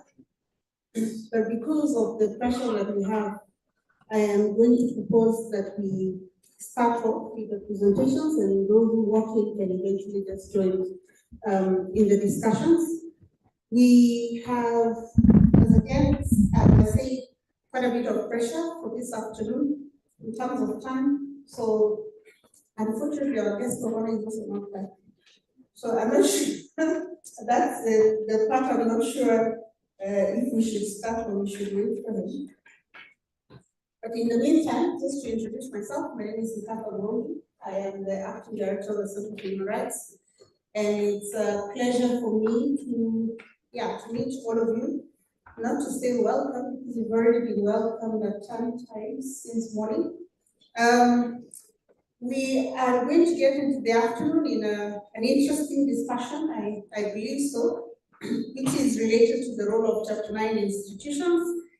And we are looking at Chapter 9 institutions through the lens of the Nkandla issue. I'm not sure those who come from beyond South Africa, whether they're familiar with what Nkandla is, but it is the shortest way possible to say is the homestead of the former president of South Africa, Jacob Zuma, and some of the issues that arose related to the governance and decisions that went into financing the making of that home. So because we don't have a lot of time and we are pressed to finish by 4, and one of our presenters has to leave, unfortunately, by 3:10. So I'm going to truncate everything, including introductions, and to ask that we just simply get into the discussions. We are slightly amending the order of the panel. I should hope that the people online can hear us. I take it for granted that we are good. Okay, thank you. We have slightly moved around the panel to start with Dr. Boshoff, who is going to be speaking about the grassroots work of Chapter 9 institutions in the Constitution. And then I will guide us further afterwards. Thank you so much, moderator, and good afternoon to everyone. I must start by saying that we really appreciate the invitation, Professor Fombad and the other senior staff members of the Center for Human Rights at the University of Pretoria. Now, the Human Rights Commission, when we receive invitations from organizations like the Centers for Human Rights, we will always jump to attend those engagements. Last week we appeared before Portfolio Committee of Parliament, and even there we made a commitment in the Portfolio Committee that is also our intention to share some of the research that we will be conducting, especially in terms of Section 184(3) of the Constitution, with institutions like yourselves tomorrow. That is perhaps the reason why I have to leave early, is to catch a flight, because tomorrow we will also be engaging with the Center for Human Rights at Free State University. In fact, we've taken the decision to request them to also accompany us to a meeting with one of the provincial departments, also to familiarize the center with the work of a government department. So thank you again for the invitation. Ladies and gentlemen, I'm joined here by Commissioner Advocate Makwasha, and as I indicated earlier, she's the clever one, and she's definitely going to wow you after I've spoken, so I'm going to keep it very, very, very short. The Constitution, the South African Constitution, ladies and gentlemen, many people have said that it is the birth certificate of the nation. The Constitution is a historic breach to break away from a past culture of authority to a new culture of accountability. And that is probably the reason why these Chapter 9 institutions have been included in the Constitution of the Republic of South Africa is to ensure that accountability. Now, I'm going to refer you quickly to a few constitutional court judgments, which just emphasizes the importance of a Chapter 9 institution. Commissioner Makwasha will go into detail after I've spoken. In Inyati versus the member of the Executive Council for the Department of Health in Gauteng, the Constitutional Court stated as follows. It said that the values in Section 1 of the Constitution constituted pillowstones of democracy, and that they must be observed scrupulously. Then, in Kaunda and others versus the President of the Republic of South Africa, during or in the course of the judgment, the court made remarks about the advancement of human rights as the leitmotif of the Constitution. Then,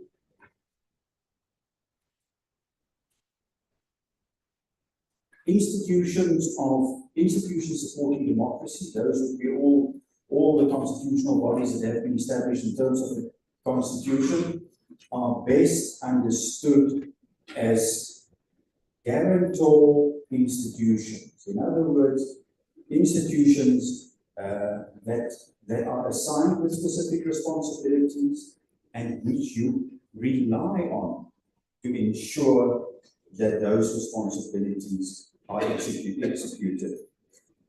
Now, institutions supporting democracy is a new development on the South African scene. And the new National Party versus the Government of the Republic of South Africa, it's a 1999 Constitutional Court case. The following was stated. Institutions under Chapter 9 of the Constitution are a new development on the South African scene. They are a product of the new constitutionalism, and their advent inevitably has important implications for other bodies of states who must understand and recognize their respective roles in the new constitutional arrangements. Author Murray also wrote that institutions supporting democracy play the important function of fostering accountability and social justice. And then the last constitutional court case that I would like to refer to is the Electoral Commission versus the Langeberg municipality case, in which it was found, or where it was stated that institutions supporting democracy are not a branch of government, but rather they are watchdogs. Now, we always when we go to the legislatures and to Parliament, and they make it difficult for the Human Rights Commission. What have you done? How have you implemented this responsibility and that responsibility? We also always say to them that we are an extension of the oversight arm of the legislature. Although we are in agreement that we have the watchdog responsibility, we also an extension of the oversight arm of the legislature, the oversight arm. And sometimes when we struggle to have our recommendations implemented. And Commissioner Makwasha will speak to the Agro-Data case later. We always say to the legislature, because we're an extension, we also rely on the legislatures, on Parliament together to assist us in ensuring that our recommendations are implemented. And where you find that there are serious human rights violations, especially committed, let's say, for example, in the local sphere of government, sewer spills everywhere, not sufficient or any water being provided to citizens, and you struggle with municipalities. Yes, we have the responsibility to also litigate, but we also rely on support of the legislatures to ensure that our recommendations get implemented, so that they can also summon some of these culprits to appear before them and to make it difficult for them as well. You are familiar with the South African Human Rights Commission. I don't have to go in detail through everything in this slide. Established in terms of the Constitution. We also have responsibilities in terms of the South African Human Rights Commission's Act, but we mainly focus on the following functions: to promote respect for human rights and the culture of human rights, to promote the protection, development, and attainment of human rights, and to monitor and assess the observance of human rights in the Republic. And then the sections that will follow, or rather the slides that will follow, referring to the relevant sections in the South African Human Rights Commission, basically deals with specific responsibilities that they have. For example, respect for human rights and culture of human rights. There we ensure that there's enough capacity building workshops, training, stakeholder engagements. When we perform our education function, we develop educational material, advertorials. But then we receive thousands, literally thousands of complaints every year. And for the next financial year, we have identified that we will probably receive anything between 6,000 and 7,000 complaints that we have to deal with. And we deal with those complaints by convening hearings and inquiries. We also have the power to litigate, but we have the challenge in South Africa of austerity. Not obviously, we do not have sufficient funds to fully and successfully implement our mandate. It's just not possible to litigate in respect of each and every complaint that you have received. So you have to be very selective in deciding on the litigation that will take place. So you're looking at probably around, let's say, 10 to 15 court cases a year, but you are still receiving between 6,000 and 7,000 complaints of human rights violations a year. We carry out research. I've already committed to Professor Fombad that we will definitely make our research available. We've also committed to Parliament that, especially with regards to Section 843, that things will be done differently going forward. We have, as indicated, some challenges in performing our responsibilities, budget limitations, inadequate staff, and it's even made difficult for me to fill vacancies because of the limitations when it comes to the budget, and then the recent agro data core judgment, which Commissioner Makwasha will speak to, but all that I would like to say with regards to the binding nature of the Commission's powers is that, when you are living in a rural area and you don't have water, there's no access to water, or there's a sewer that is flowing past your residence. Yes, the Commission can litigate, but it's going to take time to litigate. That process will take months, if not years, to finalize in some cases. The person who has been complaining needs redress now. I cannot wait for the outcome of a court matter for me to have access to water. I need redress now. I need the sewer that is flowing right through my residence to be fixed by the municipality now, immediately. And that is the rationale for the Human Rights Commission pushing for its binding powers, or for its powers to have a binding nature. Commissioner Makwasha will speak to that now. I have to fly back to Bloemfontein now. Thank you again for the opportunity, and I hope to speak to all of you here at the Center for Human Rights. And thank you so much.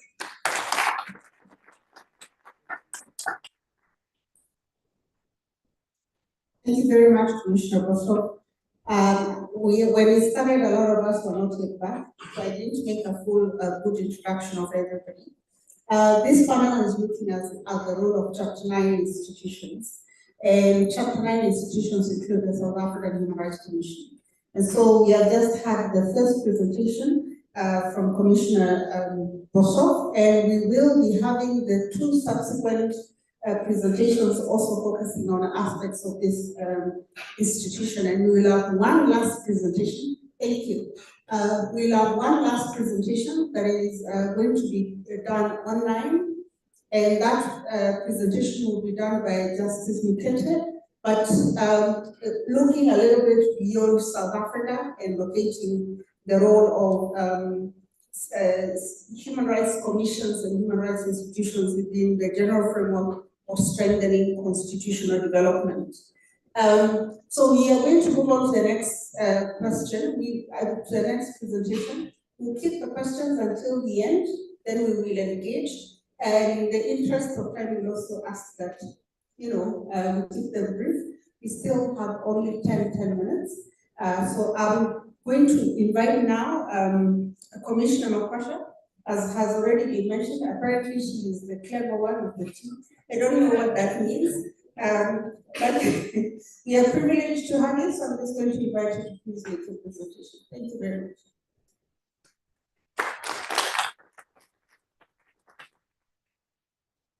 Thank you so much to the moderator. The worst time to speak is after people have had lunch.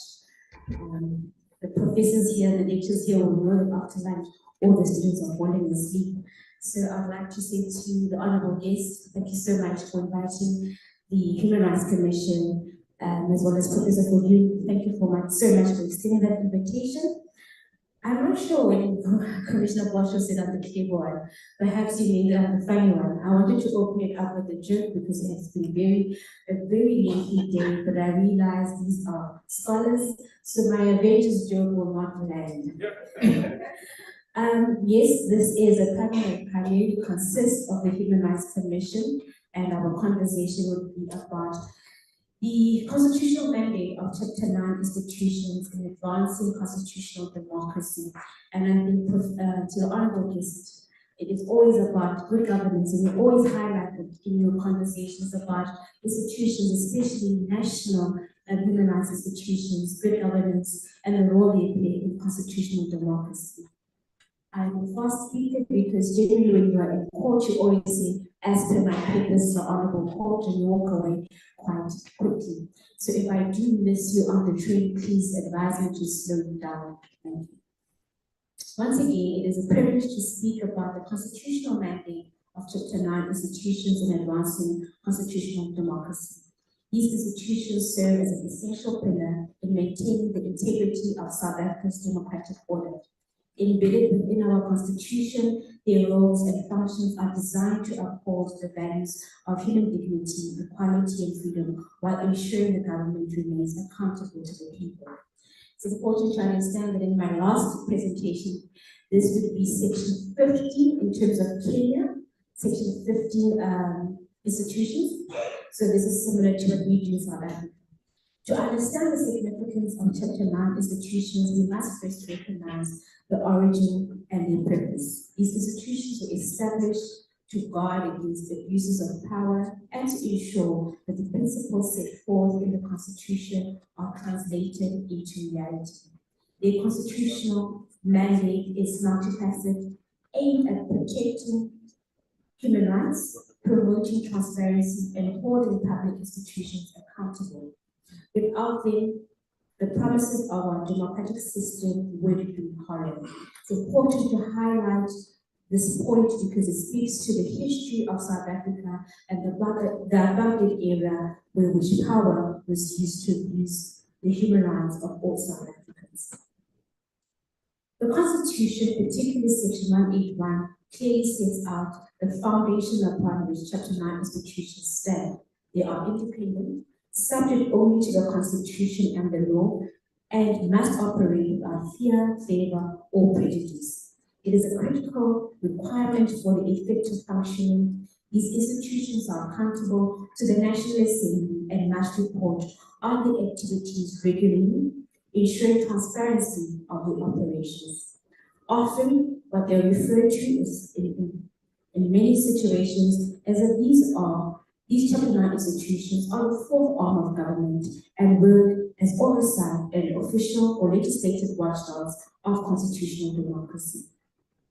In my paper, I then highlight the specific mandates of these institutions, starting with the South African Human Rights Commission. I started here because I have employed me, so it would be amiss of me to end with them.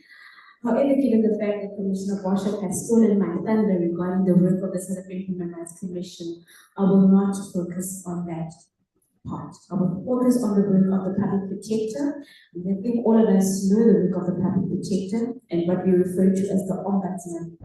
The Office of the Public Protector plays a crucial role in investigating improper conduct in state affairs. The Constitution mandates the Public Protector to investigate complaints related to maladministration, public sector, corruption, and misuse of public resources. The institution has the power to make remedial action and take recommendations aimed at rectifying such wrongs. Over the years, the Public Protector has been at the forefront of high-profile cases that have sought to expose corruption and protect the integrity of government operations. We have the Auditor General, the Electoral Commission, the Commission for Gender Equality, the Commission for the Promotion and the Protection of Rights of Cultural, Religious, and Linguistic Communities. It's important to note that I have not highlighted every single aspect or mandate of the respective Chapter 9 institutions. Otherwise, I'll be boring you with the lecture that you've heard previously. I think it's important to speak about the independence and accountability of these Chapter 9 institutions. And these two principles ensure that these bodies operate without interference, enabling them to perform their duties impartially. This independence is not just a legal requirement, but a practical necessity for their success in advancing democracy. However, independence must be balanced with accountability. These institutions are answerable to the National Assembly, and the reports offer insight into their performances and challenges. This dual mechanism of independence and accountability ensures Chapter 9 institutions serve as both a check on the state and a vehicle for the public to hold government to its constitutional obligations. So collectively, when we speak about Chapter 9 institutions, we speak about the role they play in respect of good governance, because without good governance, a democracy cannot fully function to its optimal level. Now, despite the strong constitutional mandates, these Chapter 9 institutions face several challenges. Underfunding and limited resources often constrain their ability to investigate and act on a vast number of complaints they receive. The Commissioner Boshoff highlighted that the South African Human Rights Commission receives about 6,000 complaints on average. And this is the ones we have received. This excludes the inquiries we hold and a number of other complaints that we close or we deal with in terms of our rapid response approach to complaints. One of the challenges that we have noted, and I think perhaps it is a challenge and an opportunity, is the current political landscape in South Africa, government of national unity. Of recent, we all have been asking ourselves, what does government of national unity mean in the South African context, especially in respect of the role Chapter 9 institutions speak.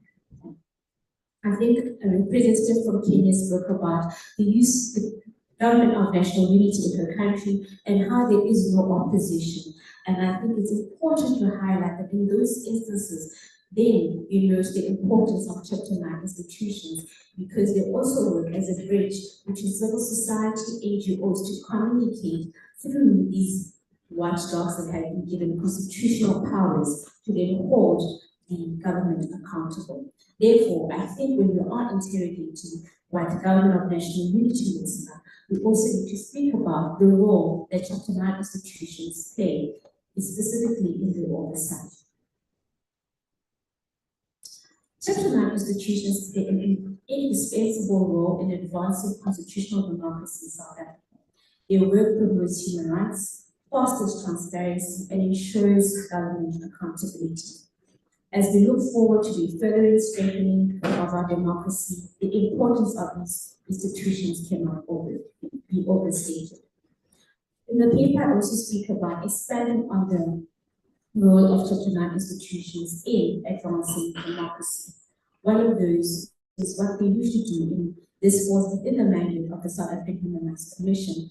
However, collectively, all Chapter 9 institutions play a role in human rights protection.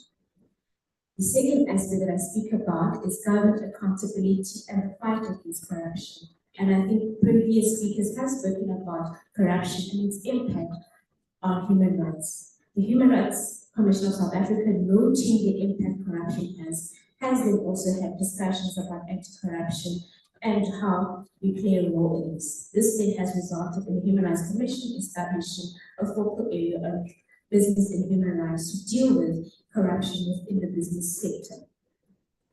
A key principle of democracy is that government officials and public institutions must be accountable to the people. This is where Chapter 9 institutions such as the Public Protector and the Auditor General play a crucial role.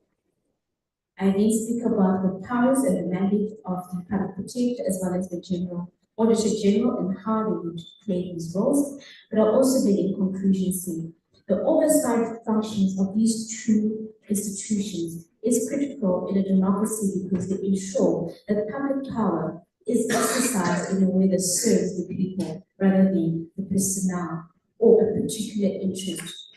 Without such mechanism, corruption will strive unchecked, undermining the foundations of democracy and eroding public trust in government institutions. Given the impact of the government of national unity that has had recently, as we've seen in local municipality, there needs to be an oversight role played by an independent body, and this falls within the mandate of Chapter 9 institutions. Chapter 9 institutions also have a role to play in promoting social justice and equality. And this is done as part of substantive democracy. In South Africa, inequality, whether based on race, gender, or class, continues to be one of the biggest obstacles to a fully realized democratic society. And we've noted the role that political parties play in ensuring in these discussions about inequality, or where politicians they take to the public and make statements that are contrary to the values and the principles of our Constitution.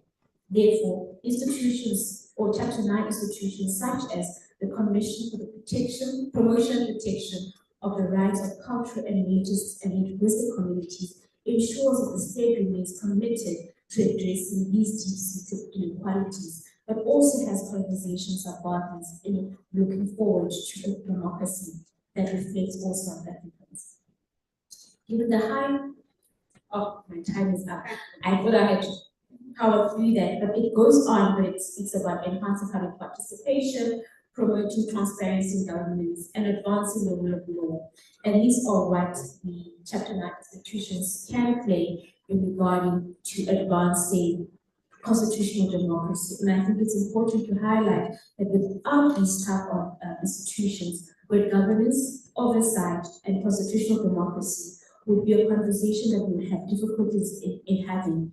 And I'd like to say thank you so much to the moderator, because you've cut me so short, I have lost my control, but the question session would ignite me, we can have this. Thank you.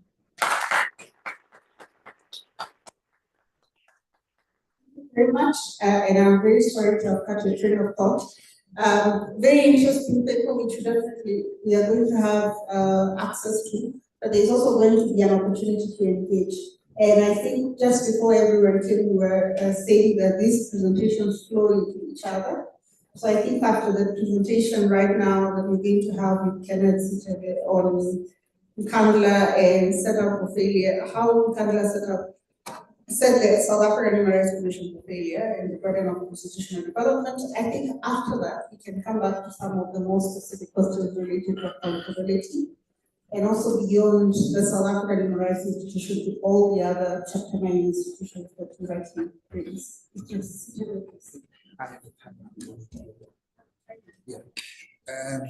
Good afternoon, moderator. Commissioner Basha says it's difficult to speak after lunch. I find that it's difficult to speak after your boss. It makes things very difficult. But let me first start, and I think this is where the bulk of my lecture will be, to say, Professor Fombad, your scholarship on constitutionalism, separation of powers, and all those other principles has been very meaningful to people like myself who only permeated those spaces post-undergrad. At undergrad, you really don't go into depth on issues of separation of power and constitutionalism.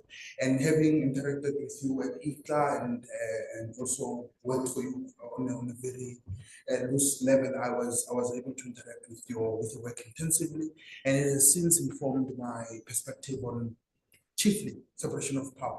I tend to write a bit on that issue, and at no point do I second guess what you say or what I read. When I read your articles, to say, do I need to double check this? I just know it's gospel and I run with it. So that is just the introduction to my lecture. The title of my paper is How Nkandla Set Us Up for Failure as Chapter 9 Institutions. I go into detail as to how the Constitutional Court went a bit too far in criticizing the Parliament and the President at the time, and how the language of the Nkandla judgment seemed to have really created more hills for Chapter 9 institutions, including the Commission and others, when it comes to implementing our recommendations or directives. Had it not been for the Nkandla judgment, or at least the language used in the Nkandla judgment, I think we would have been fine. Municipalities, and particularly the agro-data issue on access to water, wouldn't have came to the spotlight as quicker and as forceful as it has, because reading recent articles in the newspaper, engaging with academics on the sidelines, then the narrative is not so much in favor of the recommendations of the Commission being binding. I'm not saying that's what the Constitutional Court is going to say. I'm not saying that's what the Commission's view is, but having read a bit on the Supreme Court judgment in agro-data, it seems like we're going to the Concord with both our hands tied in our back. But alas, so I will not go into the Nkandla background, but for briefly, the moderator tried to say Nkandla comes from the then President Zuma building a mansion in his home state called Nkandla, Pretoria, making directives that he must pay a portion of that amount the government has spent on his house back to the state as part of its directives, its remedial action. Going to court, the Constitutional Court found that the president does indeed have a responsibility, an obligation to pay back some of this money, that Parliament also has some obligation to call the executive into order for when it comes home. But the Constitutional Court didn't stop there. It went a bit further, and one good example of this is when the then Chief Justice Mkhwembe says the Nkandla case reflects a David and Goliath situation. And you read Malcolm Gladwell's book, same title, David and Goliath, the Misfits. And he says David and Goliath is not what it looks like. He goes in depth about how Goliath had called into David to come closer because he actually couldn't see. So Gladwell goes into detail as to how situations that seem like a David Goliath case are not actually a David Goliath case. They present opportunities for institutions such as the Commission at the time and so on. But alas, let me just go through bit by bit of what my paper would look like. So, in as far as the Nkandla judgment, I want to say I've been critical of it, but I want to say that in principle I agree with it, particularly with section 181. Commissioner Bashov touched on it in depth about what the significance of Chapter 9 institution is like with the NP versus government case. Commissioner Morashak did the same with regards to the role of Chapter 9 in holding government accountable and fighting corruption and so on.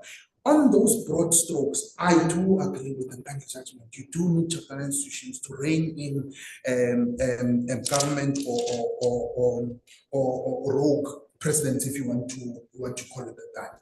Where then I start not disagreeing and where I think it has put us at perils. It's when, for example, the issue of the power protector versus mail-in guardian came to the Supreme Court. There, the Supreme Court was very clear in that the powers of the power protector are not binding. However, they are aimed at guarding against a bureaucratic oppression. You see, the Supreme Court walked the fine line. They said it's not binding. What your role is to guard against bureaucrats who want to frustrate the operations of government and service delivery. The issue arose again at the DA versus the SAPC case. This was a High Court thing, a High Court matter. Similarly, the court held that the recommendations of the power protector are not binding. However, they cannot be ignored. Those are the kind of judgments we need. Walk a fine line. You don't push the remedial actions far in to make them binding, but also you don't ignore the impact. You pronounce on the fact that they cannot be ignored, but they are not binding. Alas, the weave is coming slowly but surely. Now, scholars on the work or the office of the ombuds are very clear. For example, they say the office of the ombuds lack the power to pass punishment. However, they have what they call soft types of sanctions. What are soft types of sanctions? Public narrative. If the power protector is constantly in the news lamenting how a certain municipality is not implementing its recommendation, that works. Works at times of local government elections. You will recall that the power protector has said that this municipality is just not working for you.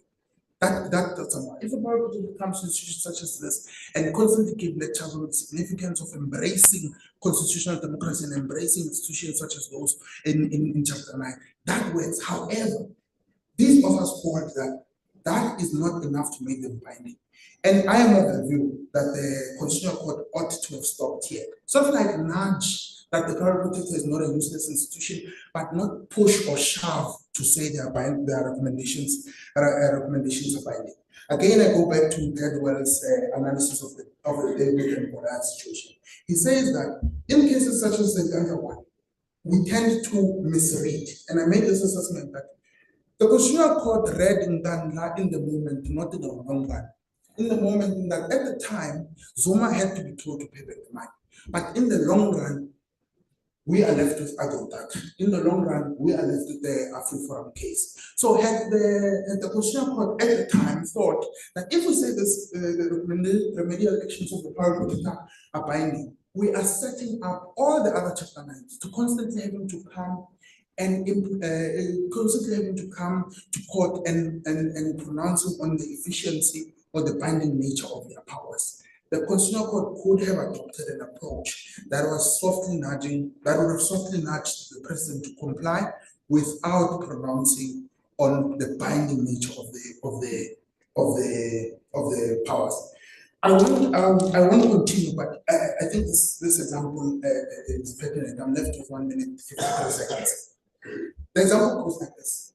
A colleague of mine said, had Zuma not totally ignored the power protector, we would all be functioning under the assumption that if the power protector makes a recommendation against you, you comply. If you don't, they pretend like they don't see that you didn't comply, but we move. Because you'll recall that before the Nkandla judgment, the power protector was operating. It had operated for a period of 20 years before the Nkandla judgment. The commission was operating before the Nkandla judgment. CG was operating before the Nkandla. The Auditor General was operating before the Nkandla judgment. How were they operating, or how were they operating prior to the Nkandla judgment? So the Gandhi judgment, yes, as much as is the fault of the then president and parliament, it was not the right time or the right momentum for it to have been shoved, or the Chief Justice to have used the language that he would have used, because like I said, it's only leaving us now with a constitutional court, which I suspect is going to say the powers of the commission are not binding, and putting us at a very difficult position, whereby in the future, if we rock up at the municipality and say, provide this for with water, the municipality will simply say, look, your powers are not binding, the constitutional court has said this.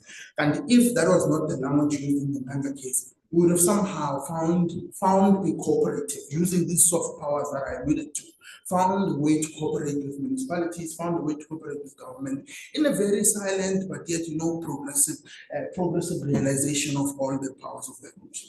I have 12 seconds to spare, but I think I did very well in terms of time. So even if you don't buy my arguments, at least you have to commend me for having finished within time. Thank you very much. And if I may borrow your 12 seconds to say thank you very much, because it's actually a very interesting reflection. I find it intriguing. I'm not agreeing or disagreeing with you, because you said we must not agree or disagree, but I find it very intriguing. And I also find it interesting because, as you say, a lot of the time institutions are under pressure to act in the moment. And truly, until Kanlavi, a lot of us didn't even know what the public protector was doing. But now we know, and we also know that they have pensions and they have a lot of other things that they're litigating in Parliament. But they can also become members of Parliament. That's besides the point. So yeah, this is, we are coming to the last presentation of the panel, and the last presentation is online. Justice Mukete, I think I see you online, and I hope you can hear us, and I hope we can hear you. You will have 10 minutes to make your presentation. The rest have been very judicious with their time, so I shall trust that your 10 minutes will also be judiciously utilized so that you can have time for reflections. You have the floor. Thank you very much, Madam Moderator. I'm sure you get me 5 on 5 as I get you. I'll be very brief with my presentation. So I need to talk this afternoon on the enhancement of good governance in Africa, particularly the role of national human rights institutions. As a background, we note that in recent years, the study of national human rights institutions in Africa has emerged as a crucial field of academic inquiry. These institutions, serving as independent watchdogs for human rights protection and promotion, have become central to discussions about governance, democracy, and social justice across the continent. This article explores how research on African national human rights institutions is significantly advancing scholarship in multiple dimensions, offering new perspectives and insights into the complex relationship between human rights protection and good governance. The first point we have to look at is the, excuse me, the expansion of the understanding of good governance. The traditional conception of good governance has often focused on administrative efficiency, economic management, and political stability. However, research on national human rights institutions has broadened this understanding in several key ways. This includes institutional accountability. Studies have shown how national human rights institutions serve as crucial oversight mechanisms, ensuring that government institutions adhere to human rights standards in their operations.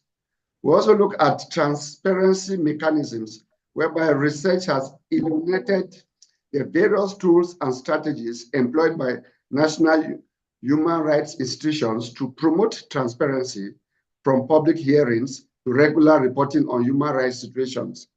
There's also the aspect of rule of law enhancement. Scholars have documented how national human rights institutions contribute to strengthening the rule of law by providing alternative dispute resolution mechanisms and advocating for legal reforms. Through these aspects, the study of national human rights institutions has redefined good governance to encompass a more human rights-centered approach, emphasizing the importance of citizen protection and empowerment. The second aspect is bridging disciplinary divides.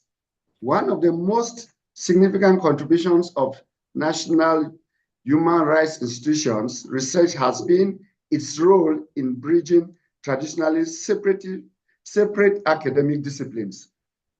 We have interdisciplinary connections such as law and political science, whereby research has shown how legal frameworks intersect with political realities in the operations of national human rights institutions. There is also sociology and human rights, where studies have also explored how social factors influence the effectiveness of human rights protection mechanisms. We also look at public administration and ethics. Scholars have examined how administrative practices can be aligned with human rights principles. This interdisciplinary approach has fostered a more holistic understanding of how human rights protection operates within broader governance systems. The third point is contextualizing the African experience, which is very important to us. Research on African national human rights institutions has made substantial contributions to understanding the unique regional context. Key contextual factors examined here include: one, post-colonial legacy, how historical factors shape current human rights challenges. Number two, cultural dynamics, the interaction between traditional values and universal human rights principles. Thirdly, resource constraints, how limited resources affect national human rights institutions' effectiveness. Fourthly, political landscape, the impact of different political systems on the operations of national human rights institutions. The fourth point that we have to look at is the building on empirical foundation. The field has significantly advanced through rigorous empirical research, and most methodologies used includes, but not limited to, case studies, that is detailed examination of specific national human rights institutions and their impacts, comparative analysis, studies comparing effectiveness across different African countries, longitudinal research, that is tracking changes in national human rights institutions' performance over time. This empirical work has provided a solid foundation for understanding what makes national human rights institutions effective or ineffective in different contexts. Finally, we'll look at the informing policy and practice. That is the approach whereby research on national human rights institutions has had tangible impacts on policy making based on recommendations which include, and again, not limited to, structural reforms, suggestions for improving national human rights institutions' independence and effectiveness, operational guidelines, best practices to day-to-day operations, and finally, evaluation frameworks, that is, methods for assessing human rights institutions' performance. In my conclusion, I state that the study of national human rights institutions in Africa represents a vibrant and evolving field of scholarship that continues to advance our understanding of human rights and governance. By expanding conceptual frameworks, bridging disciplines, providing contextual insights, building empirical evidence, and informing policy, this paper has made invaluable contributions and continues to increase the academic debate and practical governance improvements strategies across Africa. As we look to the future, continual research in this field promises to further enhance our understanding of how to effectively protect human rights and promote good governance in Africa and beyond. The ongoing evolution of national human rights institutions and their study remains crucial for advancing both scholarship and practice in this vital area. Thanks very much for your kind attention. Thank you very much, Justice Mukete. I must say I'm privileged to moderate a very disciplined session in the sense of time, because Thank you. we are very, very much on time. I will not left anyone out. All right, that's right. So I had given an indication that I had to leave by 4 or 4 something, because I have a 4:30 appointment a little bit out of town. But I think we can finish actually in this session by taking questions. Now, this discussion is happening in relation to Chapter 9 institutions, which of course, depending on the constitution, vary from country to country, but in the South African context, as was indicated very clearly by Commissioner Makasha, is mostly the South African Human Rights Commission is what you see, because the South African Human Rights Commission is before us. But there's other institutions like the Public Protector, like the IEC, and a few others that we don't have right here to discuss. But we want to hear what your reflections are in terms of the contribution to constitutional development emerging from these institutions, both in South Africa and beyond. We are left with 10 minutes to 4 o'clock. So I am going to open the floor for 3 questions. And of course, our guest of honor is also open to contribute if you wish to. Having also written quite a bit on human rights institutions, independent human rights institutions. And the floor is open to questions. 3 questions, I'll take 3 and then we will have a discussion. That's 1. I'm trying to get people who haven't contributed so far 2. And then 1, you contributed. 2, okay, you did also okay, 3. No, 3, right? So we start here 1 and 1, 2, 3.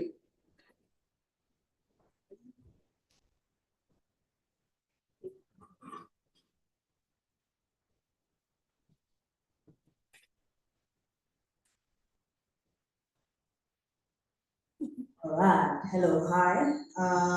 So I'm interested to know if, the Chapter 9 institutions are limited to those that are created by the Constitution, or if there is room for kind of like some development or expansion, and if there is room for development or expansion, can an example to be provided? And this is a question for, the clever one.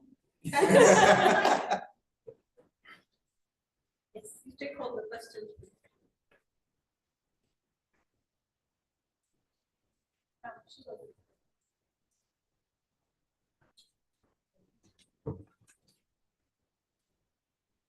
Thank you. Janine Hicks from the School of Law, President, but also a former Commission for Gender Equality Commissioner. Noting Justice Malife in his input spoke to us about principles of constitutionalism. And right up there after separation of powers and independent judiciary was this aspect of review of laws to test the constitutionalism.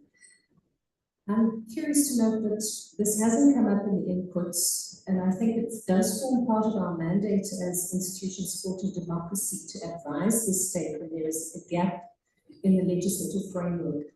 Because right now it would appear that all our progressive work in terms of revising outdated legislation is coming through the courts. We having to rely on the courts to push back and transform and bring transformative constitutionalism lens to bring legislation in line with our constitution.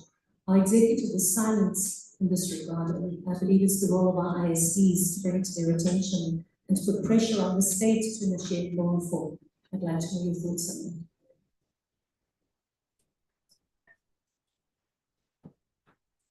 Myself from China.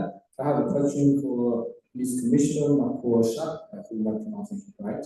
In fulfilling the duties of the Human Rights Commission, do you find that there is any charity gaining or maintaining the popular support of the South African population? And if so, why is it so difficult to maintain the popular support? Thank you.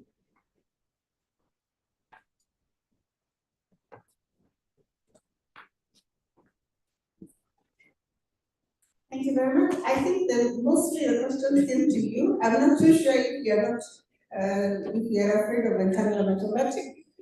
Yeah, I'll give to you to respond, and maybe if you have time, we can take it. I'm going to start with the last questions, moving to the first, and I think it's important. Chapter 9 institutions are never popular, and I think that's our mandate.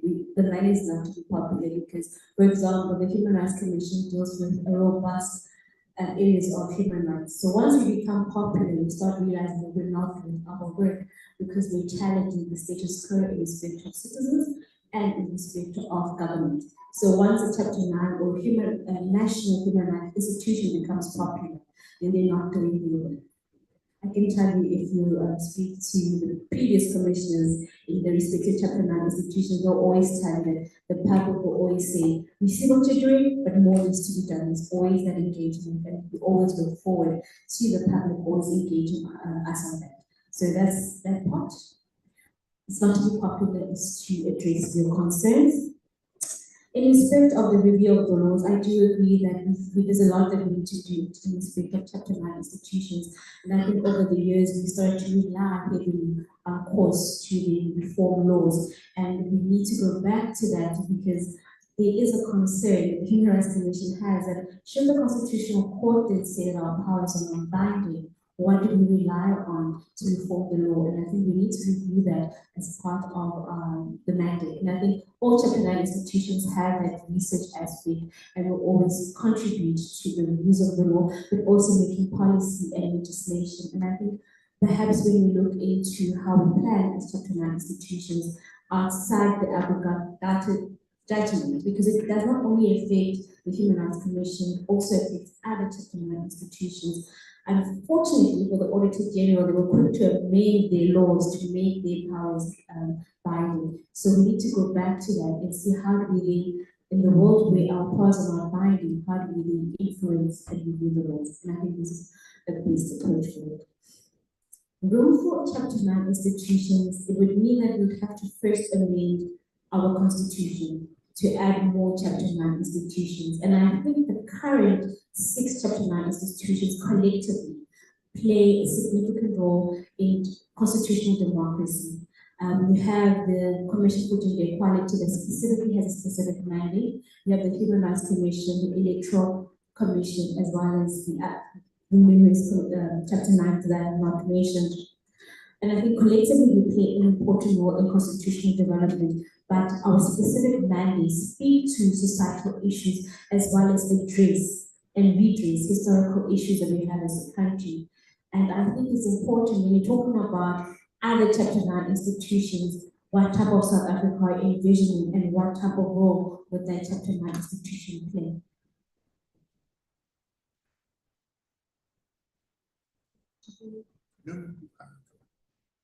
Okay, it's covered.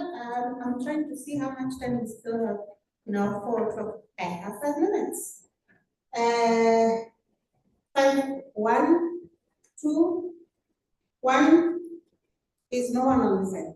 1 question. So it's gonna be you, and then 1 question, 2, very quickly, please. Oh, really, you need the mic. I'll give it. It's okay.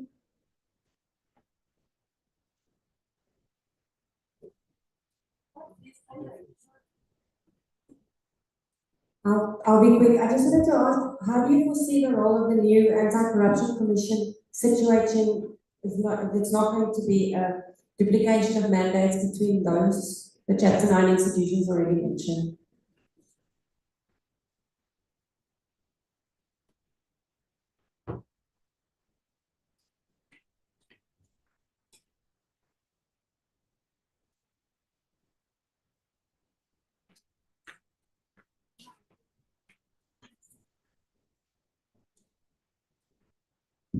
Thank you very much.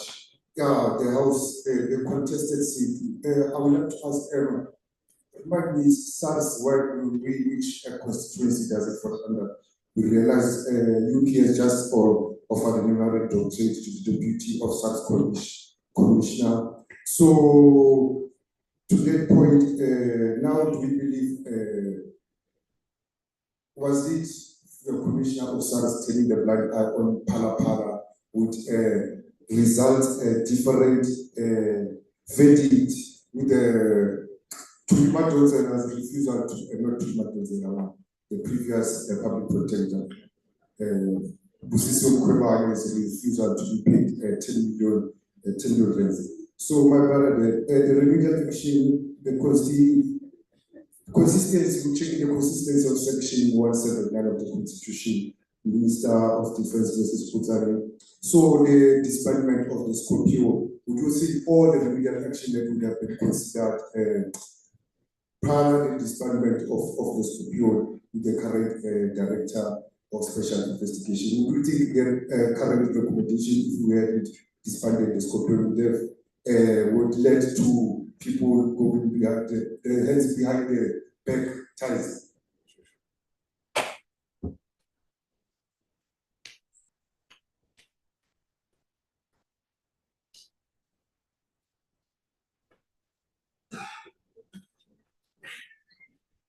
I specifically speak to the issue of the Anti-Corruption Commission. And I think if you look closely at all Chapter 9 institutions, our work is interrelated because it speaks about the constitutional democracy, but also where there are violations, for example, of gender issues, there are concerns about human rights. So the decision to have an Anti-Corruption Commission would not be a duplication because it would specifically focus on its mandate. However, should it have other issues that concern gender and human rights, then it would work in partnership with the respective Chapter 9 institutions. For example, the issue of sextortion speaks to the Commission of Gender, but it also speaks to the Commission for Human Rights because it speaks about business and human rights. So to say the duplication, it would not necessarily be duplication, it would be the Anti-Corruption Commission working in collaboration with Chapter 9 institutions to ensure that when we talk about anti-corruption, and this is actually a movement by government to actually ensure the public and give public trust on its fight against corruption. And perhaps what is important is that we have the Chapter 9 institutions working in collaboration because there are instances where our mandate or our interaction with communities raises concerns of anti-corruption. And I think that would then allow us to work collectively. So it's not a duplication, it's just working together to achieve the greater goal of ending corruption in South Africa. The question on the NPA, I'm not so good at. I do know that there are several minister judgments that speak to the experiment of the NPA. It's not my area of specialty, and maybe we can take it off. Thank you very much. I think, we can take it offline. Because actually, it's also not my area of specialization. I don't really know. Justice Mukete, I'm just going to give each of the panelists a minute to, one word to wrap up. And because we ended with you, I'm going to ask you to be the first one to wrap up. I didn't hear any question brought to you. So you have a minute to wrap up, and then we'll do it in the hall. Justice Mukete? Yes, please. Just can you just put me the question back again? 1 minute, please. Yes, I'm saying there was no specific question directed to you. So we are wrapping up the panel. So we just want to give you a minute if you have any further reflection or any addition, and then we close. Okay, thank you very much. I am so privileged and honored to have been part of this panel. And I think the whole issue of governance, human rights protection, based on constitutions in Africa in particular, is a work in progress. I don't have any particular input for now, but I look forward to engaging with the team, the panelists, and the whole conference participants on how we can improve and enhance our governance and human rights protection mechanisms in Africa. Thank you very much. Thank you very much, and thank you for staying online and joining us. I think at least we have heard it very clearly. My third co-panelists. Thank you. I thought I'd be the last one to speak, but I think it's important when we talk about Chapter 9 institutions, the Uganda judgment, and its impact it's had on Chapter 9 institutions, is to holistically look at what the constitution, when they were drafted, wanted to achieve in South Africa.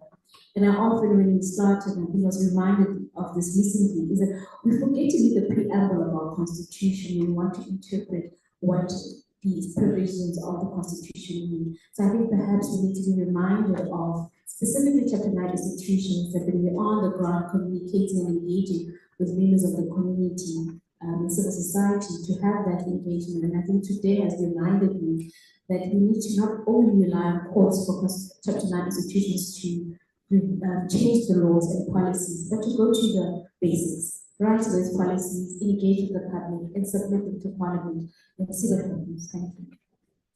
Yeah, on my side, I should use that 12 seconds before this. Hold my time back. But no, that was stored on the map is a very good example of what we're confronted with. Because one of the issues that is raised in Canada is when the Chief Justice links the dignity of the Office of the Public Protector with the remedial action. Again, there's no such thing as the dignity of the Office of the Public Protector. So once you go there, you're obviously touching the sensitive point that warrants you to take extraordinary measures, because now you're talking about the dignity of someone. Other than that, thank you very much, Professor Steytler, for my scholarship, to my fellow panelists, the moderator. Excellent, thank you very much. Thank you very much, panel, and thank you to Charles. I mean, this discussion is happening in light of your scholarship. When I was studying, I was using your work on human rights institutions. So much as I wasn't speaking on the panel, I think it's just a recognition that as one of the first people to start reflecting on national human rights institutions and how they influence protection of human rights across the continent, that in itself is a huge contribution. And while, once again, I may not be an expert in it because that's not what I do on a daily basis, but in the spaces that I engage in the African human rights system, I'm seeing more and more of the representation of national human rights institutions and making their voices and actually carrying their work outside of the boundaries of respective national jurisdictions. I think this is an interesting development to see how constitutionally emergent roles can start to influence a regional agenda around human rights. I have, taken particular interest from the Human Rights Commission perspective, particularly in the area of influencing children's rights, and especially also in gender commissions and influencing the agenda on women's rights across the African continent. I think it is an interesting development. So this is something that was thought within the framework of constitutionalism, within the framework of national governance and protection of human rights at national levels, but which is starting to have a very consequential, though nascent, but quite consequential effect at a Pan-African level. So I think we are sitting in interesting times. Thank you for playing a pioneering role, but I think this, as you say, as we learn and as new faces come into this mechanism, is an opportunity to see what does the next several decades of these institutions look like in South Africa and beyond. So thank you very much, and I'm grateful for the opportunity to have chaired this panel and to have taken the time. Thank you very much. Thank you very much. My task is just to have us break again. It's tea time. It feels like we've just had a break, right? But please, it's a light tea, and if we could be back by 1/4 the hour. So just a quick, get a cup and come back if you don't mind. I'm afraid to say just after that, we're going to have a cocktail party, right? So there's a lot of internet with refreshments, but it's also to keep us alive and focused when we discuss. So thank you very much. Thanks again, once again, to the panel. And then if we take a short break and be back in a 1/4 hour for our next session with Pajaro. Thank you very much.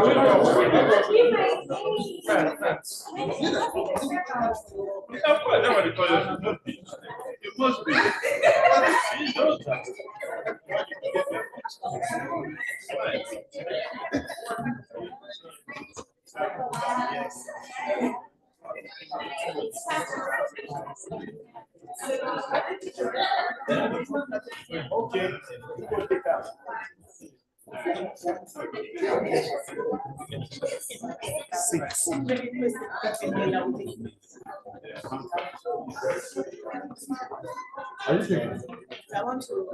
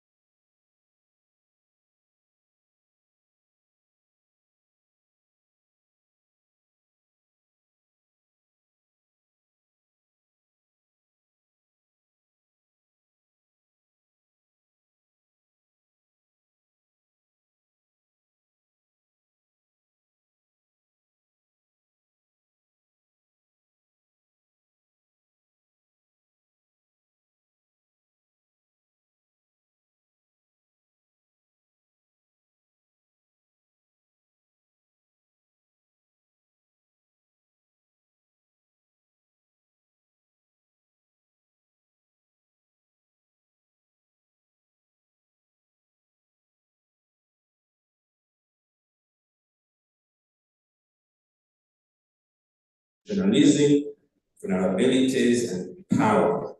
And we have a very distinguished panel of speakers with us. And I will introduce them right at the beginning so that once we begin, I will flow one after the other. We have with us Dr. Sindiso Nosita Omo. That's a pronunciation, yes. A postdoctoral fellow, Center for Human Rights, University of Pretoria, who did this paper together with Professor Ebenezer Durojai, also from the Center for Human Rights, University of Pretoria. The professor is not here, so we're only going to hear from Dr. Sindiso. And she's going to speak on using the Constitution as a tool for change and accountability in addressing maternal mortality and morbidity in Kenya. And also we have Professor Asifa Seha, who is online, and we're going to, just a heads up that we're going to start with you online. And the professor is from College of Law and Governance Studies at Addis Ababa University, and is going to speak on constitutionalism and political power in Africa. Thirdly, we have Sintu Golozayo from the University of Pretoria at the Department of Sociology, who is going to talk to us in terms of gender equality, agenda, and the quest for a just, remembering in post-apartheid constitutionalism. And lastly, but surely not least, we're going to hear from Dr. Janine Hicks, Senior Lecturer, School of Law, University of KwaZulu-Natal, on access to social security for informal economy workers. So without much ado, each one of us has 10 minutes. Please, the last panel was very disciplined. I hope you follow their wisdom. 10 minutes for each one of us. And as I said, we're going to start online with Professor Asifa Seha. Can you hear us? Yes, I can hear you. Thank you. Please proceed, and you have 10 minutes. Thank you. Oh, okay. Thank you. Once again, I want to thank the organizers and also congratulate Professor Charles Fombad for the massive intellectual contribution he has made to the field of comparative constitutional law. I want to join the showering of the congratulations of the day.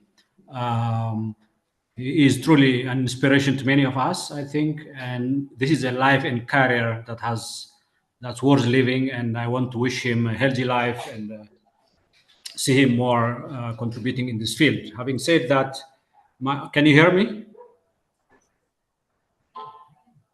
Yes, we can hear you. Okay, thank you. My area of focus is to look into the relationship between political power and constitutionalism in Africa. I want to interrogate the relationship between the two, and in particular, how political practitioners and political actors in Africa conceive and their conception of power, basically, and how that conception of power impacts constitutionalism. There is a cartoon in the PowerPoint, which because of time I might not see, but medical doctors, very known medical doctors, do a surgery to the African man to remove him from political seat, which shows how difficult political power in Africa has been in terms of institutionalizing and regulating it and putting it under rule of law and constitutionalism. This remains to be a big challenge, as I will be explaining using several examples. To acknowledge Charles Fombad's contribution, I think since the end of the Cold War, there has been a resurgence and rising interest to study constitutionalism in Africa. His massive publications, both edited and personal contributions, are very much notable. One area that I thought might be of interest to constitutional lawyers in Africa, which has not been sufficiently explored, is that how does the nature of political power impact constitutionalism? Because I see a very serious problem out there. And I want to conclude in the paper that Africa's conception of power is very positivist, that outlines, except a few countries, of course, as I will be explaining, that there is a very positivist conception of power which really litigates the role of the constitutional law to be an instrument of power, which is very much problematic. And so the question is, have constitutions been able to institutionalize, regulate power, and limit it, or do they continue to be its mere instruments and a means for legitimating power? I use several data sources, which I will not be discussing in detail, but at least I use Rule of Law Index, the Freedom House, Corruption Index, Socioeconomic Justice, and also Peace Index. And I use political science contribution, this concept of neo-patrimony, to explain the state of political power in Africa and how that is negatively affecting the development of constitutionalism in the continent. It's my firm belief that constitutionalism, in whatever way we may define it, is not an obstacle to the legitimate exercise of power.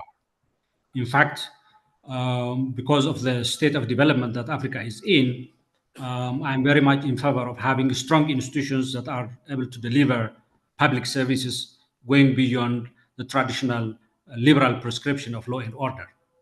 I believe the Constitution empowers public institutions to do important things for society, and yet at the same time, however, constitutionalism as a norm limits the legitimate exercise of power, and there are also values, norms, and institutions that are established in the Constitution that safeguard against the possible abuse of power. In this sense, therefore, constitutions and constitutionalism do promote specific norms such as human rights, socioeconomic justice, access to justice, due process, equality, and so on. In that sense, therefore, constitutionalism and constitution is not an instrument of power. It rather promotes important norms in society that we want to achieve as a good society. Constitutionalism, in whatever form we understand it, is about the responsible use of power for the good of society, while leaving the nuances to details. I have been trying to inquire how civilizations in the East also try to promote constitutionalism, and although there are variations from the West, both civilizations in the East and the West have systems for regulating and limiting political power. But Africa is in problem. Africa is an anomaly in this respect. Certainly there is a progress since the end of the Cold War, but the progress is not good enough to claim in this panel that constitutionalism is deeply entrenched in Africa. It's not, it's far from it. And so 40 years after the third wave and after 3 waves of constitution making that Professor Fombad writes in his publications, the demand so far is that Africa must get governance right if it is to maximize its potential for development. And it all boils down to the functioning of state institutions, the absence of state capture, and more importantly, the responsible use of political power. Yet, as I said already, Botswana and some smaller countries may have been consolidating constitutionalism since the 1970s. But 40 years after the promise of third wave and constitutionalism and respect for human rights, what we find is that not more than 10 countries have shown progress compared to the total number of countries in Africa. So 10 out of 54 is very small as far as I'm concerned, compared to the hope that we had 40 years ago. And so my argument in the paper is that political power in the continent remains centralized. It's an imperial one in the Hobbesian sense, and it defies horizontal and vertical separation of power, despite formal constitutional principles of separation of powers, human rights, rule of law, and the effort to decentralize power. Formally, yes, many constitutions today include all these basic principles of constitutionalism in the way that all the audience out there understands. But the formalism is very much challenged, in my assessment, by informal networks that operate behind the political mission, behind the constitutional machinery. So beneath the formal constitutions, we find a big man, a big party, or dominant party sometimes, the army, business elite, clans, as overriding actors that de-emphasize the importance of the Constitution and the basic limitations that are outlined in it. And so my claim is that despite some progress, this progress is not good enough to conclude that Africa has constitutionalized or at least consolidated constitutionalism. We are far from it. And so the argument is that a study about constitutionalism in Africa cannot be complete without analyzing the nature of state power. And the comparative study in political science brings this neo-patrimonial analysis in order to understand political power, which claims that both formal and informal actors compete for power and control. And as I said already, if the informal actors, the big man, the big party, the army, the business elite, or clan leaders dominate the constitutional arrangement, then constitutionalism becomes fierce. And in that sense, therefore, my conclusion is that Africa continues to be a graveyard of constitutionalism. Despite progress, it is still not far enough to go to conclude that constitutionalism is consolidated in the continent. I could go further in terms of presenting my findings, but I think this much is enough as the audience has been quite a long day. I'll be very happy to explain any comments and remarks that might come. The paper is, I think, shared, so I would be very happy to hear any reviews that might come from it. Thank you very much. Back to you. Please stay online so that you can be part of the dialogue that is going to follow. Dr. Steytler, next. 10 minutes. Thank you so much. Good day, everyone. Afternoon, good day. Yes, Dr. Steytler from the Center for Human Rights, University of Pretoria. So I'm just going to share a summary of the paper that I co-authored with Professor Fombad.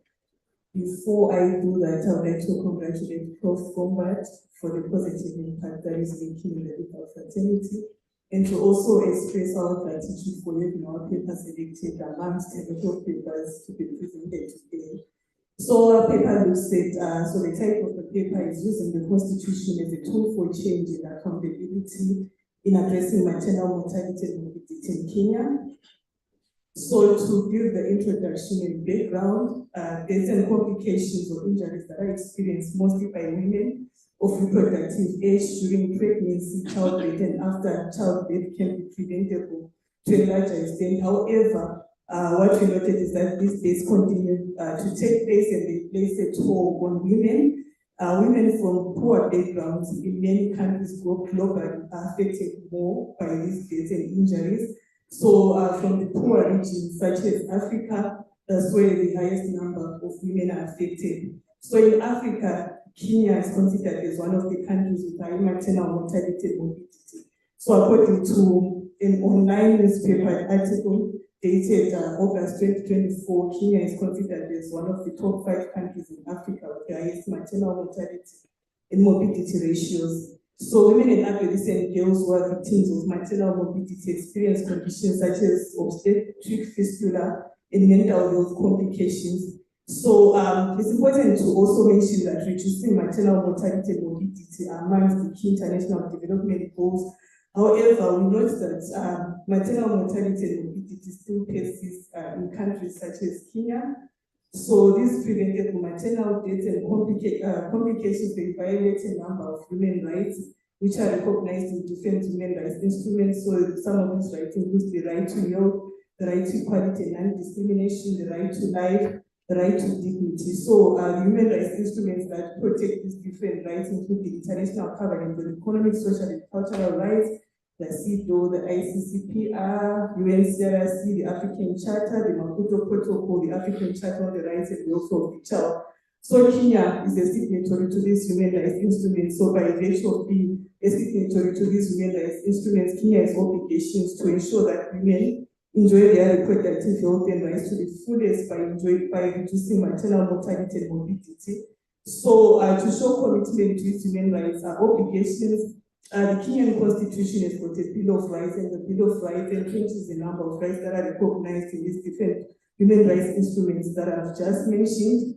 So, some of these rights have a bearing on maternal mortality and morbidity. So we also argue that the Constitution of Kenya can be used as a tool for change and accountability in preventing and reducing maternal mortality and morbidity. So our paper examines the obligations of the Kenyan government to address maternal mortality and morbidity as a matter of human rights imperative. So we also rely on substantive equality approach and the feminist analysis of the Constitution. So we adopted the doctrinal liberal research methodology, and this is the outline of our paper with 6 sections. So I'm just going to discuss in brief what we have under the different sections. So I'll look at the concept of maternal mortality and morbidity. So under this section, we also look at the barriers to maternal health in Kenya. So maternal mortality refers to deaths that occur as a result of complications from pregnancy or childbirth. So these deaths can be divided into 2, direct obstetric causes or indirect obstetric causes. So the direct obstetric causes include complications as a result of complications that take place during pregnancy, labor, or within 42 days of delivery. And the indirect, they result from an underlying disease or disease that developed during pregnancy and was not as a result of direct obstetric causes, but was intensified by physiologic effects of pregnancy. So the main causes or the common causes of maternal mortality includes hemorrhage, infections, labor and delivery complications, and safe abortion, blood pressure disorders of pregnancy, and chronic medical conditions such as diabetes. So maternal morbidity refers to any short or long-term health challenges that emanate from being pregnant and giving birth. So some of the health conditions, they may start at the beginning of pregnancy and they can last for a short time. While some other conditions, they only emerge years after a pregnancy and continue throughout a woman's life. So the common examples of maternal morbidity include high blood pressure, diabetes, cardiovascular problems, hemorrhage, blood clots, infections, especially from cesarean section, anemia, depression, and anxiety. So these are some of the barriers to maternal health in Kenya. So they say it's better to receive appropriate care during pregnancy or failing to deliver with the help of skilled birth attendants. There's also the issue of cultural, legal, economic, and social issues such as the low social status and lack of education and information amongst women. So inadequate health services, poorly trained and negligent health personnel, abuse and neglect of patients by health personnel, as well as inadequate infrastructure and lack of resources. There's the issue of discrimination, which is faced mostly by women from poor backgrounds, such as those from urban, informal settlements, as well as those from rural areas. So the issue of cost of services offered during pregnancy and the childbirth phase as the abject poverty mostly faced by women from these poor backgrounds. So our paper also analyzes the human rights implications of maternal mortality and morbidity, where we discuss how the Constitution then can come into as a tool of change and accountability. So we looked at different human rights that are linked to sexual and reproductive health and rights, including maternal mortality. So there's the right to health. So the Constitution of Kenya recognizes the right to health. So according to the Constitution, every Kenyan citizen has got the right to the highest attainable standard of health. And this includes access to healthcare services, including reproductive health services. So, which means that pregnant women are supposed to enjoy this right, despite the circumstances such as maybe they are failing to pay hospital bills, etc. So these are provisions that they can rely on, or they can bring cases before the courts of adjudication relying on this provision. So this provision is also recognized in regional and international law, so I'm not going to go into depth in the interest of time. So this right, the right to health, encompasses access to safe motherhood. So there's also the issue of the 3 A's and Q: availability, accessibility, acceptability, and quality. That's what we also discussed, that in order for this right to be fulfilled, this is what is supposed to be met, and this is what is also going to constitute like the full realization of this right under the Constitution of Kenya. So the right to life. So the right to life is also recognized in Article 26 of the Constitution of Kenya. However, this is a very contested provision in the sense that when it comes to the protection of sexual and reproductive rights, that provision is restrictive in the sense that it only allows abortion in a restrictive manner. So there is need to then align that section with Kenya's obligations, considering that Kenya is a signatory to the Maputo Protocol, which gives women the right to control their fertility. So this right is also recognized in regional and human rights instruments that are stated there. So it's important to emphasize that the Human Rights Committee, with regards to this right, the right to health linking to addressing maternal mortality and morbidity, stated that the state obligations or the Kenyan obligations include taking steps to protect women against the unnecessary loss of life related to pregnancy and childbirth by ensuring that reproductive health services are accessible.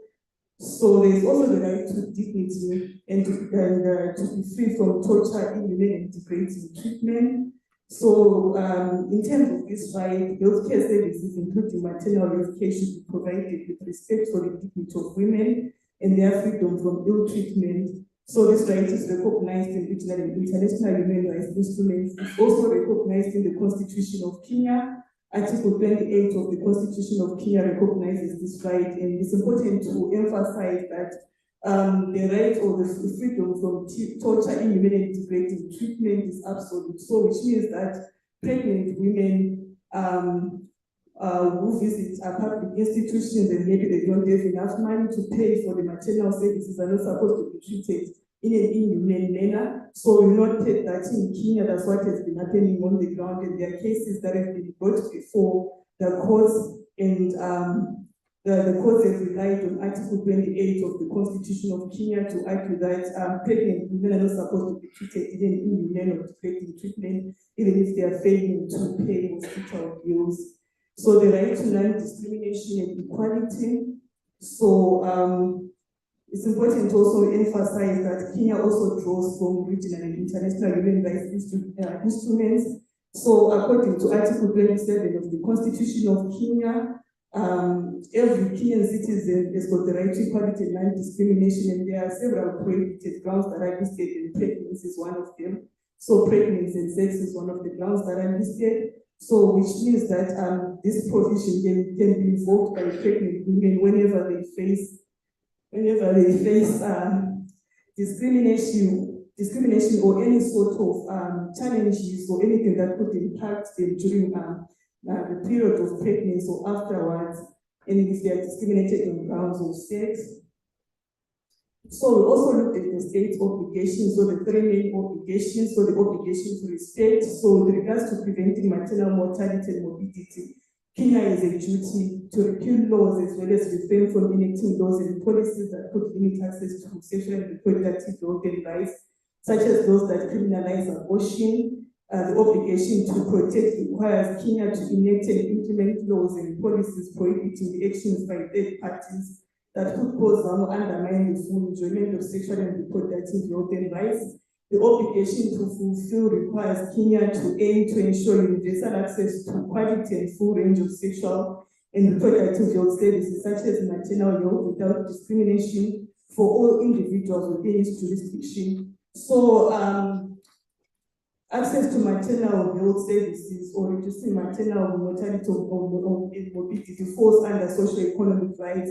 So, in terms of regional and international human rights, such rights are achieved, the realization of such rights is done gradually. So it's not something that is done overnight. So there's something called progressive realization of these rights. However, different treaty bodies have emphasized that when it comes to reducing maternal mortality and morbidity, it's a case that is supposed to be attended to with immediate effect. So which means that Kenya has got like obligations to ensure that when it comes to maternal mortality and morbidity, immediate steps or immediate actions have to be put in place.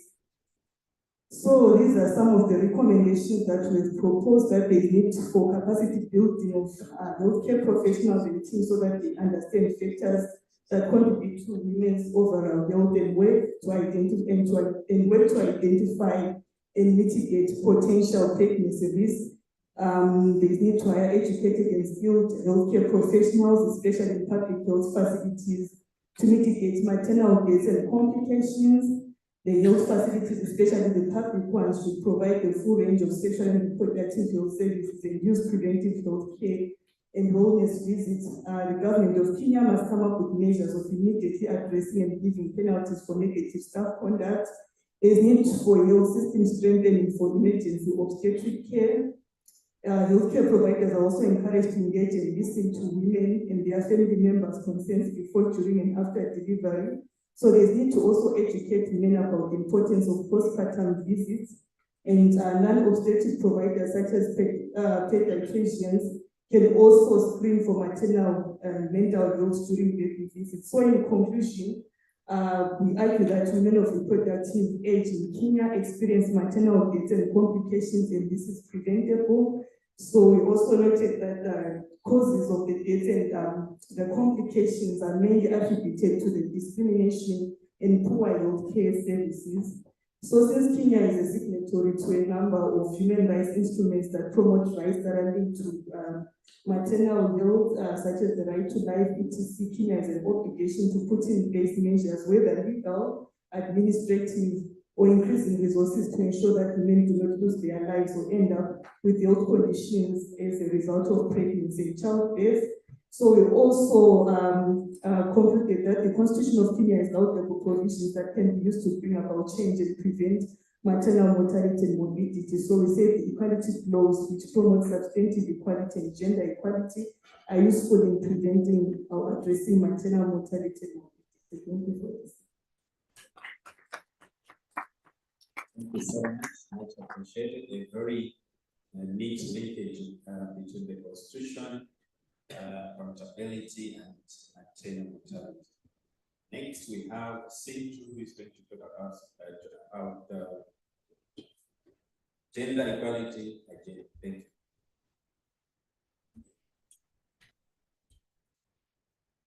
Set this up here.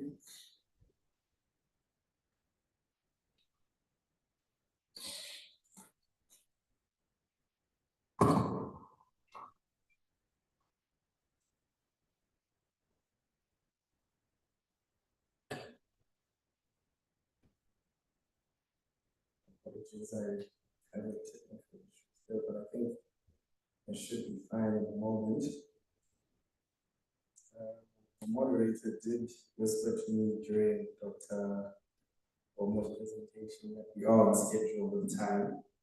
So I'm a bit concerned whether I will be able to stay in line. And this comes after me thinking I've actually overestimated how much time I actually have to offer this presentation. So please bear with me as I jot down some of my thinking, and I hope they project to you in a cogent manner. So as the presentations kept on coming, I got the sense that I'm out of place. I am from the Department of Sociology. So I was wondering whether my selection was a mistake, so I had to ensure via communication if they selected the right thing. It might have been plenty. So of course, I want to take my understanding of constitutionalism to an area in which I am comfortable with. And that of course means thinking about constitutionalism as constructing society, right? Making of place and understanding of place. So I use this and I use remembering of a society with a hyphen in order to not only involve the ways in which we recollect history, but also to think about how we constitute a new future, right? So I find constitutional studies in Africa to be in its infancy stage. Perhaps that is why constitutional veneration is quite desirable. But I also hope to show with my presentation that constitution has not remained untaught, in particular from the critical Black tradition, if extended, of course, to include this understanding of what it might mean to constitute a society. So I'm not interested, unfortunately, in governing practices insofar as they are dislocated from their historical locations. So I hope by the end of this presentation that I provoke thought into thinking, for example, about the scale of violence in South Africa when thinking about my project and redirecting the very parameters of inquiry with regards to gender-based violence literature. So I want to immediately set the scene of the presentation. the presentation along with its motivations and then situate my thinking in its proper intellectual frame. However, like I said before, that I must convey my use of constitutionalism. So with the term, whilst the term generally refers to a set of ideas about the regulation of government and its institution and the supreme law as well as the authority of the nation state, my understanding places emphasis on the sociological, historical aspect and development of the doctrine as a popular mechanism of firstly founding and then organizing a society. By that I need to highlight my interpretation, the terms under which society is constituted. So remembering of the society and to think of constitution, especially in the African context, as a reparative project, all right? So this viewpoint is strengthened when we consider the relationship between state formation and constitutional text. So of course, this reading is not overly concerned with the techno-legal articulations of constitutional law, important as they may be, more as it is interested in the convergence of history, power, and politics in world building. It is invested, of course, in the jurisprudence of post-1994 South Africa, and not its legal culture. This interpretation of events as they unravel, that is the formation of states, accompanied by a legal document to govern the practices of said community of people through a shared vision, is relevant in the South African situation, since the transition into a democracy in 1994 also entailed the adoption of the 1996 Constitutional Republic. Of course, if we remember, there was a presentation earlier which came from the South African Human Rights Commission, which emphasized that South Africa, or the Constitution of South Africa, is in fact a birth certificate, right? This announcement of a new society is quite literally linked to the Constitution in which we find ourselves in, right? This presentation is set against the backdrop of endemic sexual violence and the prevalence of gender discrimination. It is in the context where misogyny and patriarchal violence are normalized that I begin my discussion today. So we're all too familiar with the general state of women's and in particular racialized women's position in the democratic dispensation. So statistics continue to indicate that women's exposure to violence in South Africa is abnormally high. And articles express this reality by capturing the horrifying stories of rape and femicide. I need not recite the annual figure of women's fatal violence, since this has unfortunately become routine and in many ways has the effect of desensitizing us to this worrying condition. Even more shocking that the numbers which point to, even more shocking are the numbers which point to the underreporting and the lack of certainty of trial and prosecution for the perpetrators. Too often the victims are ready to put through processes where they have to relive their traumas during the investigation procedure, indicating, of course, the negligence on the part of the systems of accountability, particularly the criminal justice structure. Too close. Okay, thank you.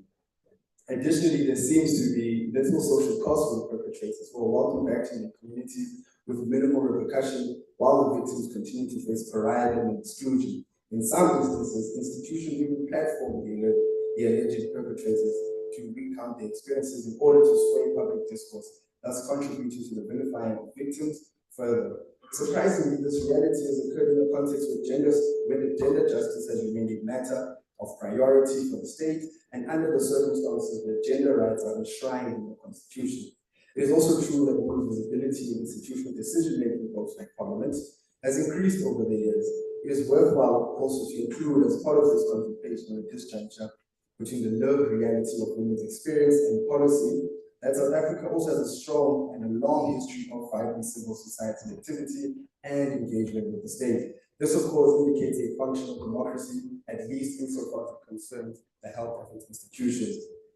In many ways, this presentation is animated by this contradiction, where women's normalized exposure to violence and exclusion is overseen by a globally recognized or admired constitution based on principles of multicultural recognition. So justice in the situation is always commonly sought after through the courts with minimal success as the numbers show, but it remains an attractive prospect for victims and NGOs alike. So other interesting studies have tried to display the alternative approaches to justice, more specifically justice on the ground in peri-urban and rural communities. These case studies call to attention in many ways in which justice needs are fulfilled and the role women occupy in many of these semi-formal proceedings. despite the tendency to make general assumptions about their involvement. Be as that may, the avenues to which justice is pursued and encouraged is still through formal courts. So the aim of this contribution is to incorporate into contemporary debates about constitutional and global South more broadly, a paradigm of thought and analysis that seriously considers conquest as a fundamental tenet of the prevailing social and legal order. With this term, my hope is to demonstrate that some of the inherent tensions in this governing philosophy, when confronting history of dispossessions, in these meditations on the relationship to conquest and constitutionalism, the general argument of the paper makes the case that the organizing principles of a society founded on relations of domination cannot be substantively eroded through a collective embrace of neoliberal visions of justice. That is to say, an emphasis on positive or progressive juridical interpretation as a means for transforming former settler colonies will ultimately lead to some of the contradictions prevalent in post-apartheid South Africa, and the post-apartheid South African social inputs for life. In other words, the continued reduction of the inequalities that are synonymous or have been associated with the colonial order. Of course, it is worth mentioning that the departure from this dominant mode of constitutional study is firmly located in the already established abolitionist tradition, which centers a very intellectual history of constitutionalism as a key area of interrogation. Indeed, this radical impulse emanates from a refusal to accept the grand narrative of a post/non-racial South Africa by highlighting the durability and endurance of white supremacy in the modern dispensation. The insistence of the afterlife of settler logic intends to also showcase that South Africa has yet to truly contend with the legacies of amongst them slavery, displacement, and empire, despite the announcement of a rupture from the previous racial regime. Central to its imaginative motif, or rather freedom dreams, the abolitionist frame of understanding the unfolding of South African history also ponders on an alternative constitutional order and social arrangements. Certainly, the challenge set by the abolitionist core is to think through the persistence of colonial patterns of governance with the ultimate intention of reimagining more inclusive conceptions of community. The plan today is to invest, like many others have before me, and engage in that speculative exercise, but in ways that do not offer exhaustive outlines of an emancipatory vision or a emancipatory program. Instead, the aim is to map some of the contours of critical black thought in this contemporary moment of crisis. Too often, the tendency has been to expend immense resources on an optimistic social and political outlook that is oriented towards a future that is after colonial apartheid. Elsewhere, others have argued that this sensibility has stagnated true restoration by suspending a reckoning with the injustices of the past. My point is that there is utility to be found in laying bare the legacy of settler colonial violence and subjugation, especially in the context where dominant narratives continue to proclaim a post-conquest South Africa.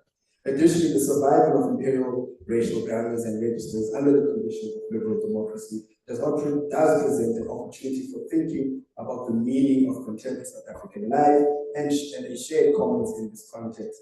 That is to extend, or let me say rather, that is to the extent a post-apartheid society encourages a reconceptualization of self-making and understanding. So in closing, the connections between sexual violence and conquest have long been established. As an act of domination, it has been equated to the defeat of nations and acquisition of territories. However, it additionally occupies a further role in the project of empire.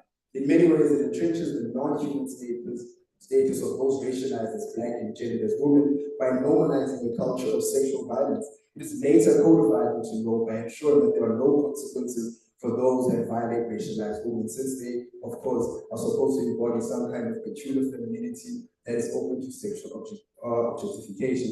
Indeed, the purpose of this presentation is to showcase how rape has been a constitutive element of white settler colonies, and that this recollection of the black body in pain still traces the post-1994 moment. In closing, my submission is trying to argue that sexual violence meted out against racialized women can be traced to a larger project of domination. It sets out to make the point that the programmatic assault onto the body of racialized women should first and foremost be read as an exercise in empire, which thereafter introduces a system that institutionalizes women's inferiority as a matter of fact based on biology. So I try to draw out the links between dispossession and the marginalization of women to a history where emerging white supremacists patriarchal capitalist economy has been foregrounded. And I hope, of course, by the end of these invitations will invite us to a new sense of being human, an understanding of ourselves being in common that has yet to be actually truly experienced, and one that I think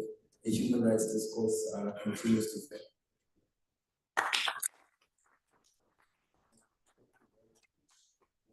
Last presenter for today is Dr.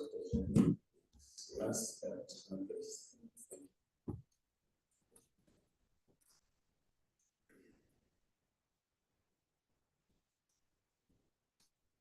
Is that loud enough? Yes.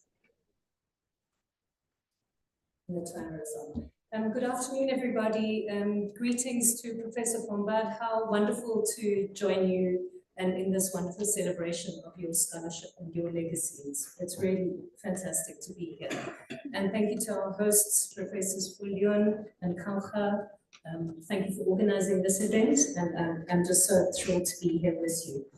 So the paper that I'm sharing is part of this transformative constitutionalism project. It's linked with an issue that I raised in response to Justice Molife, the comment you made about constitutional principles requiring an interrogation of our legislation to ensure that they live up to our constitutional standards.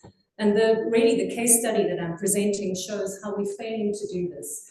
The focus of my study looks at the South African government's failure to extend our existing social security system, the mechanism for maternity benefits, that currently is only structured towards providing maternity leave, paid maternity leave to recognized employees, so categories of workers from the formal economy, and it disregards and excludes women in the informal economy. So who am I talking about here? I'm talking about street traders, I'm talking about atypical categories of work, I'm talking about women who run their own businesses, women who run their hair salons, women who run their own practice as advocates, for instance, are excluded from contributing towards our unemployment insurance fund simply by the way in which we have defined and categorized employee. It's part of a bigger project that excludes informal economy workers from social security protections.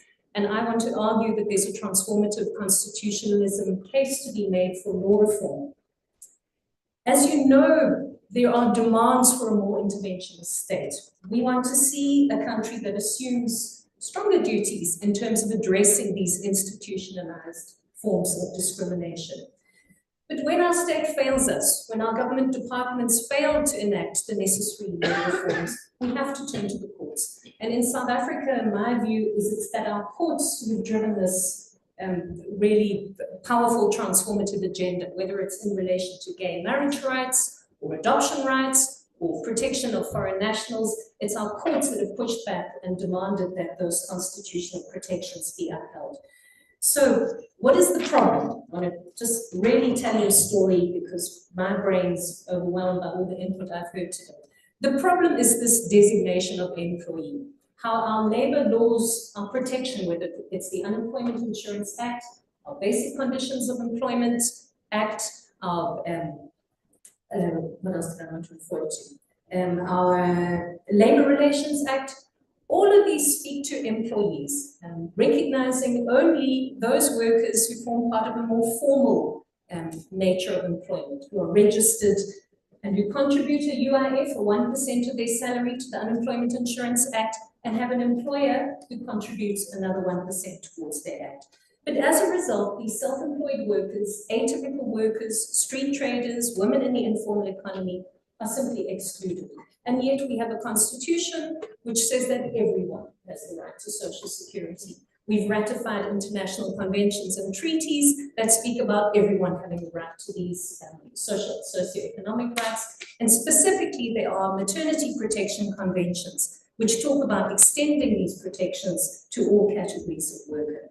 And the kinds of economic hardships that flow. There's a case to be made that these constitute an absolute violation, not only of rights to social security, rights to health, children's rights, but also equality rights and the right to dignity. And the impact is particularly gendered. When we bring an intersectional lens, who are we typically talking about? We're talking about Black working class women.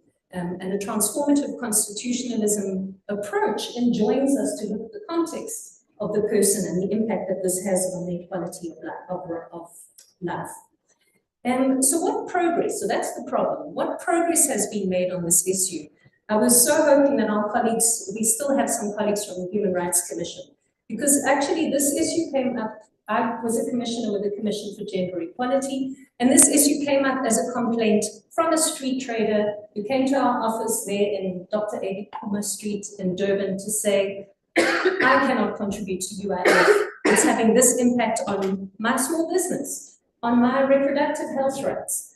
And we took that up as a complaint, and using institutions supporting democracy, pushed the state to enact law reform.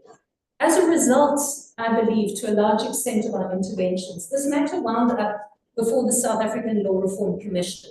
I was really privileged to be brought on board as project leader of that project to drive the investigation process that ensued.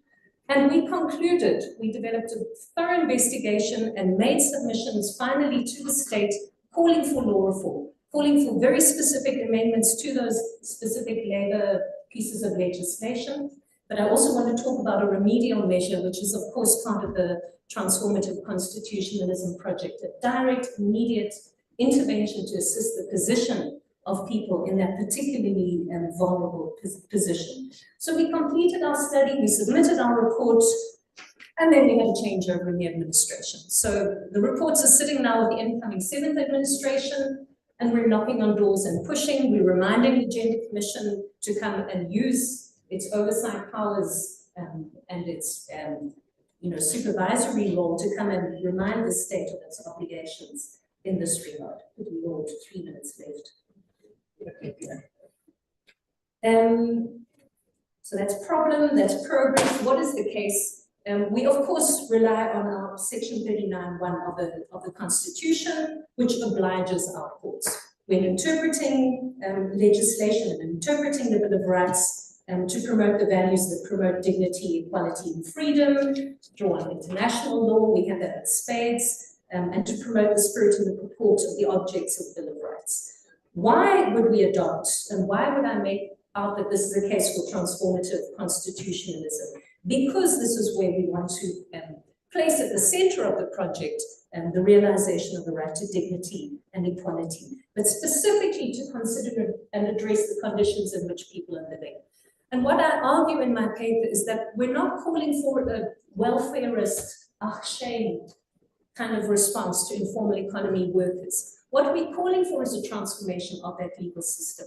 How can we have a labor rights system that simply excludes whole categories of workers, simply because our legislation is geared towards only protecting and promoting the formal economy, when we know in our countries, particularly in the African context, how important the informal economy is in terms of addressing poverty and household income.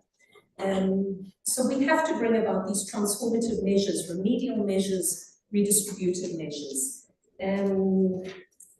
Blah, blah, blah. We have wonderful case law to draw on. My favorite judgment right now is the Mahlangu judgment. Those of you who from the sector know about this, a challenge to our occupational injury legislation that excluded domestic workers. Very same scenario. When you're in an intersectional lens, you can't just talk about domestic workers as if they're ordinary workers. These are Black, working class women.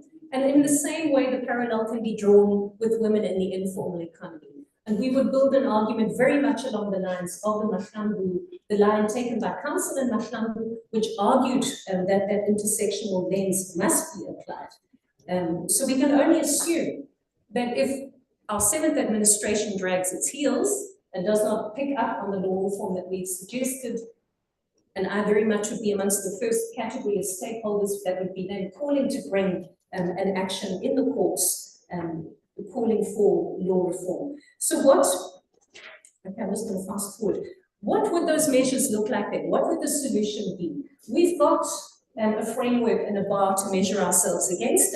This is a very kind of niche area, so I won't go into details of maternity leaves and protections. But there is an ILO convention, Convention 183, which sets the bar about all categories of employees. But I think important to note for us colleagues is especially one has to consider the model that is put forward, and I want to leave this with you, that it's a combination of social insurance, which is where the worker contributes to the UIF, but it's supplemented by forms of social assistance.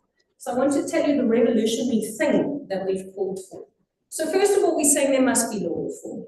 Change that legal model that excludes categories of workers because it's discriminatory, it's unconstitutional, it violates our obligations in terms of international law.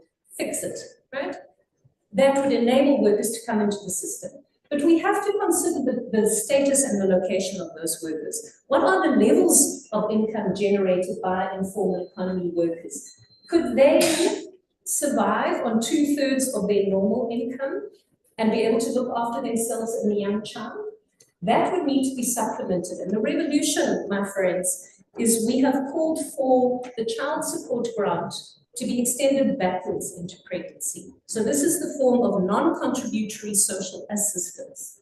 So that from the moment of conception, the working woman who's running her own small business in the informal economy has access to effectively a pregnancy grant that would enable her to supplement her income during her pregnancy. It contributes obviously to the nutrition and the development of her baby, and it then gets converted to a child support grant post the birth of her child. So we've thoroughly researched it, we've put forward the recommendations. It's sitting there with our Minister of Employment and Labour and with our Minister of Social Development, because we need law reform and social grant reform. We're pushing the Gender Commission to be reminded of its mandate to call for this reform, but otherwise we're going to be in the courts because this is what our courts can do for us under the ambit of this very powerful transformative constitution that we can use to bring about substantive change. So, Amanda, etc. Thank you.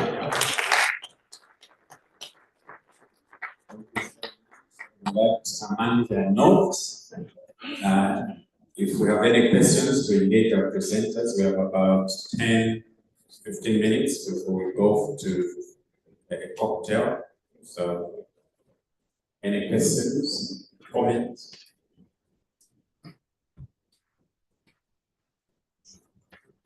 Okay, we start there. 2, 3. 1, 2, 3. See what moving okay. 1, 2 here. Thank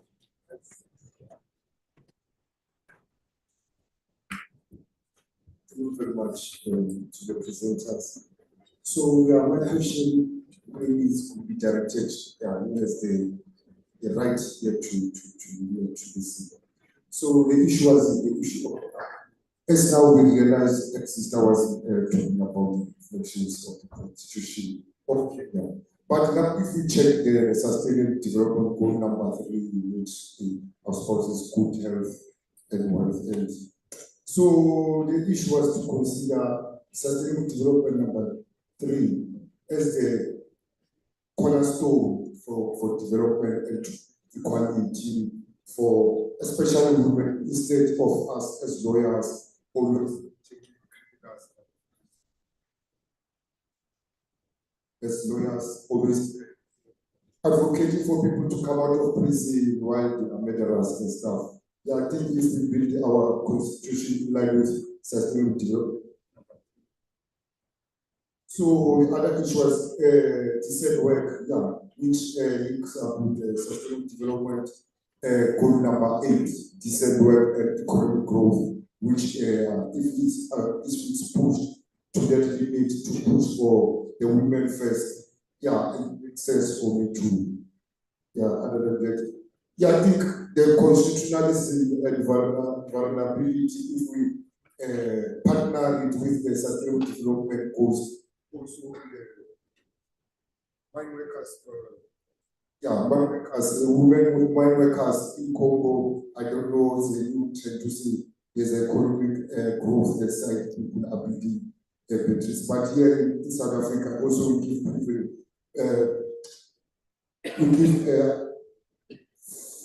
foresight to women in the mining sector, also as we thought it's only be industry for well-dominated. Yeah, thank you very much. Thank you very much. Number 2 was very here. Thank you. Thank you. Good afternoon.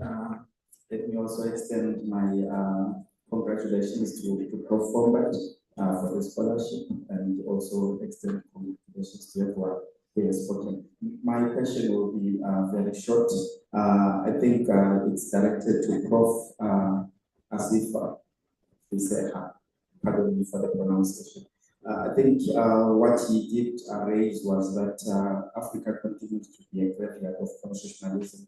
I found that to be quite interesting, and also looking at what I think Justice of the Constitution that we moved from, I think, the first to the third wave of constitutionalism, where constitutions, we moved from constitutions without constitutionalism.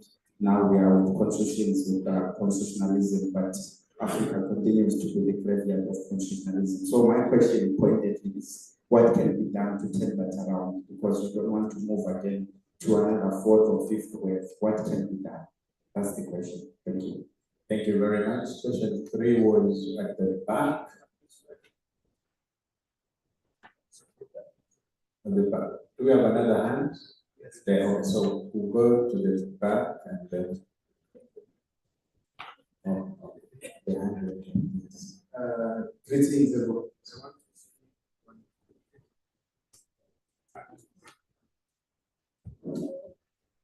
I want to speak to what the lady mentioned about the security for the informal economy workers.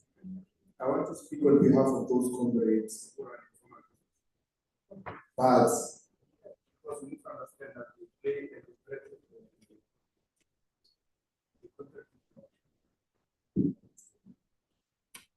my to us to say, how can we, or what is to be done to make sure that those comrades who run informal businesses are recognized, because they play an important part in the economy of this country.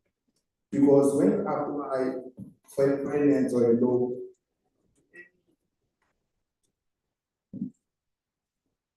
to any financial institution that you apply for, whenever you have an informal business is a business that is not registered. But you will find a guy that washes taxis in a taxi. Let's say, for instance, that guy washes 10 taxis. And they takes a 7. When you do the math, that guy takes a lot of money at home, and they don't pay for rent, they don't pay for anything, because those taxi rents, they provide water and everything else.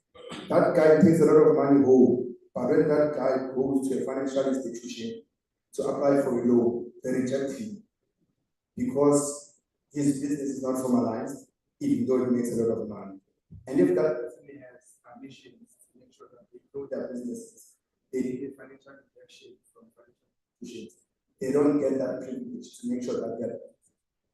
What happens, the person just works and runs a business from hand to mouth, how can you do of that particular business? So my question, if anyone and everyone on the planet can say, what is it that can be done to make sure that those informal businesses are recognized by financial institutions? Because we have a lot of black people in the townships that run businesses that make a lot of money, but that money just goes from hand to mouth, and that person will run his parlor shop for 10 years with no growth because that business of theirs is informal. So if I can get any answer from those comrades, I would really appreciate it. Thank you very much. Thank you, thank you. At the back.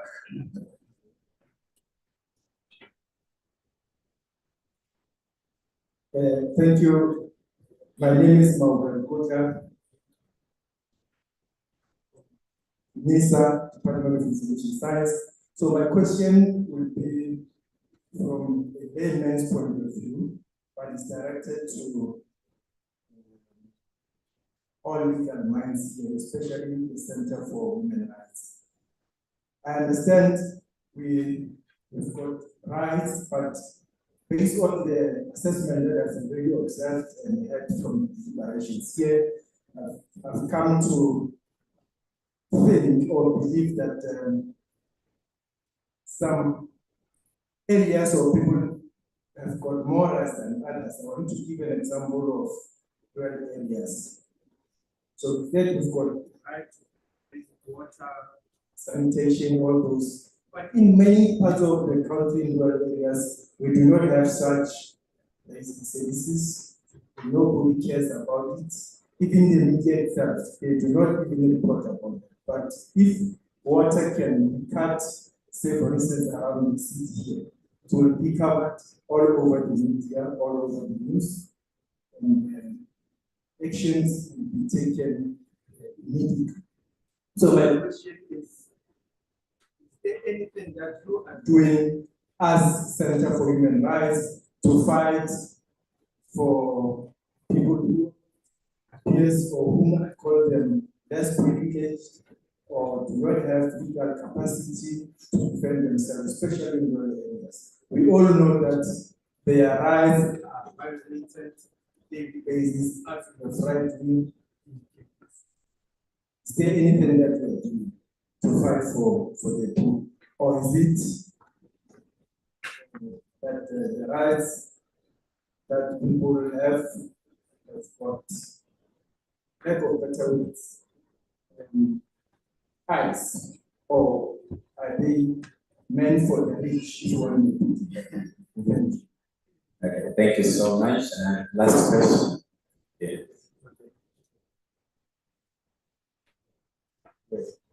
There's a hand there. Okay, can we come here?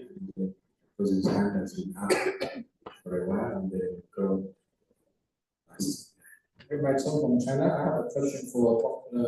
Hicks.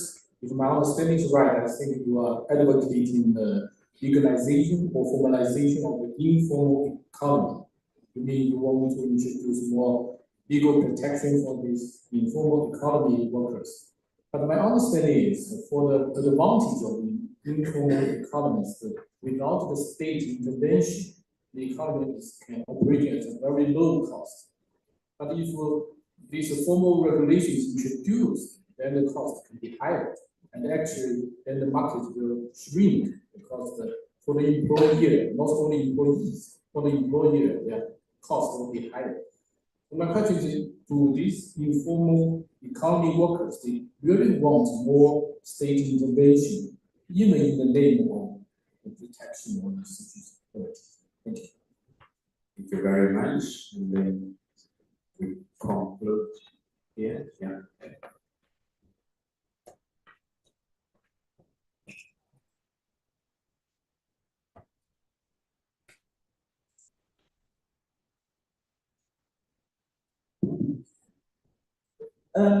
My question, I'm Pumes Amado.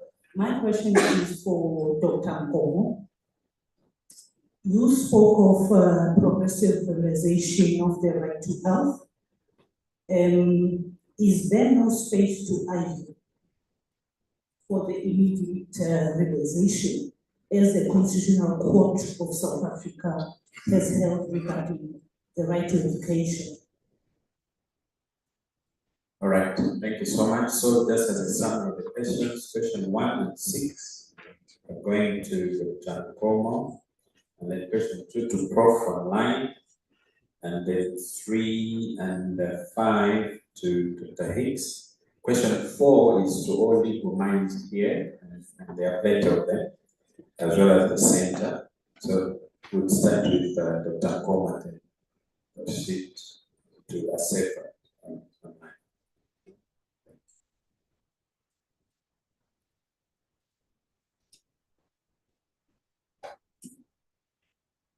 I know no questions were directed to me, but I want to interject somewhere and offer a bit of commentary, which is also caution, I guess, but I do hope that I set up Dr. Nkomo with this response.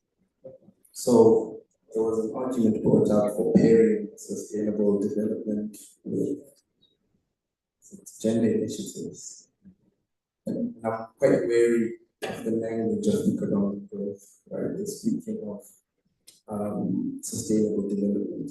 There is a strong case to be made that that kind of thinking enables accumulation and this idea that we have infinite resources. Those have quite explicit gender implications. So I'm wary about this language of speaking about sustainable development. To me, my understanding of them is that how can we extract as much, I guess, without ensuring, just leaving a bit, So I think conversations around sustainable development need to move beyond this idea of thinking about this endless economic growth, this viewpoint. So I hope I didn't put you in a people there that spoke, but I just wanted to, I thought that was an interesting question because there was a presentation here on ecological crisis that we face collectively, thinking about that collectively, and that is an issue that critical group studies is quite immersed in. All right, so I'll respond to the first question. I think it was a citation, the question is from, and considering SDG 3 as part of the Constitution with regards to Kenya. So in our paper, we discussed in depth the application of the different human rights instruments, and also how the sustainable development goals can also apply to the issue of addressing maternal mortality and maternal morbidity as well. So just like what he has said, so it's the issue of looking beyond, so we try to address that. So thank you for your comment. So the issue of rights and what the center is doing, so I'm just going to answer that in part, and then I'll ask maybe Prof. Franz, because I'm just new to the center, so I really don't even idea like of some of the interventions that the center has done. But when it comes to human rights apply to everyone. So by virtue of being a human being, you are entitled to have human rights. So which means the issues of the right to access to clean, safe, and potable water. So that's a right. However, because that's a socio-economic right, is subject to progressive realization. So government has to prove that government is doing something to ensure that people are getting water. So still on the issue of rights, it's important to also emphasize that every right has got obligations. Because now the challenge with people when speak about rights is people always wanting to claim their rights, but you also have obligations that you're supposed to meet. For example, in situations where you're supposed to pay your bills or pay for the water, you then cannot claim that you're supposed to be accessing water and you're not paying your bills. So as a responsible citizen, once they're claiming your right to access to water, you have an obligation to also pay bills. So the same applies with maybe the right to education and giving other services. You have that right, but you also have an obligation that you're supposed to meet. So the center is not only an academic institution, so it's also an NGO like with different units. There's a unit that also does litigation. So I'm not quite sure if there are any cases that have been brought before the center like, with regards to socio-economic rights to that aspect that needs to be litigated. So that's what the center can also do.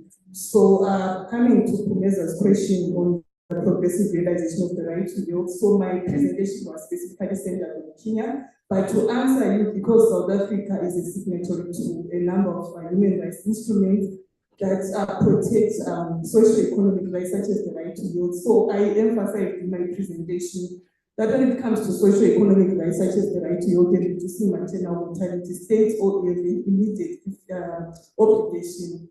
So they're supposed to address that with immediate effect. So it's a matter of also bringing cases before the court and also reciting the law. Thank you.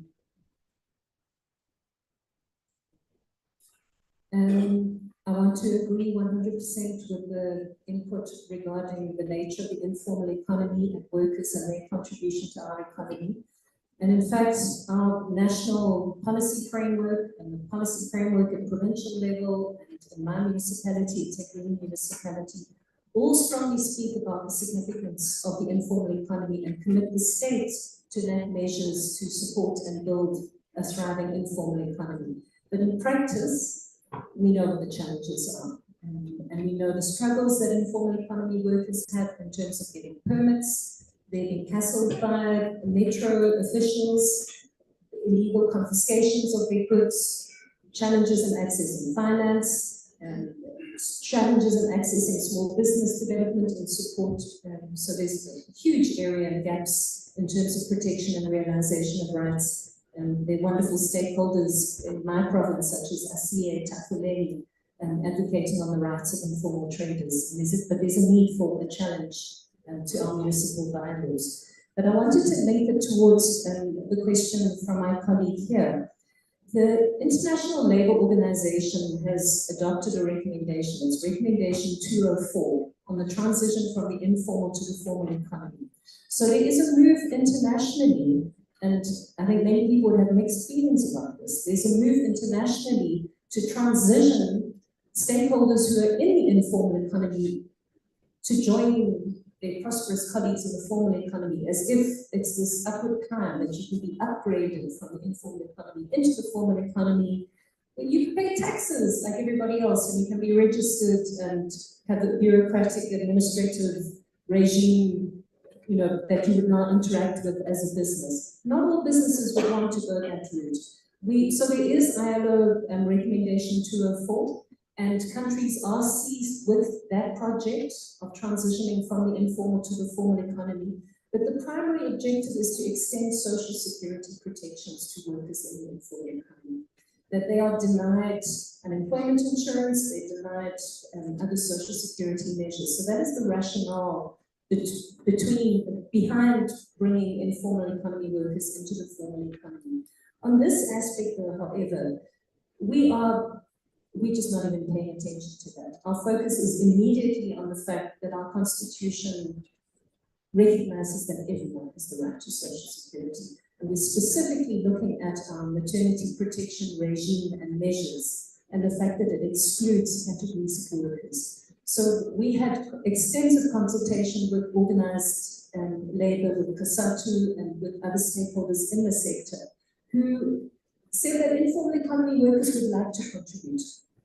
They wanted to contribute so that they could have access to that funding. So we're not making it a requisite that you have to come and register your business and be paying tax. We need the system as it is to be extended to informal economy workers and to not to perpetuate this discrimination between categories of workers. So yes, there is that bigger project that it's a mixed bag, but this specific project is around now ensuring that informal economy women workers have got access to paid maternity leave and cash benefits. Thank you so much. Professor Steytler online, there was a question for you. Are you there? Yes, I'm around. Please go ahead. You have 2 minutes. Thank you. If one looks into the countries that are facing through military coups, countries that have different kind of wars, internal or regional, countries that are going through a constitutional crisis where the constitution is not resolving political differences, countries who are listed into the what we call them electoral authoritarian systems. One finds no less than 40 countries in Africa are not doing well in terms of constitutionalism. And if you look at their constitutions, some of them, these countries provide for separation of powers, for independent judiciary, some form of constitutional review, etc., etc. The usual elements of constitutionalism, which I think the audience out there understands very well. So the question is, if these elements of constitutionalism are stated in the constitution, but no less than 40 countries continue to be under a system where there is no practice of constitutionalism, then the idea that political power in Africa is not yet regulated becomes very clear. So what do we do? That's the question that I think that I heard. So I'm tempted to conclude to make points. One is, I think it's very difficult to enforce constitutionalism without democratization. Democratization is, I think, a key element, because once the citizens are able to empower and check their government through democratic elections, that's quite half of the job. So I think democratization comes first. Second, I think from the lessons from Asian countries who exercise some element of constitutionalism in the form of at least rule by law, quality of leadership also matters. So I think quality of leadership remains very critical, but I think more importantly in terms of the audience here, democratization I think is very critical. That should be seen alongside the enforcement of constitutionalism, in addition to the usual elements of constitutionalism that we find in the Constitution. Thank you very much, and I wish you a very pleasant evening. Thank you very much. We have one last lingering question. It seems not everyone is looking forward to the cocktail. Okay, thank you so much. Can we give a collective round of applause? I'll hand over to Prof to mix. Thank you. Thank you, panel, and thank you, moderator, and thank you everyone for your contributions. I'm sure there are unresolved issues and questions we can further discuss around a glass of wine, which will now be part of the cocktail. We can move back to where the lunch was served. The cocktail will be served there with the Dean of the Faculty of Law of University of Pretoria and the University of the Free State, and with the Pro-Vice Chancellor from the University of Midrand State, an ex-student of Professor Fombad. So please let us just, this is going to be relatively brief, just half an hour or so. So we join us please at the venue, and that will just be a further slightly more informal process of celebrating the life, having a glass of